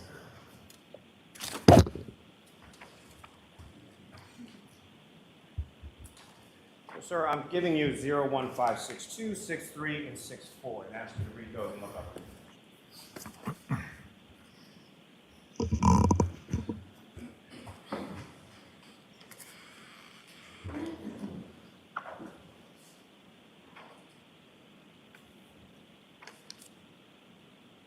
What were the numbers again, Mr. Lally? 1562, 63, and 64, I believe.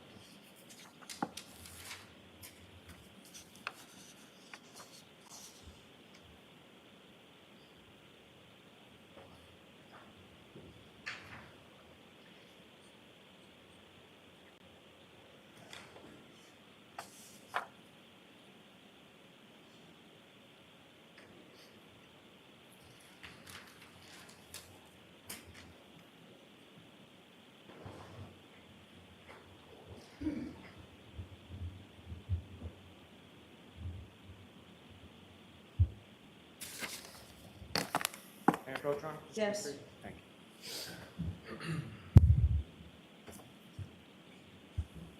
Now, Trooper, after reviewing those 3 pages, is there now more context to what you were just asked about on one specific page of that testimony? Yes. And those were questions related to what you had told and what you had informed other people within the office or your supervisors in relation to relationships with both the McCabe's and the Albers, correct? Correct. And in the course of that testimony, did you relay to that body the same testimony you just relayed to this jury in regard to photographs of children and defense counsel attributing those to being the McCabe's children, which they were not? Yes. Now, you were asked some questions by Mr. Jackson in regard to what you knew or why your focus was not on Brian Alberts later on in the evening of January 29, 2022, correct? Correct. And why was that? Why was your focus not on Brian Albert at that time? There was just no evidence that Mr. Al was involved anyway. Like I said before, from witness interviews, the statements Ms. Reed provided to witnesses, the one shoe left at the scene, the taillight pieces found underneath the snow that were dug out by the CERT team, the injuries to Mr. O'Keefe, the one shoe at the hospital that was observed, her statements to us, Sergeant Mechanic and I, while we interviewed her, clearly the broken taillight, and the fact that leaving Brockton, instead of going to Dighton, she backtracked to go to Canton to retrieve her vehicle and then go double back to go to Dighton, which I found odd. Now, if at any point in time over the course of your investigation you had evidence which led you to believe that Mr. Albert was involved in the death of Mr. O'Keefe, what would you have done? Objection. Ask it differently. With regard to, again, you testified beyond January 29th. At any point in your investigation, did you find any information or evidence leading you to believe that Brian Albert was involved in the death of John O'Keefe? Objection. I'll allow it. No. Now, if you had found information leading to that conclusion or evidence leading to that, what would you have done? Objection. Then we'll allow it. Not only myself, but members of my office would have pursued that, Regardless of his position, correct? regardless of what he does for a profession. Your Honor, may I approach? Yes.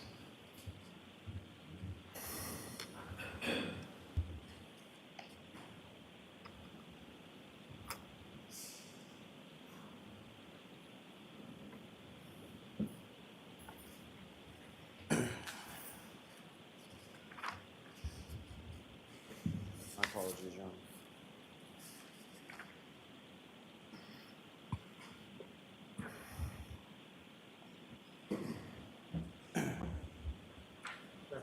You, document I showed you the other day, do you recognize that?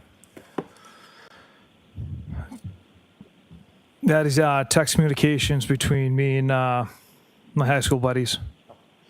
And sir, if I could direct your attention within there to page 2535.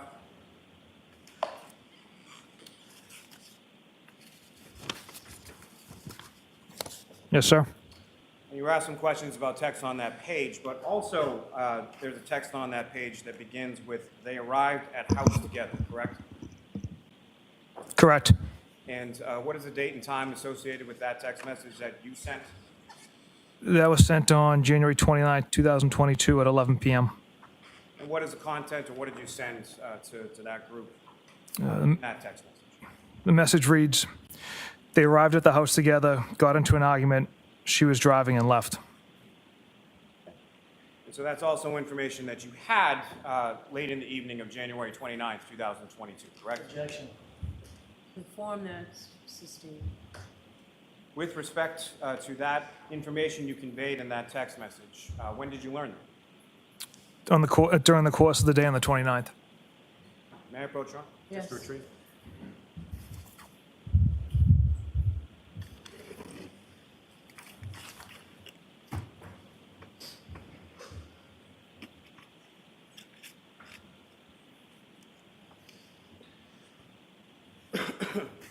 Now, you were asked some questions about people that you spoke to on the 29th, correct? Yes.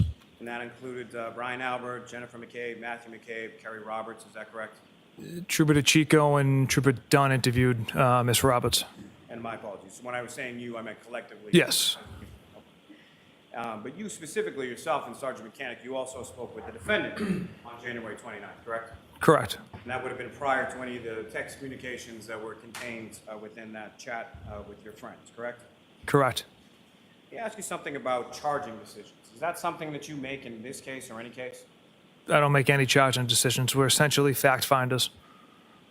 So as far as what Ms. Reed was charged with or when she was charged with it, that's not something that's within your purview, correct? No, not at all. Now, specifically, you were asked some questions about some text messages between yourself and Trooper DeChico in regard to the medical exam, correct? Correct. And those occurred in April of 2022, is that correct? Yes. Was the defendant, Ms. Reed, charged with murder in April of 2022? Objection. I'll allow it. No. That wasn't until June of 2022, correct? It's correct. And that was at the conclusion of the grand jury, is that correct? Objection. Sustained. And you're aware that there was a grand jury in this case, correct? Objection. I'll withdraw that. Okay. Yes. Answer that. And are you aware of certain witnesses that testified at the grand jury? Objection. I'll allow that. Yes. Are you aware that Dr. Sporty Bello testified at the grand jury? Objection. I'll allow that. Yes. And so, false reason then that the defendant wasn't charged with murder until after the grand jury concluded and Dr. Sporty Bello had testified before that grand jury, correct? Objection. Sustained.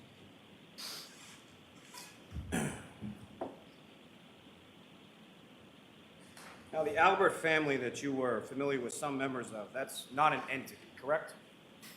No. Individual members of a family, some you know, some you may not know, correct? Objection. Sustained. Watch your phone, Mr. Mallon. Certainly, Your Honor.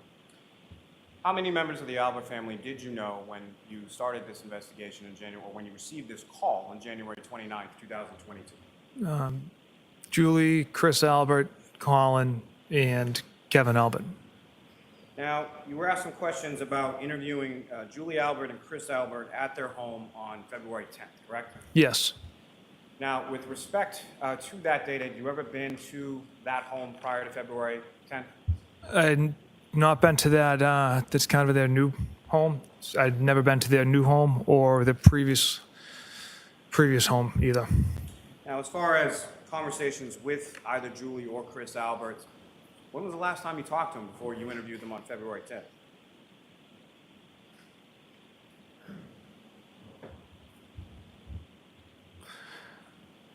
I believe I'd reached out to Julie to coordinate the interview, but prior to this case, there was that one random text message she sent me and my sister when I was going on a family ski trip. They weren't a part of it.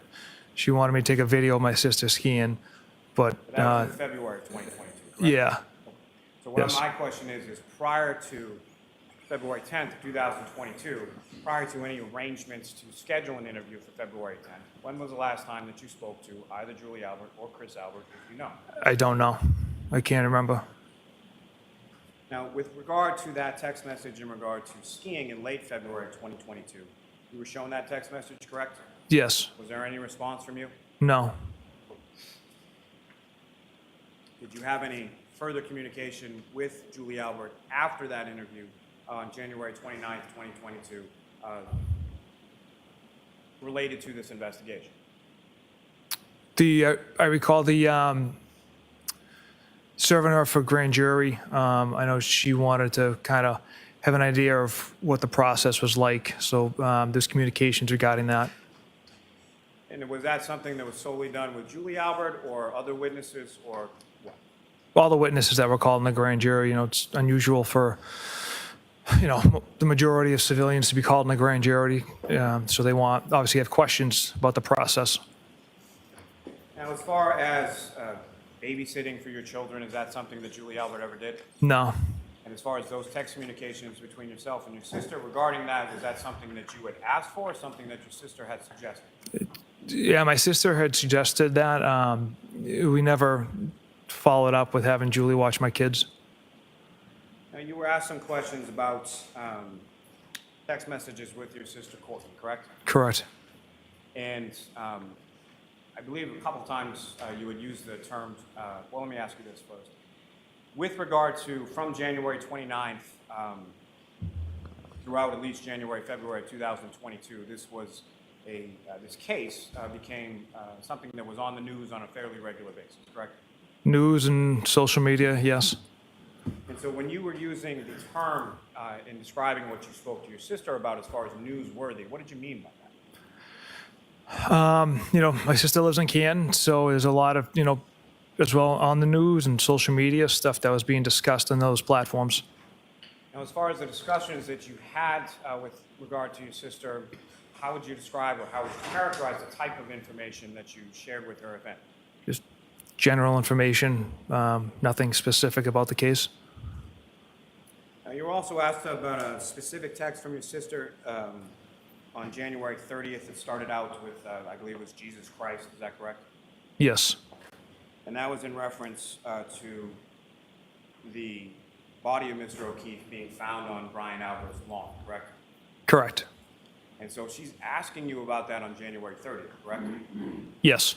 So fair to reason that that wasn't something that you shared with her prior to January 30th, correct? Correct. And something that you hadn't shared with her at all at that point that you received that text communication, correct? Correct.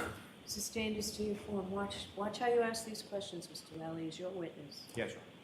With regard to that information, as far as who the homeowner was, what, if anything, had you shared with your sister Courtney prior to you receiving that text from her, indicating her knowledge? Yeah, I didn't I don't recall sharing anything with in regards to the homeowner. Now, in regard to any issues of a gift or request for a gift, how would you characterize that? Was that serious? Was that in jest? How would you characterize that? I didn't take I'll allow it. I didn't take that offer seriously. And as I had mentioned, I believe on Monday, that I didn't ask for a gift. I never received one. I kind of said, get my wife a gift. She had been home about 10 straight nights with the boys. We had another homicide a week before. So that was my response, get Elizabeth one. And she never received one. Now, you were asked some questions about Colin Albert, correct? Correct. And as far as what, if any, information did you have as far as Colin Albert and his being at 34 Fairview at the same time as anyone from coming back from the waterfall? My understanding, Colin arrived later on to just see his cousin's birthday. He didn't stay that long, maybe an hour, a little over an hour. And as he was leaving, I think he ran into his aunt and uncle as his ride had arrived out front and left at sometime around 12:10 a.m. Was that information that you had prior to your interview with Colin Albert? We knew Colin wasn't at the house. The timing was provided by Colin. And at any point in time in your investigation, what, if any, evidence did you ever receive that Colin Albert was at 34 Fairview at the same time as Mr. O'Keefe or the defendant? Based on Mr. O'Keefe's cell phone location data using his Waze app, Colin Albert is leaving around like 12:10 a.m. Mr. O'Keefe is about a half a mile away at 12:20 a.m. So they did not cross paths. Now, Mr. Jackson was asking about some people as far as interviews or later in October or so of 2022 or beyond.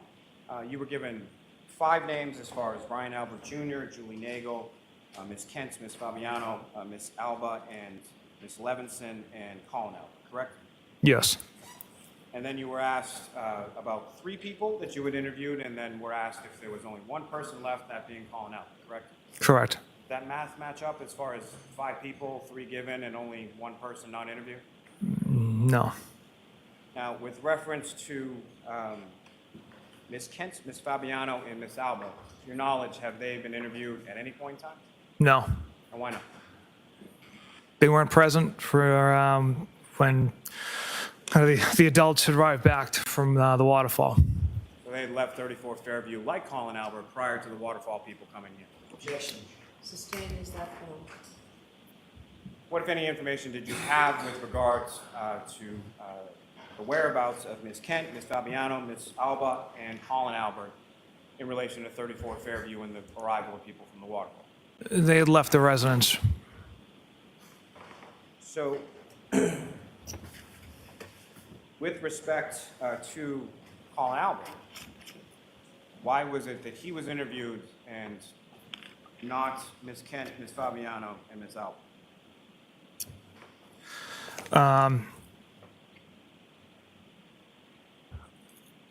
Colin was falsely accused of. Objection.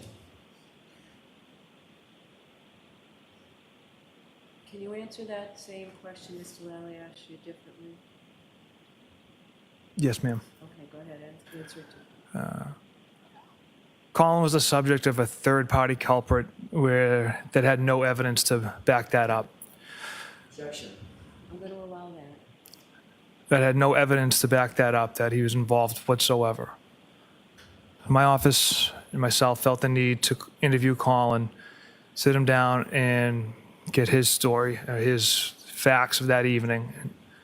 So that's why we interviewed him at that date and time later on.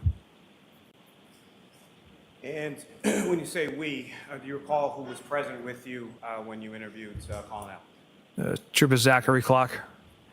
Are you aware of Sergeant Mechanic getting screenshots from both Colin Albert and from Miss Allie McCabe in relation to text communications they had about picking up Colin Albert from 34 Fairview on January 29th? Yes.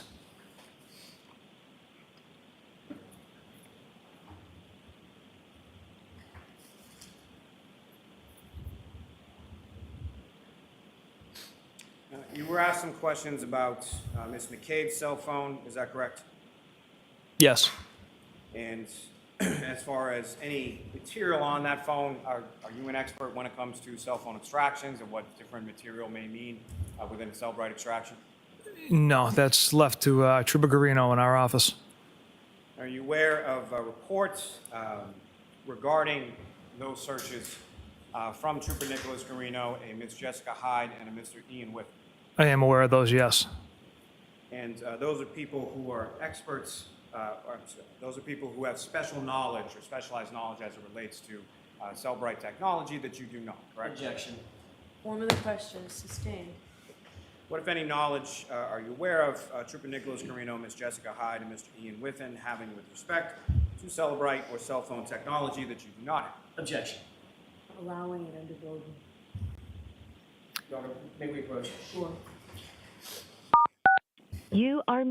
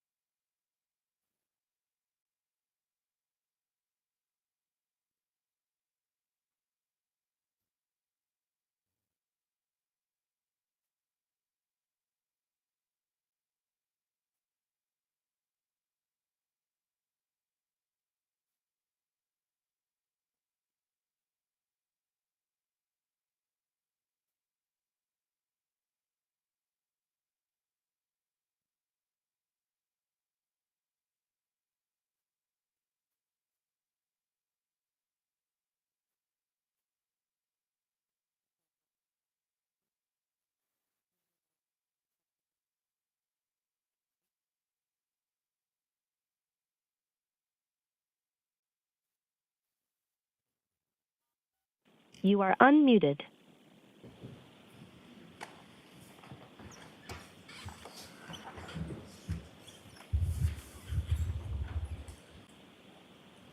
Procedure, Your Honor? Yes. Let me rephrase that just a little. As far as you're aware that Trooper Nicholas Garino, Ms. Jessica Hyde, and Mr. Ian Whiffen have all looked at Ms. McCabe's Cellbrite and extraction information, correct? Yes. And their knowledge, their specialized knowledge in regard to those areas exceeds your own, correct? Yes.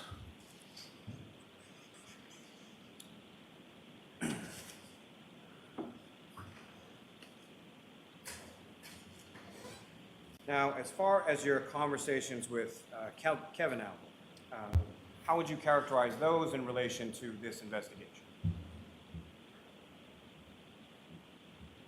They had nothing to do with this investigation. Like I said, we were working a cold case together. We also work on other cases together that, unattended deaths that I'll respond to, a potential suicide or an overdose in the town of Canton that I'll respond to. But the topic of our conversations were in regards to the cold case or unresolved case that we're working together. Your Honor, may I approach? Yes.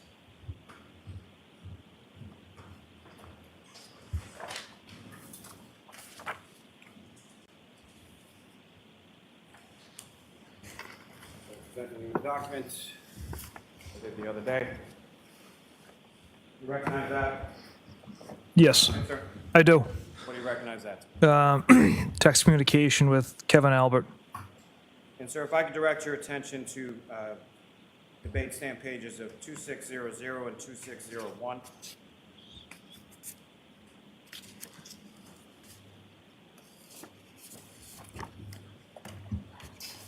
Yes, sir.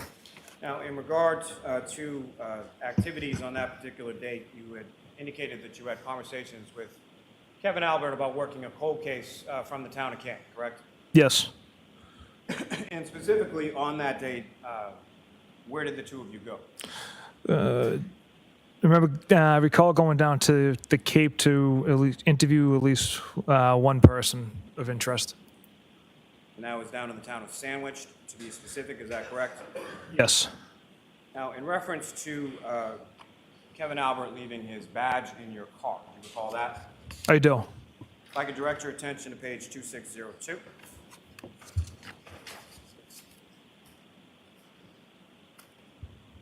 And what, if any, text communication is contained on that page as far as you asking Kevin Albert any questions about his address?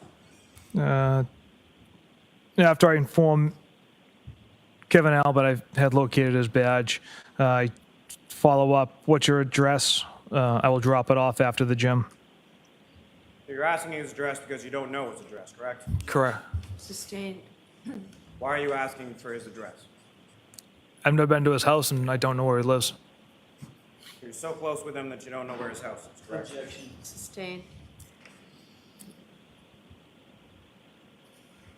I approach just to retrieve your arm. Yes.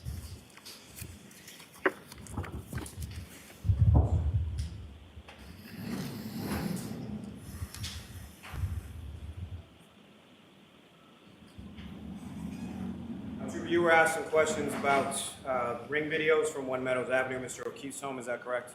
Yes. And to be clear, did you delete any ring videos from Mr. O'Keefe's account, either on his app on his phone or from the materials that you received pursuant to the search? Absolutely not.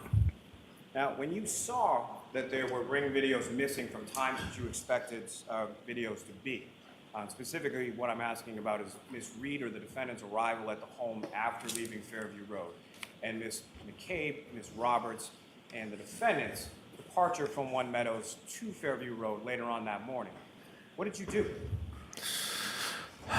I reached out to Ring several different times. They informed me if a video is deleted, there's no digital footprint of that.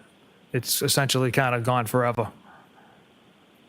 And with respect to that time frame, what, if any, other additional steps did you take to try to retrieve that video? Was there a second search warrant, sir? Yes. You were looking for additional information from that same ring video, correct? Objection. Sustained. What, if anything, were you looking for in that second search? There's additional video. Now, you were asked some questions about notes from Trooper DeChico, correct? Correct. And as far as that 0041 note, do you know what that means? That just tells me it's a time. And do you know specifically whether or not that is something that Trooper DeChico saw or something that Trooper DeChico was looking for? That's something Trooper DeChico could answer for.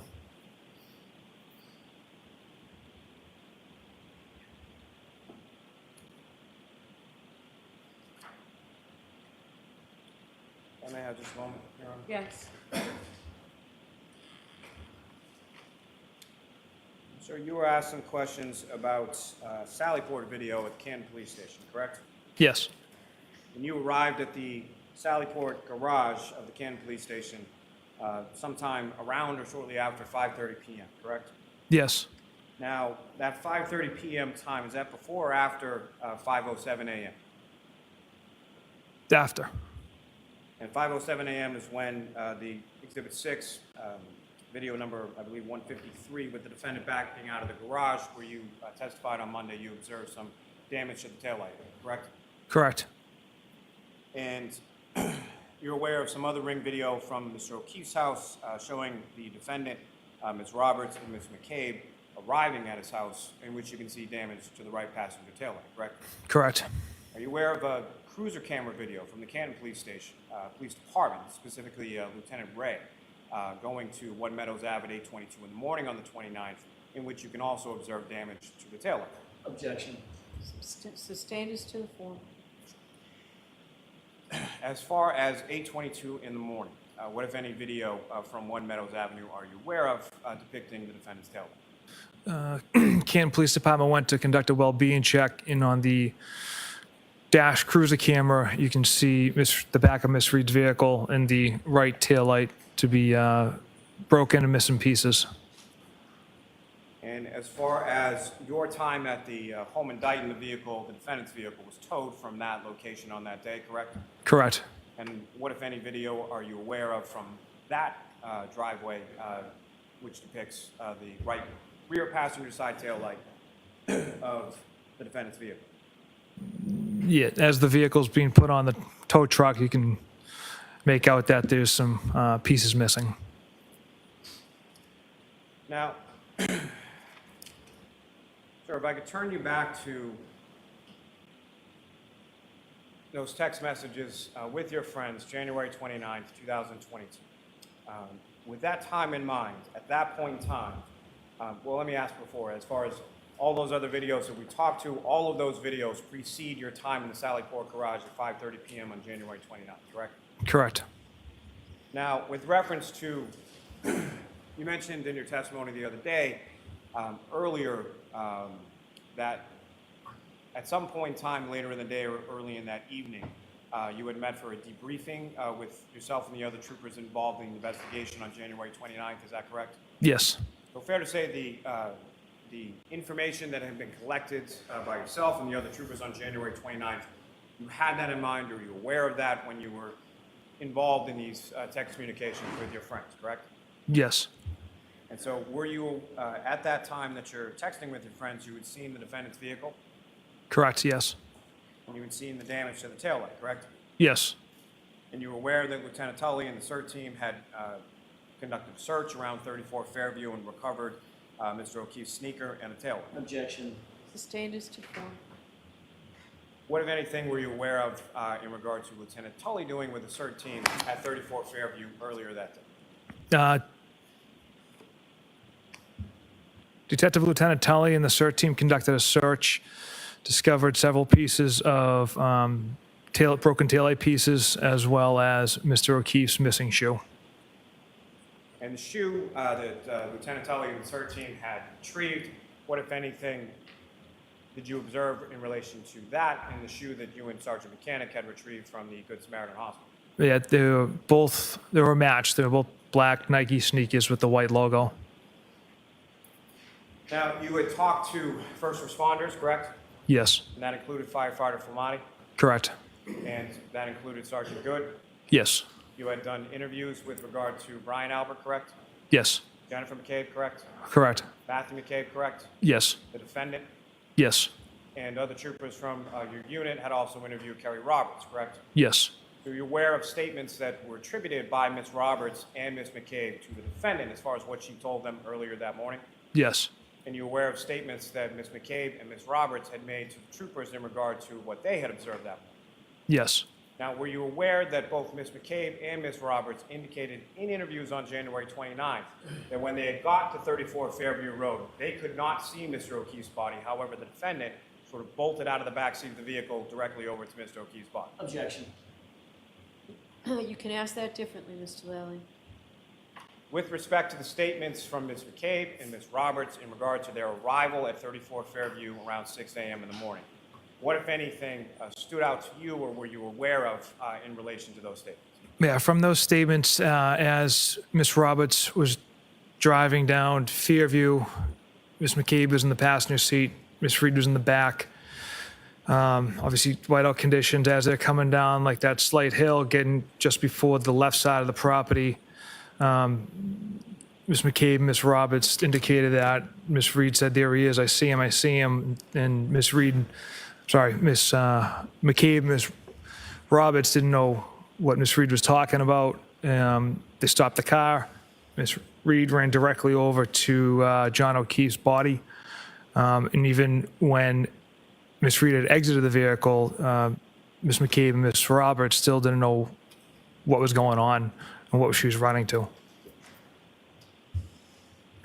Now, were you aware from your conversation with firefighter Flamati that the defendant had stated, I hit him, in the presence of firefighter Flamati earlier that morning? Yes. And were you also aware of statements the defendant made to other first responders about her being or getting into an argument with Mr. O'Keefe as she was dropping him off at 34 Fairview, indicating the last time she saw him? Later on, subsequent interviews.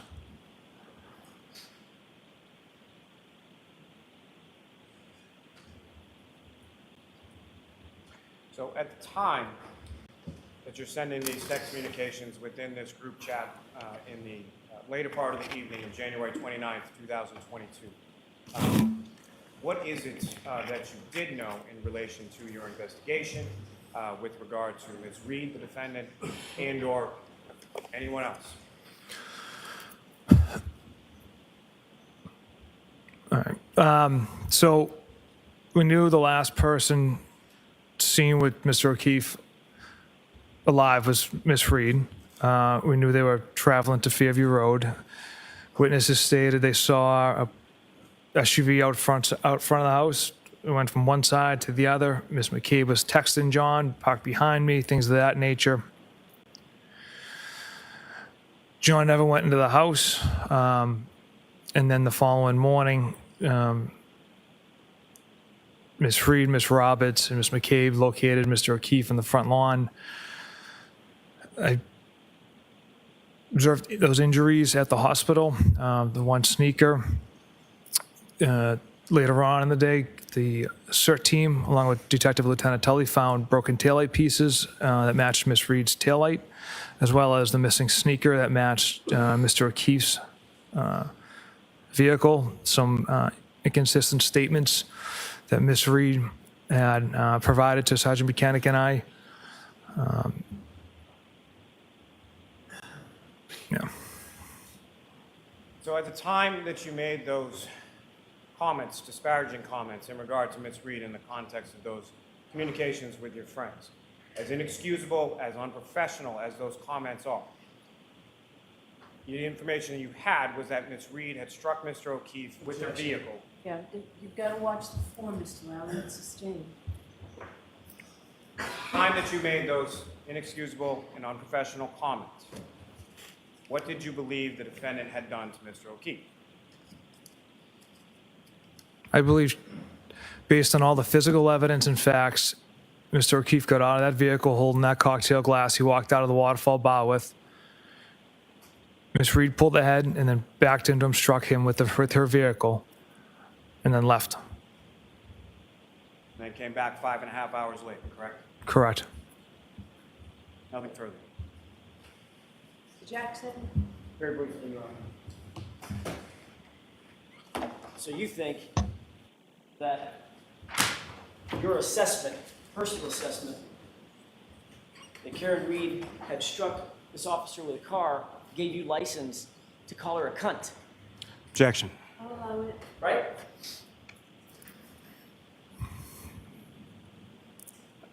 Based on the evidence, sir, my motions got the best of me, so it was in poor taste. Yes, it was it was inappropriate, juvenile, but it was my motions that gotten the best of me. And you called her a whack job. Gave you license to call her that too. Yes, Gave you license to say to your friends, oh, no. She's fucked, right? that's what I wrote. Gave you license to say that she's a retard. Again, another disgusting comment. Sir, you had an agenda from moment one, did you not? Objection. Sustained. Did you have an agenda? Objection. Sustained. Same question. Thought it was a good one the first time. So the fact that you believed personally that your narrative was that she hit him with a car, you get to talk about her leaky balloon knot, right? Objection. Sustained. You indicated on cross-examination that you saw a video at 8:22 a.m. with some damage to Miss Reed's right rear taillight, correct? Yes, 8:22 before or after 5:07 a.m.? after. You also said that you had no idea where Kevin Albert lived, right? Correct. But you did say about getting his badge to him after that drunken night with him, that you just leave it in your mailbox, right? Objection. I'll allow it. Yes, my mailbox. Yeah. So he obviously knew where you lived. Yes. And then you said, there's no evidence whatsoever, your words, no evidence whatsoever. You talked about Brian Albert, Brian Higgins, Colin Albert, no evidence whatsoever that they were involved in the death of John O'Keefe, right? Correct. Trooper Proctor, you're the one responsible for gathering the evidence, correct? Objection. Right? I am one part of a greater group of detectives that gathers evidence. I'm just one part of that unit. You're the pointy end of the spear, aren't you? Objection. You're the case officer, the lead detective, correct? Yes. Sort of like the fox guarding the hen house, isn't it? Objection. That's sustained, Mr. Jackson. Do you have anything else? All right, Trooper, you are all set. Thank you, Your Honor. Thank you, jurors.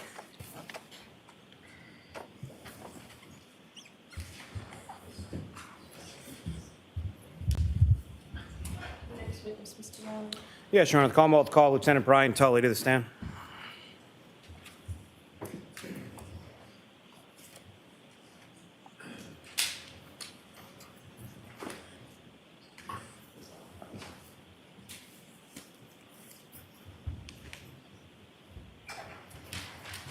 I'm just going to mic step up. Remain standing.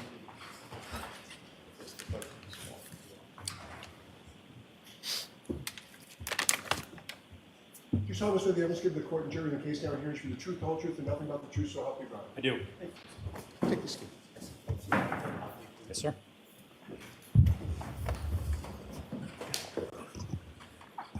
All right, Mr. Lally, whenever you're ready.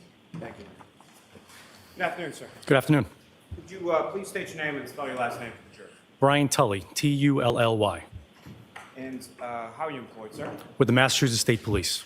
And how long have you been a member of the state police? 18 years. And what rank or assignment do you currently have with the Mass State Police?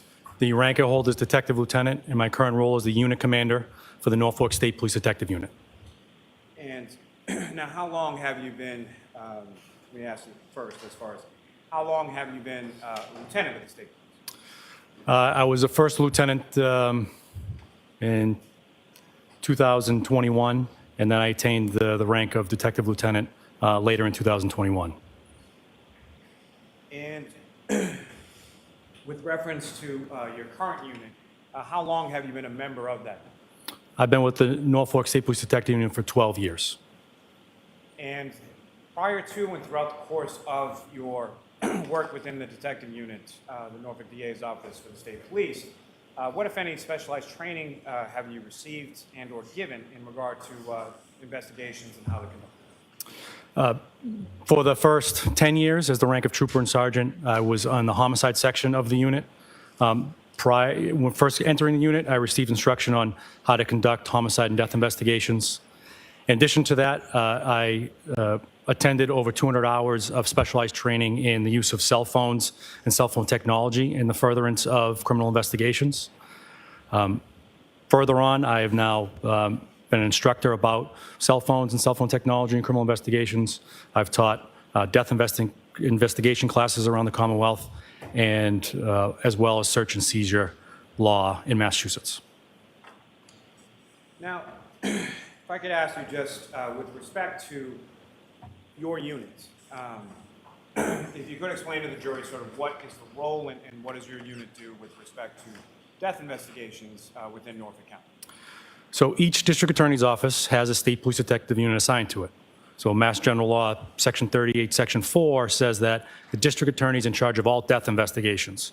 So if someone passes away, essentially not in the presence of a doctor, or the circumstances that led to their death was outside the presence of medical care, the district attorney is in charge of the investigation, or their representative. And so each DA has a state police detective unit assigned to them to act as their representative. In certain jurisdictions like Boston, Worcester, and Springfield, the DAs in those counties have said that those local departments can be their representatives, but throughout the Commonwealth, the state police is the DA's representative in those death investigations. Now, as far as assignments go, or as far as how is it that, well, State, oftentimes someone passes away, again, not in the presence of a doctor, gets found by somebody, a loved one, a friend, a passerby. They call 911, which gets routed to the local police, who respond and come to learn that someone has passed away in the circumstance. That police department will then call the troop headquarters on the state police. The state police is cut up in different troops by geographic location. Each troop duty lieutenant would have a list of who the on-call person is for the state police detective unit of jurisdiction. They would then call that trooper or sergeant directly to inform them that there's a death in a certain community and give them a telephone number to contact somebody who's directly on scene to get more information. now, as far as your role as sort of the supervisor or the lieutenant in charge of the unit, can you describe to the jury sort of what your role is in regard to those investigations? So within the detective unit, we have the homicide section, a narcotics section does narcotics investigations, and a special investigation section. So specific to the homicide section, there are certain levels of supervision. We have a sergeant assigned to the homicide section. I have an executive officer who's a lieutenant, and then me. So multiple levels of supervision specific to any of the sections, including the homicide section. Now, turning your attention to January 29th, 2022, at some point did you become aware in the morning with regard to a death within the town of Canton? Yes. And what, if any, when did you become aware and how did you become aware initially of what had transpired? Shortly after 7 a.m. that date, I received a call from Sergeant Yuri Buchanan informing me that a person by the name of John O'Keefe was found unresponsive in Canton. He was transported to Good Samaritan Hospital, where it was expected he was not to survive. Normally, I would not get a call like that, but we learned that Mr. O'Keefe was an active Boston police officer. Sergeant Buchanan wanted to make me aware of it at that point. And so then what happened from there as far as your unit's involved? So as we learned more information about what was found on scene by the Canton Police Department, Trooper Proctor, who was the on-call the on-call trooper that day on the schedule, and Sergeant Buchanan responded to Canton Police to begin the investigation. And they would keep me updated as they learned more information. Now, as far as your unit is concerned, what, if any, role does your unit have, or what, if any, jurisdiction does your unit have with relation to any kind of death, whether it be homicide, suicide, unattended death, within the confines of Norfolk County? We have exclusive jurisdiction by law, but the law also suggests that we need to work with the local police departments as well. And so how is it that typically, in a typical investigation, that your unit would work in conjunction with the local police departments in relation to a death investigation? Their detective unit would be involved if they have one, and some departments in Norfolk County don't. They would stand by to wait for our arrival. There'd be constant communication between the responding trooper and the detective on scene about things that need to be done prior to our arrival, but essentially wait for our guidance on what to do next. And as far as certain investigations go, are there decisions sometimes that are made with regard to your involvement or maybe your unit not being involved in a death investigation? Yes.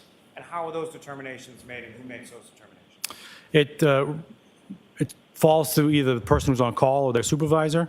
We don't respond to all of those calls. So a police officer may call and say that a woman in her 80s has passed away in bed overnight. Her primary care doctor has said that she's struggled with cancer or treatment, and that doctor is willing to sign a death certificate. In those circumstances, it's not suspicious, it's not a suicide or a fatal opiate overdose. We would not respond in that case. That would be one that we would decline. In other circumstances, we may get the call and then learn that the person's going to survive, and so we will not respond. We typically will mirror what the Office of the Chief Medical Examiner. If they're involved, then we'll definitely be involved. Now, turning to that point, as far as the Office of the Chief Medical Examiner is concerned, in any sort of death investigation that your unit is involved in, what, if any, involvement or communication do troopers from your unit or yourself have with the Office of the Chief Medical Examiner? We have constant communication. The law that I cited also says that the Office of the Chief Medical Examiner has exclusive jurisdiction as well to determine the cause and manner of death. So we work closely hand in hand to figure out the circumstances that led to the death. Now, as far as working close hand in hand with the medical examiner's office, what does that sort of typically entail? Takes a turn of phone calls. We'll call in and speak to the intake person or the on-call doctor to tell them what we've learned or what we're observing. We forward reports in every case to the doctors, so they understanding at least what we learned in the first 24 hours.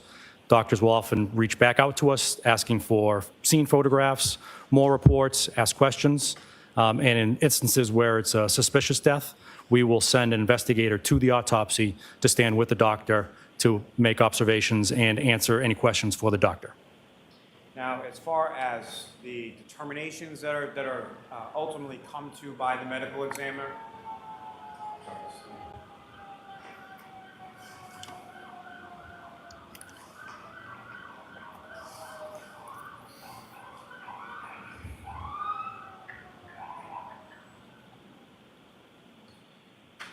Lieutenant, as far as any determinations that are made with reference to either cause or manner in any instance with the medical examiner, what, if any, role do you or anyone from your unit have with regard to that decision by the medical examiner? We have little to no role outside of providing information. And as far as the determination specifically, whether it's manner or cause, what, if any, impact does that have with regard to any death investigation that you're doing? Well, the cause will give us a big incident. So we want to know if the person died of a heart attack or if they died of a gunshot wound. That's big when it comes to then making charging decisions about circumstances. So it's important to learn the cause, and to get the doctor's input on the manner is also helpful. But as far as the manner, if the manner is found to be undetermined, would that impact what you've learned through the rest of the course of your investigation as far as charging goes?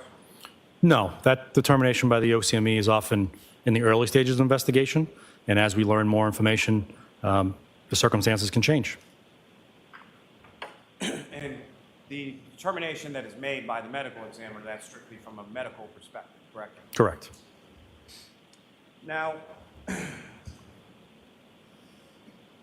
with regard to January 29th, 2022, and this call that is initially received, Trooper Proctor and Sergeant Mechanic then essentially respond to the Canton Police Department first, is that correct? Yes. And as far as your role as it pertains to this or any other investigation, how much involvement do you have, or how are you sort of apprised of what's going on? Sergeant Mechanic, in this case, and in typical cases, he's keeping me updated by telephone, so I can supervise from anywhere with my cell phone. He's giving me updates about what he's learning. We will discuss what the next steps should be. And that's what transpired over the morning of January 29th. Now, over the course of the morning of January 29th,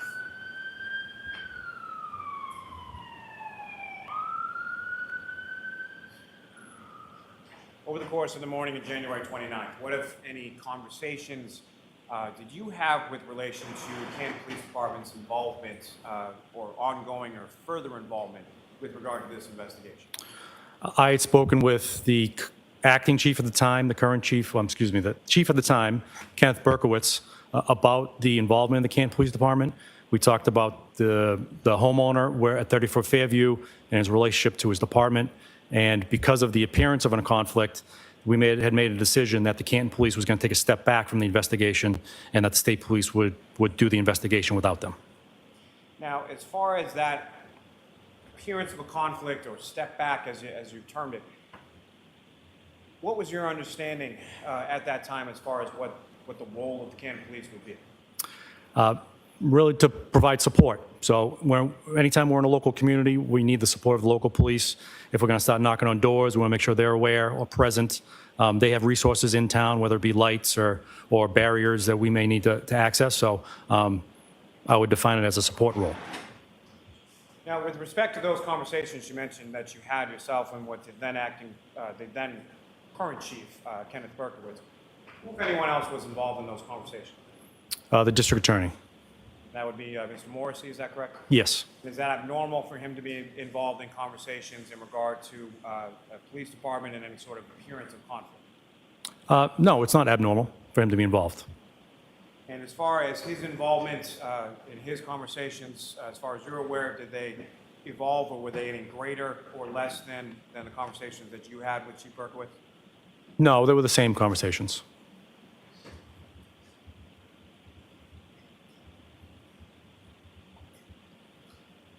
Let me ask you this, Lieutenant. At some point over the course of this case, or at some point over the course of this investigation, did you become aware of certain text messages on Trooper Proctor's personal phone? Yes. And upon your being made aware of those text communications, what, if anything, did you as a supervisor, what, if anything, did you do? I had a long discussion with him about the content and nature of them. I expressed my displeasure as unprofessionalism and the content of them, and then I reported up my chain of command. Was he admonished in any way? He was by me at that conversation, yes. Now, sir, again, just sort of in general terms, you're familiar with this investigation as you're supervising the unit that was investigating it, correct? Yes. Now, is it typical practice in conducting homicide or death investigations as far as civilian witnesses are concerned to seize their personal cell phone? It's not uncut, it happens. Yes. And is that a practice that occurs with respect to every single witness in every single case? No. And so what are sort of the parameters, or what would be some of the reasons that certain civilian witnesses' cell phones would be seized versus others? Well, you use the word seize, so when I think of the word seize, I'm thinking in the legal context where I think there's probable cause to believe, more likely than not, there's evidence of the crime I'm investigating held within the data of that phone.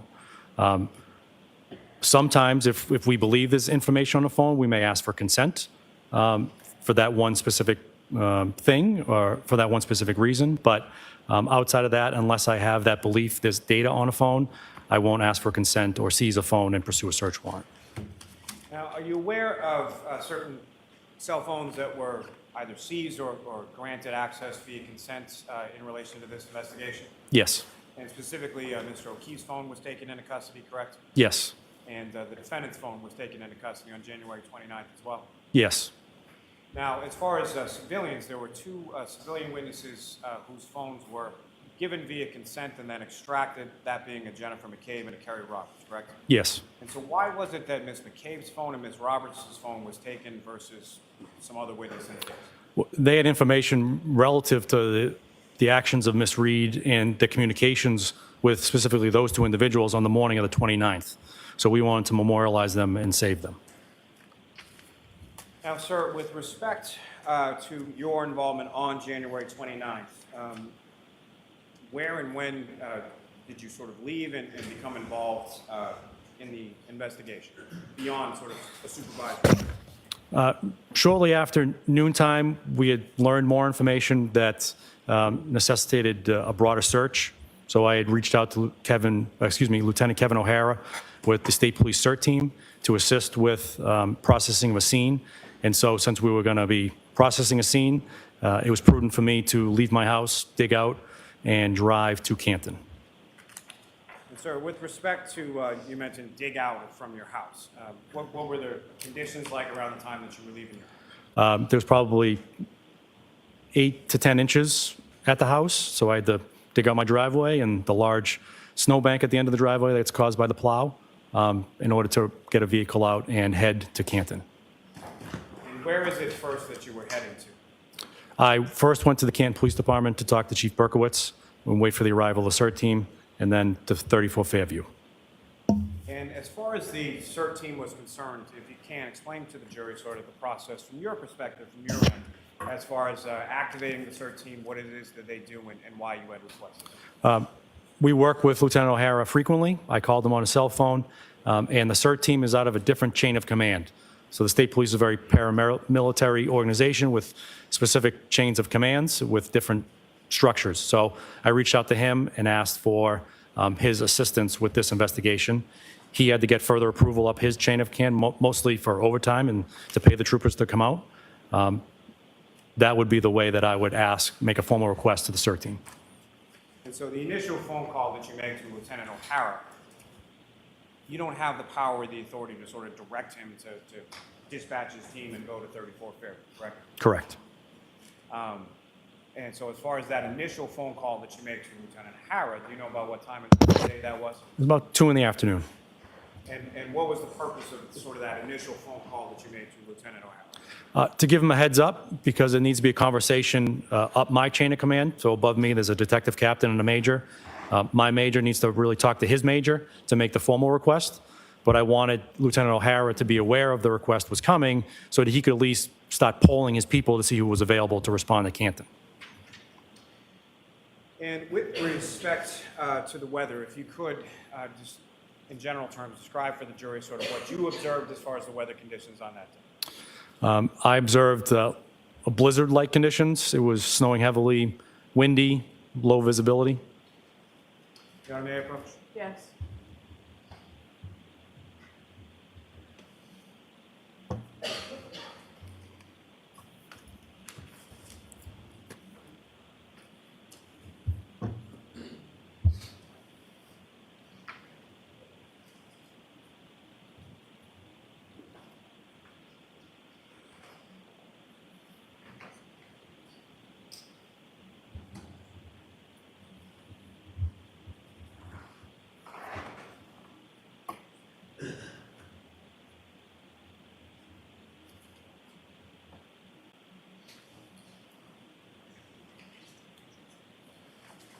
So I'm showing you a series of documents. Just ask if you could look at those, look up when you're finished.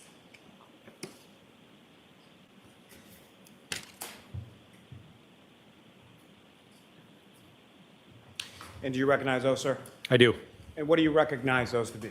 They are certified records from the U.S. Department of Commerce out of Asheville, North Carolina, for weather reports from Norwood Memorial Airport, Massachusetts, for the dates of January 2022 and February 2022.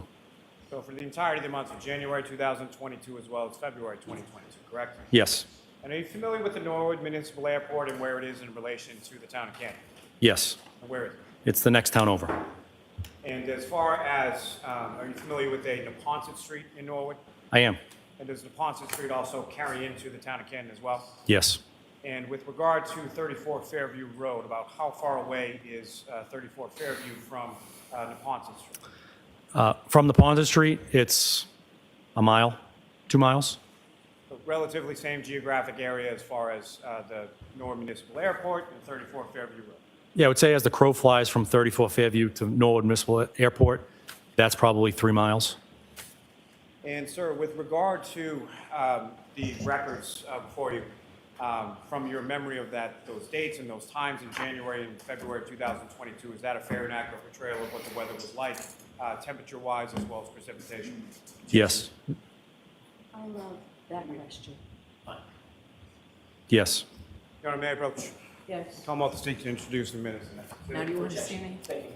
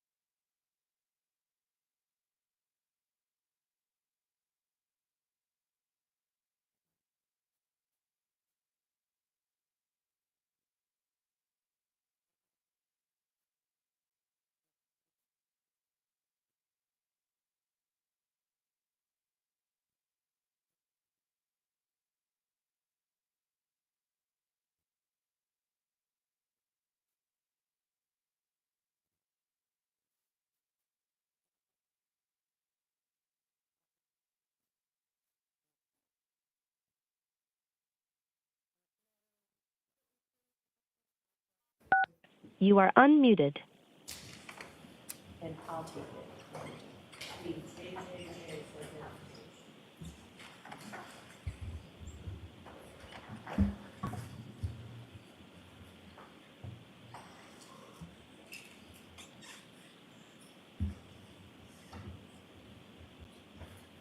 And so, Lieutenant, at some point you respond to 34 Fairview Road, is that correct? Yes, And do you recall about what time it was that you arrived there?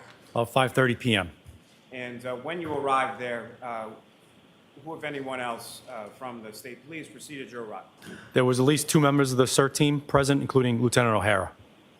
And if you recall, where were they located in relation to the residence? They were directly in front of the residence. Now, as far as their search was concerned, how was a determination made, or who, if anyone, made a determination as far as where they were going to search? So typically, when I work with Lieutenant O'Hara, I kind of give him direction. So in this case specifically, I learned from Sergeant Buchanan that Mr. O'Keefe was found in an area between the flagpole and the fire hydrant. So we concentrated that area, and so I talked to Lieutenant O'Hara that this is going to be our parameters, and he instructed his people how to deploy or to that area. And now, sir, as far as beyond sort of directing as far as an area is concerned, what, if any, other involvement do you typically have when it comes to the CERT team and how they conduct their search? They're professionals with expertise in that. So essentially, I just point them in the direction, and it's up to them to figure out how to deploy it and get the mission done. And so what, if any, involvement do you have as far as when they begin and how many people are involved, or when they end, or anything like that? I'll have some consultation with Lieutenant O'Hara, but it's really his call to make. And as far as this particular search on January 29th, do you know how many members of the CERT team eventually responded and how the search was conducted? There were 7 members. Most, if not all, had typical snow shovels, and they used those shovels to systematically go through the snowbank that was in front of 34 Fairview within these 2 parameters.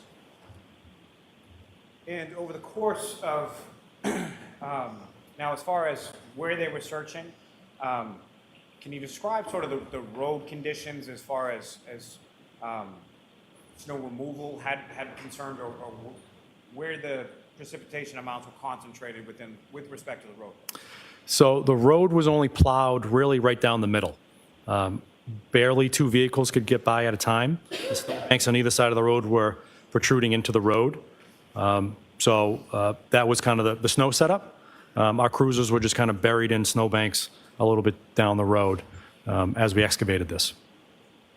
And, sir, as far as this search was concerned, what, if any, information did you provide to Lieutenant O'Hara as far as items being searched for, or what was he directed to be looking for? There were 2 items specifically. We were looking for potential pieces of a taillight of a vehicle and a shoe. And as far as a shoe and potential pieces of a taillight, where did that information come from, or why were those the items that were being looked for? Relative to the shoe, when Sergeant Buchanan and Trooper Proctor responded to Good Samaritan Hospital and collected the clothing of Mr. O'Keefe, they realized that there was only 1 shoe present at the hospital. They had contacted the Canton EMS and other people who cared for him, and they'd learned that a shoe wasn't removed at the scene, and that when Canton Fire and EMS arrived, Mr. O'Keefe only had 1 shoe on. So it was important to locate that second shoe. Relative to the taillight, we'd gotten information that witnesses stated that Miss Reed's vehicle had a broken taillight, and so we were looking for evidence of it being broken at that location. And with respect to the search that was conducted by Lieutenant O'Hara and members from the CERT team, where was that in relation to either the roadway or the front lawn of 34 Fairview? Well, as we were excavating this, or as they were excavating this snowbank in front of it, we realized that the snowbank protruded about 3 feet into the roadway. So as they were moving this first part of the snowbank, we're essentially shoveling the road. And so as they continued on there, they would then hit the curb area. And as far as beyond the curb area, as far as grass or the front lawn, was the CERT team members, from your observations, able to go beyond the curb into the front lawn area? No, they're having difficulty shoveling with plastic snow shovels onto the lawn, from the lawn. And Your Honor, may I approach the witness? Oh, actually, I'm sorry. Lieutenant Tully, with respect to the CERT team and their search, what, if anything, did you do to document and memorialize their efforts as far as any items that were recovered? I took photographs of items that were eventually found in place. and documented them in a report, and they were collected in evidence bags. May I approach the witness, Your Honor? Yes.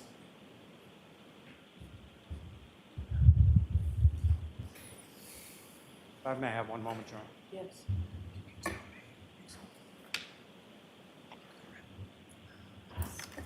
Jurors, we'll be stopping at 4 today. Okay.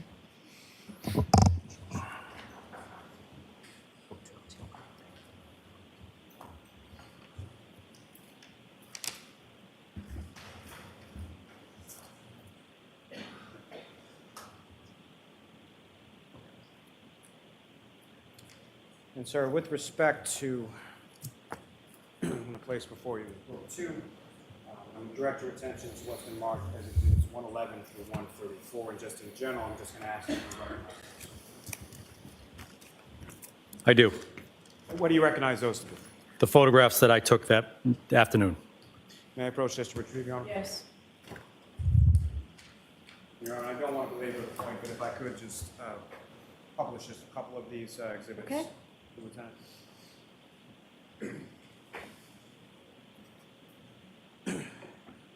And Ms. Gilman, if I could have exhibit 111. Lieutenant, there should be a laser pointer on the desk before you.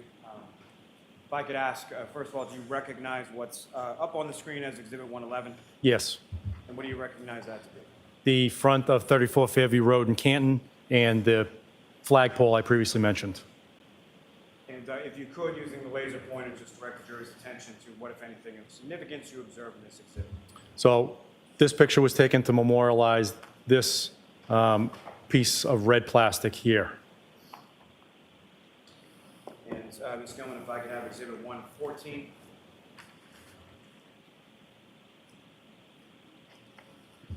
And again, Lieutenant, do you recognize what's up on the screen as exhibit 114? Yes. And if you could, using the laser pointer, direct the jury's attention to what, if anything, of significance you observed there. It's that same previously mentioned red plastic. The purposes of the multiple photographs, I'll take one as overalls, and as I get closer, I'll take more photographs to give better context. And these photographs of these items, were they taken, the items that you're photographing, were they moved in any way prior to you memorializing them with photographs? Yes, this piece in particular, a CERT team member, as he was removing the snow with the shovel, had picked up this piece of plastic with it.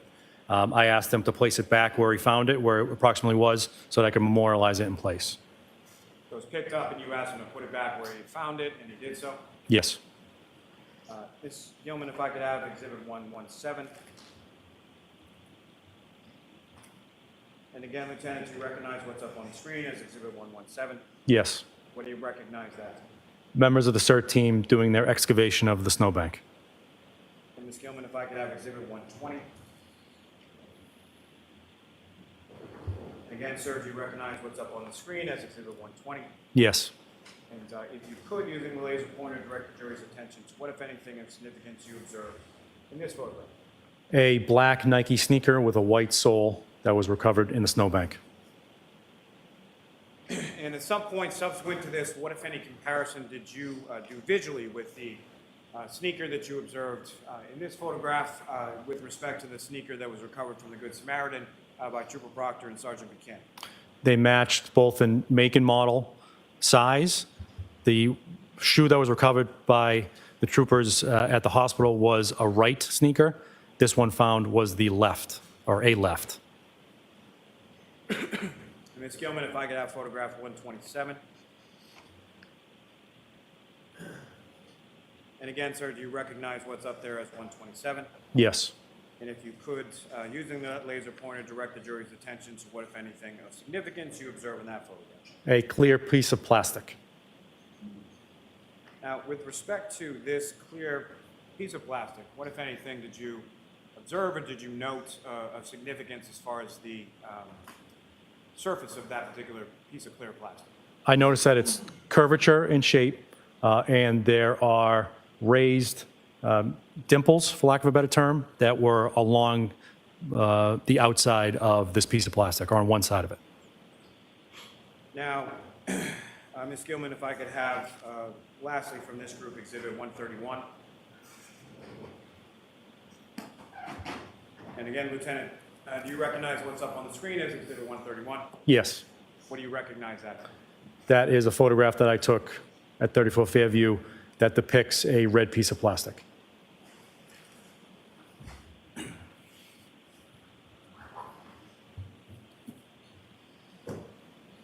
Ms. Gilman, you can take that down, Mr. Officer, we can have the lights back on. Thank you. Now, with respect to the items that were observed and photographed by you on January 29th during the search team search, what happened with those items from the scene? They were collected, placed in an evidence bag, and brought back to our offices to be secured. And if you could, as far as the evidence sort of system is conducted with regard to this case and other cases and investigations within your unit, can you explain to the jury that process of sort of when an item is seen or an item of evidentiary value is seized, what happens? Well, first, to provide context, by policy, I am the evidence officer for the unit, and I have assistant evidence officers who assist me in the caretaking of the evidence. So we'll use this particular instance where evidence is collected at a scene, it's memorialized in place, placed in, if it's the right shape and the right condition, in a paper bag with some notes placed on the outside of the bag, transported to our office where it's secured either in a temporary locker or the permanent evidence area. And as far as when it's taken into custody and put into a bag, what is sort of the protocol or the policies with regard to how that bag is marked or what is done with that bag once you have the item contained there?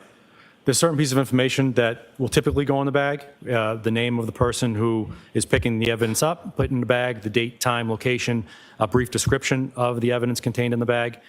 It will then be taped, and initials will be placed on the tape to memorialize who did the taping and the date in which the taping occurred. And as far as the supervisor, as far as evidence is concerned, you mentioned that there are some evidence officers who are assistants to you as the actual evidence officer. Yes. And at this time, in January 29th, 2022, who were those evidence officers within your unit? Relative to the homicide section, it was Trooper Jeff Kotkowski and Trooper David DeChico. Now, with respect to the evidence storage at your office, can you explain to the jury sort of how that's managed, where it is, and how items are checked in to evidence once they're seized? We have an evidence tracking system. So as evidence comes in, we place it into the system. A label will be created and placed on the outside with the case number and an item number specific to that bag. It will be placed into the evidence room, which is locked in 2 different methods and has an alarm code pad, and you need your ID pass to swipe in order to enter. And only certain members of the unit have access and know the code to the alarm. Me obviously being the one and the 2 assistant evidence officers. And that's subject to inspection by the state police frequently. And so, correct me if I'm wrong, but at this time, it's essentially yourself, Trooper DeChico, and Trooper Kotkowski who had access to that evidence storage area? Yes. Now, with respect to the remainder of the troopers within your unit, would they have access to that same evidence storage area? No. Now, with respect to your unit at this time, late January of 2022, how many troopers were in your unit or under your supervision in the detective unit at that time? There were 13 under my supervision for the unit as a whole. Specific to the homicide section, there were 4 troopers and 1 sergeant. And that number, as far as 4 troopers and 1 sergeant, is that sort of a typical number, a low number, high number? Historically for Norfolk, that was a low number. We have since had more transfers come in to the unit. And how many do you supervise within the homicide unit at this point? 1 sergeant and 7 troopers.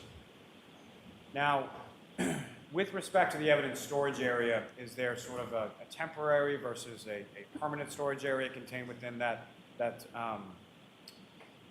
locked and coded storage area? Yes. And can you describe sort of the difference between the two and how things are managed by either you or your assistants with regard to evidence within the locked storage area?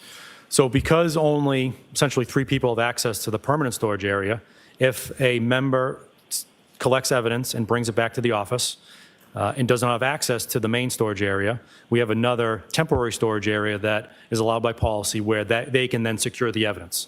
The next available time, the person who has access to the main room will come in and transport that piece of evidence from the temporary area to the permanent area. As far as that transportation or transmission from the temporary area to the permanent area, what, if any, sort of documentation is generated in regard into that? There's no notation from one location to the other as allowed by policy. And as far as when items are seized and when their labels are sort of printed in relation to those items, is that always done sort of simultaneously when the item comes in, or how is that typically done timely? Well, same with the label printing system. So only the evidence officers have the ability to create the labels and put it into the system. So you need them to create the label. So if a member comes in, doesn't have access to that system, place it in temporary storage area at the next available opportunity for an evidence officer or the assistant evidence officer to arrive, know that there's evidence there and process it, place a label on it, and stick it in the permanent storage area. Now, with respect to those items that you recovered from 34 Fairview Road at the roadway in front of it, where were those items located with respect to each other? They were, in total, within a 5-foot area. So if you're looking at the house, from right to left was how they were found. First was that first picture you displayed, which was the red piece of plastic. About 3 feet from that was the Nike sneaker. About 1 or 2 feet to the left of that was the clear plastic, and just next to that was another piece of red plastic along the curb of the road. And as far as those items that were recovered and bagged and placed in evidence on January 29th, did you have occasion to bring those items with you to court today? Yes. And Your Honor, may I approach? Yes.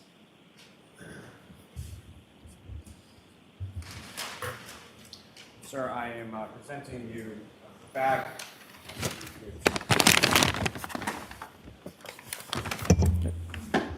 Brought my own.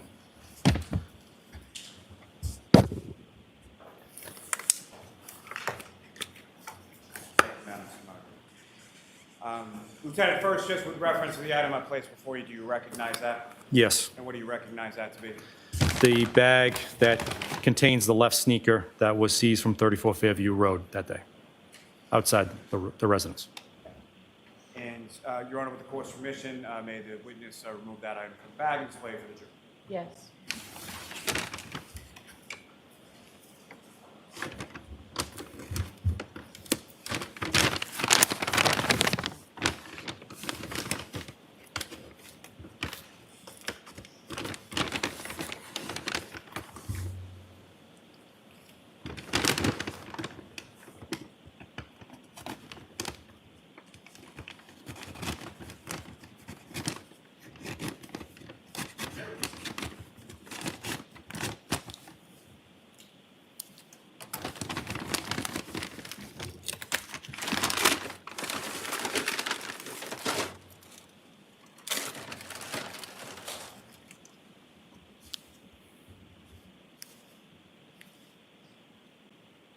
Thank you, sir. If you could place that in the bag.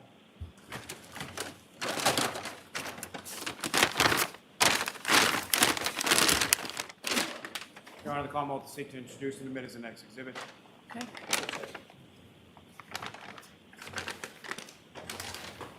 Exhibit 569. May I approach again, Your Honor? Yes. Sir, I'm handing you 2 separate bags. Do those without you finish.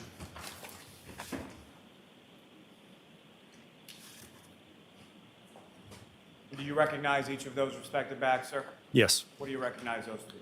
The bags that contain the red and clear plastic pieces that were recovered from the roadway in front of 34 Fairview Road. And, sir, if you could, just with respect to each of those bags, read what is listed as the description on the outside of the bag to the jury. The description on this first one is pieces of clear hard plastic tail light cover. Location 34 Fairview Road, Canton. And The second, please. The description is pieces of red hard plastic taillight cover, location 34 Fairview Road, Canton. And Your Honor, with the court's permission, I would ask that the witness be allowed to open each of those bags and display the items to the jury. Okay. And sir, if I could ask you to start with the red plastic. Okay.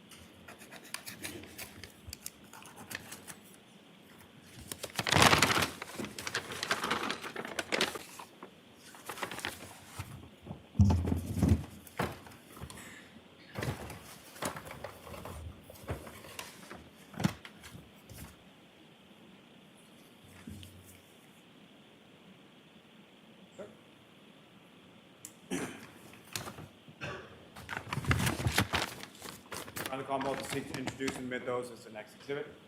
All right, Mr. Jackson, they're coming in. No objection, Your Honor. Thank you.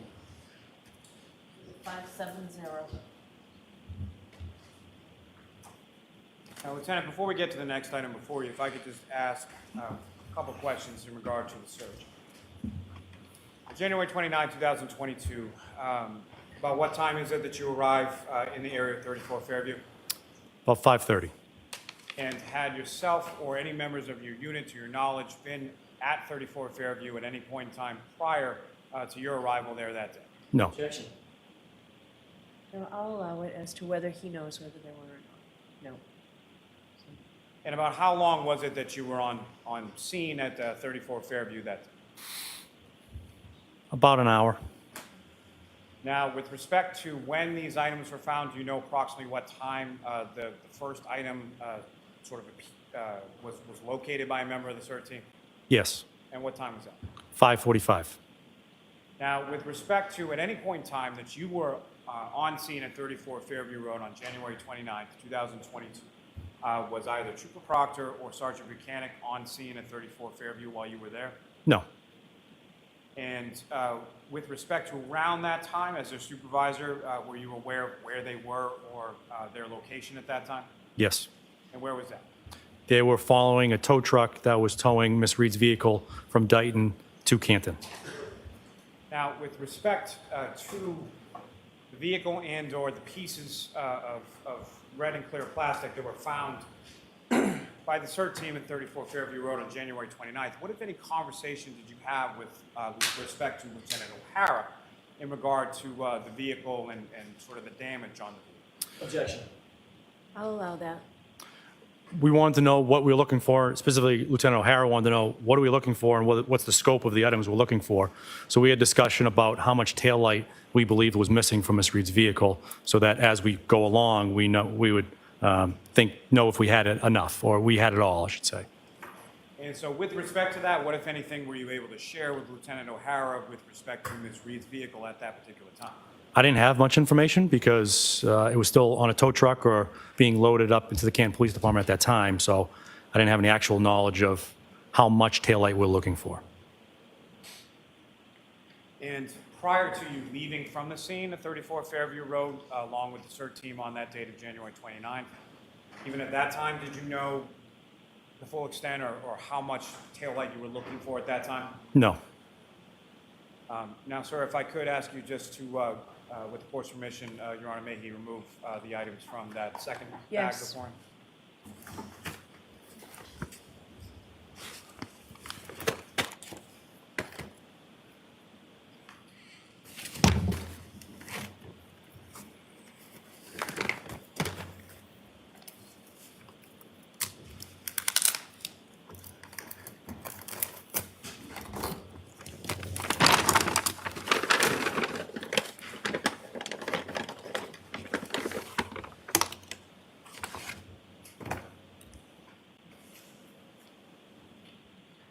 Lieutenant, from the two items that you have before you in your hand, you had met reference to one of those clear pieces having some sort of stippling or raised surfaces on it. Is that correct? Yes. And if you could just with your finger or just in some way delineate to the jury where you observe that to be. So you can see it as you look through it. You can see almost bubbling of it. And as you run your finger along, you can feel indentations along there, as well as the ridges that are along the top end here that appear on both pieces. And Lieutenant, if you could, you can place those items back in the back.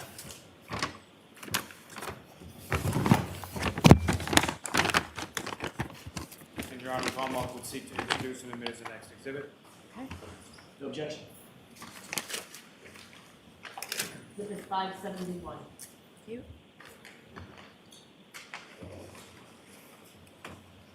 Your Honor, given the time and given where I am. Why don't you come to side bar to say this?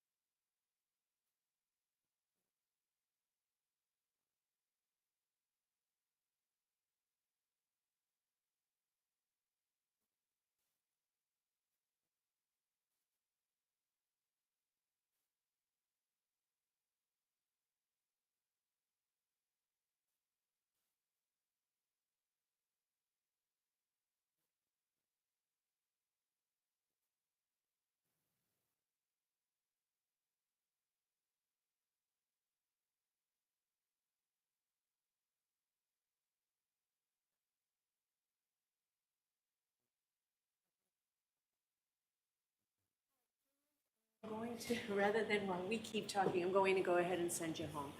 Please do not discuss this case with anyone. Don't do any independent research or investigation into the case.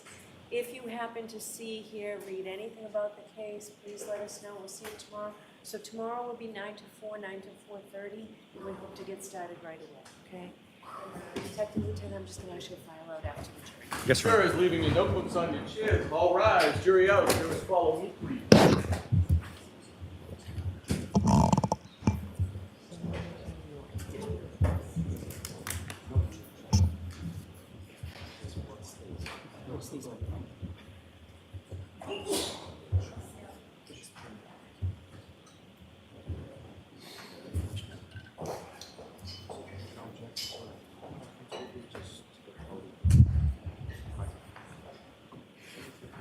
You may be seated.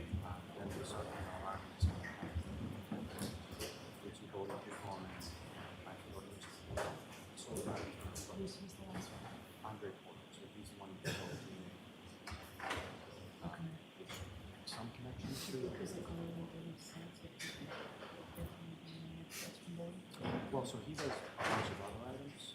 The only connection is that he also does the testing.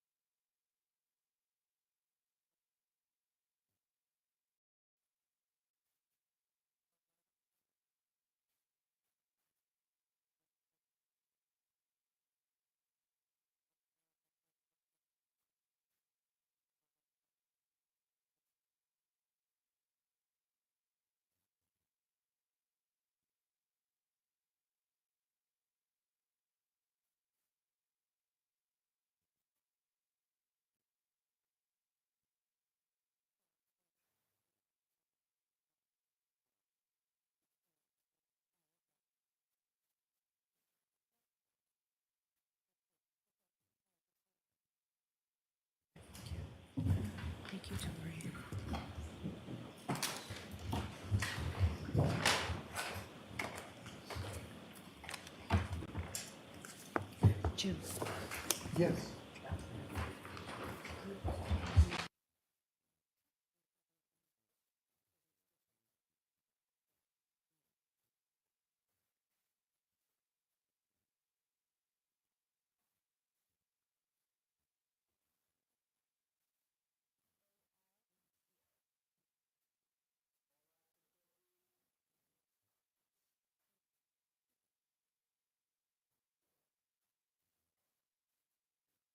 I'll never slow up, no I don't take shit. I got no love for the fakeness. If you wanna play tough and wanna hate this, I'll always show up.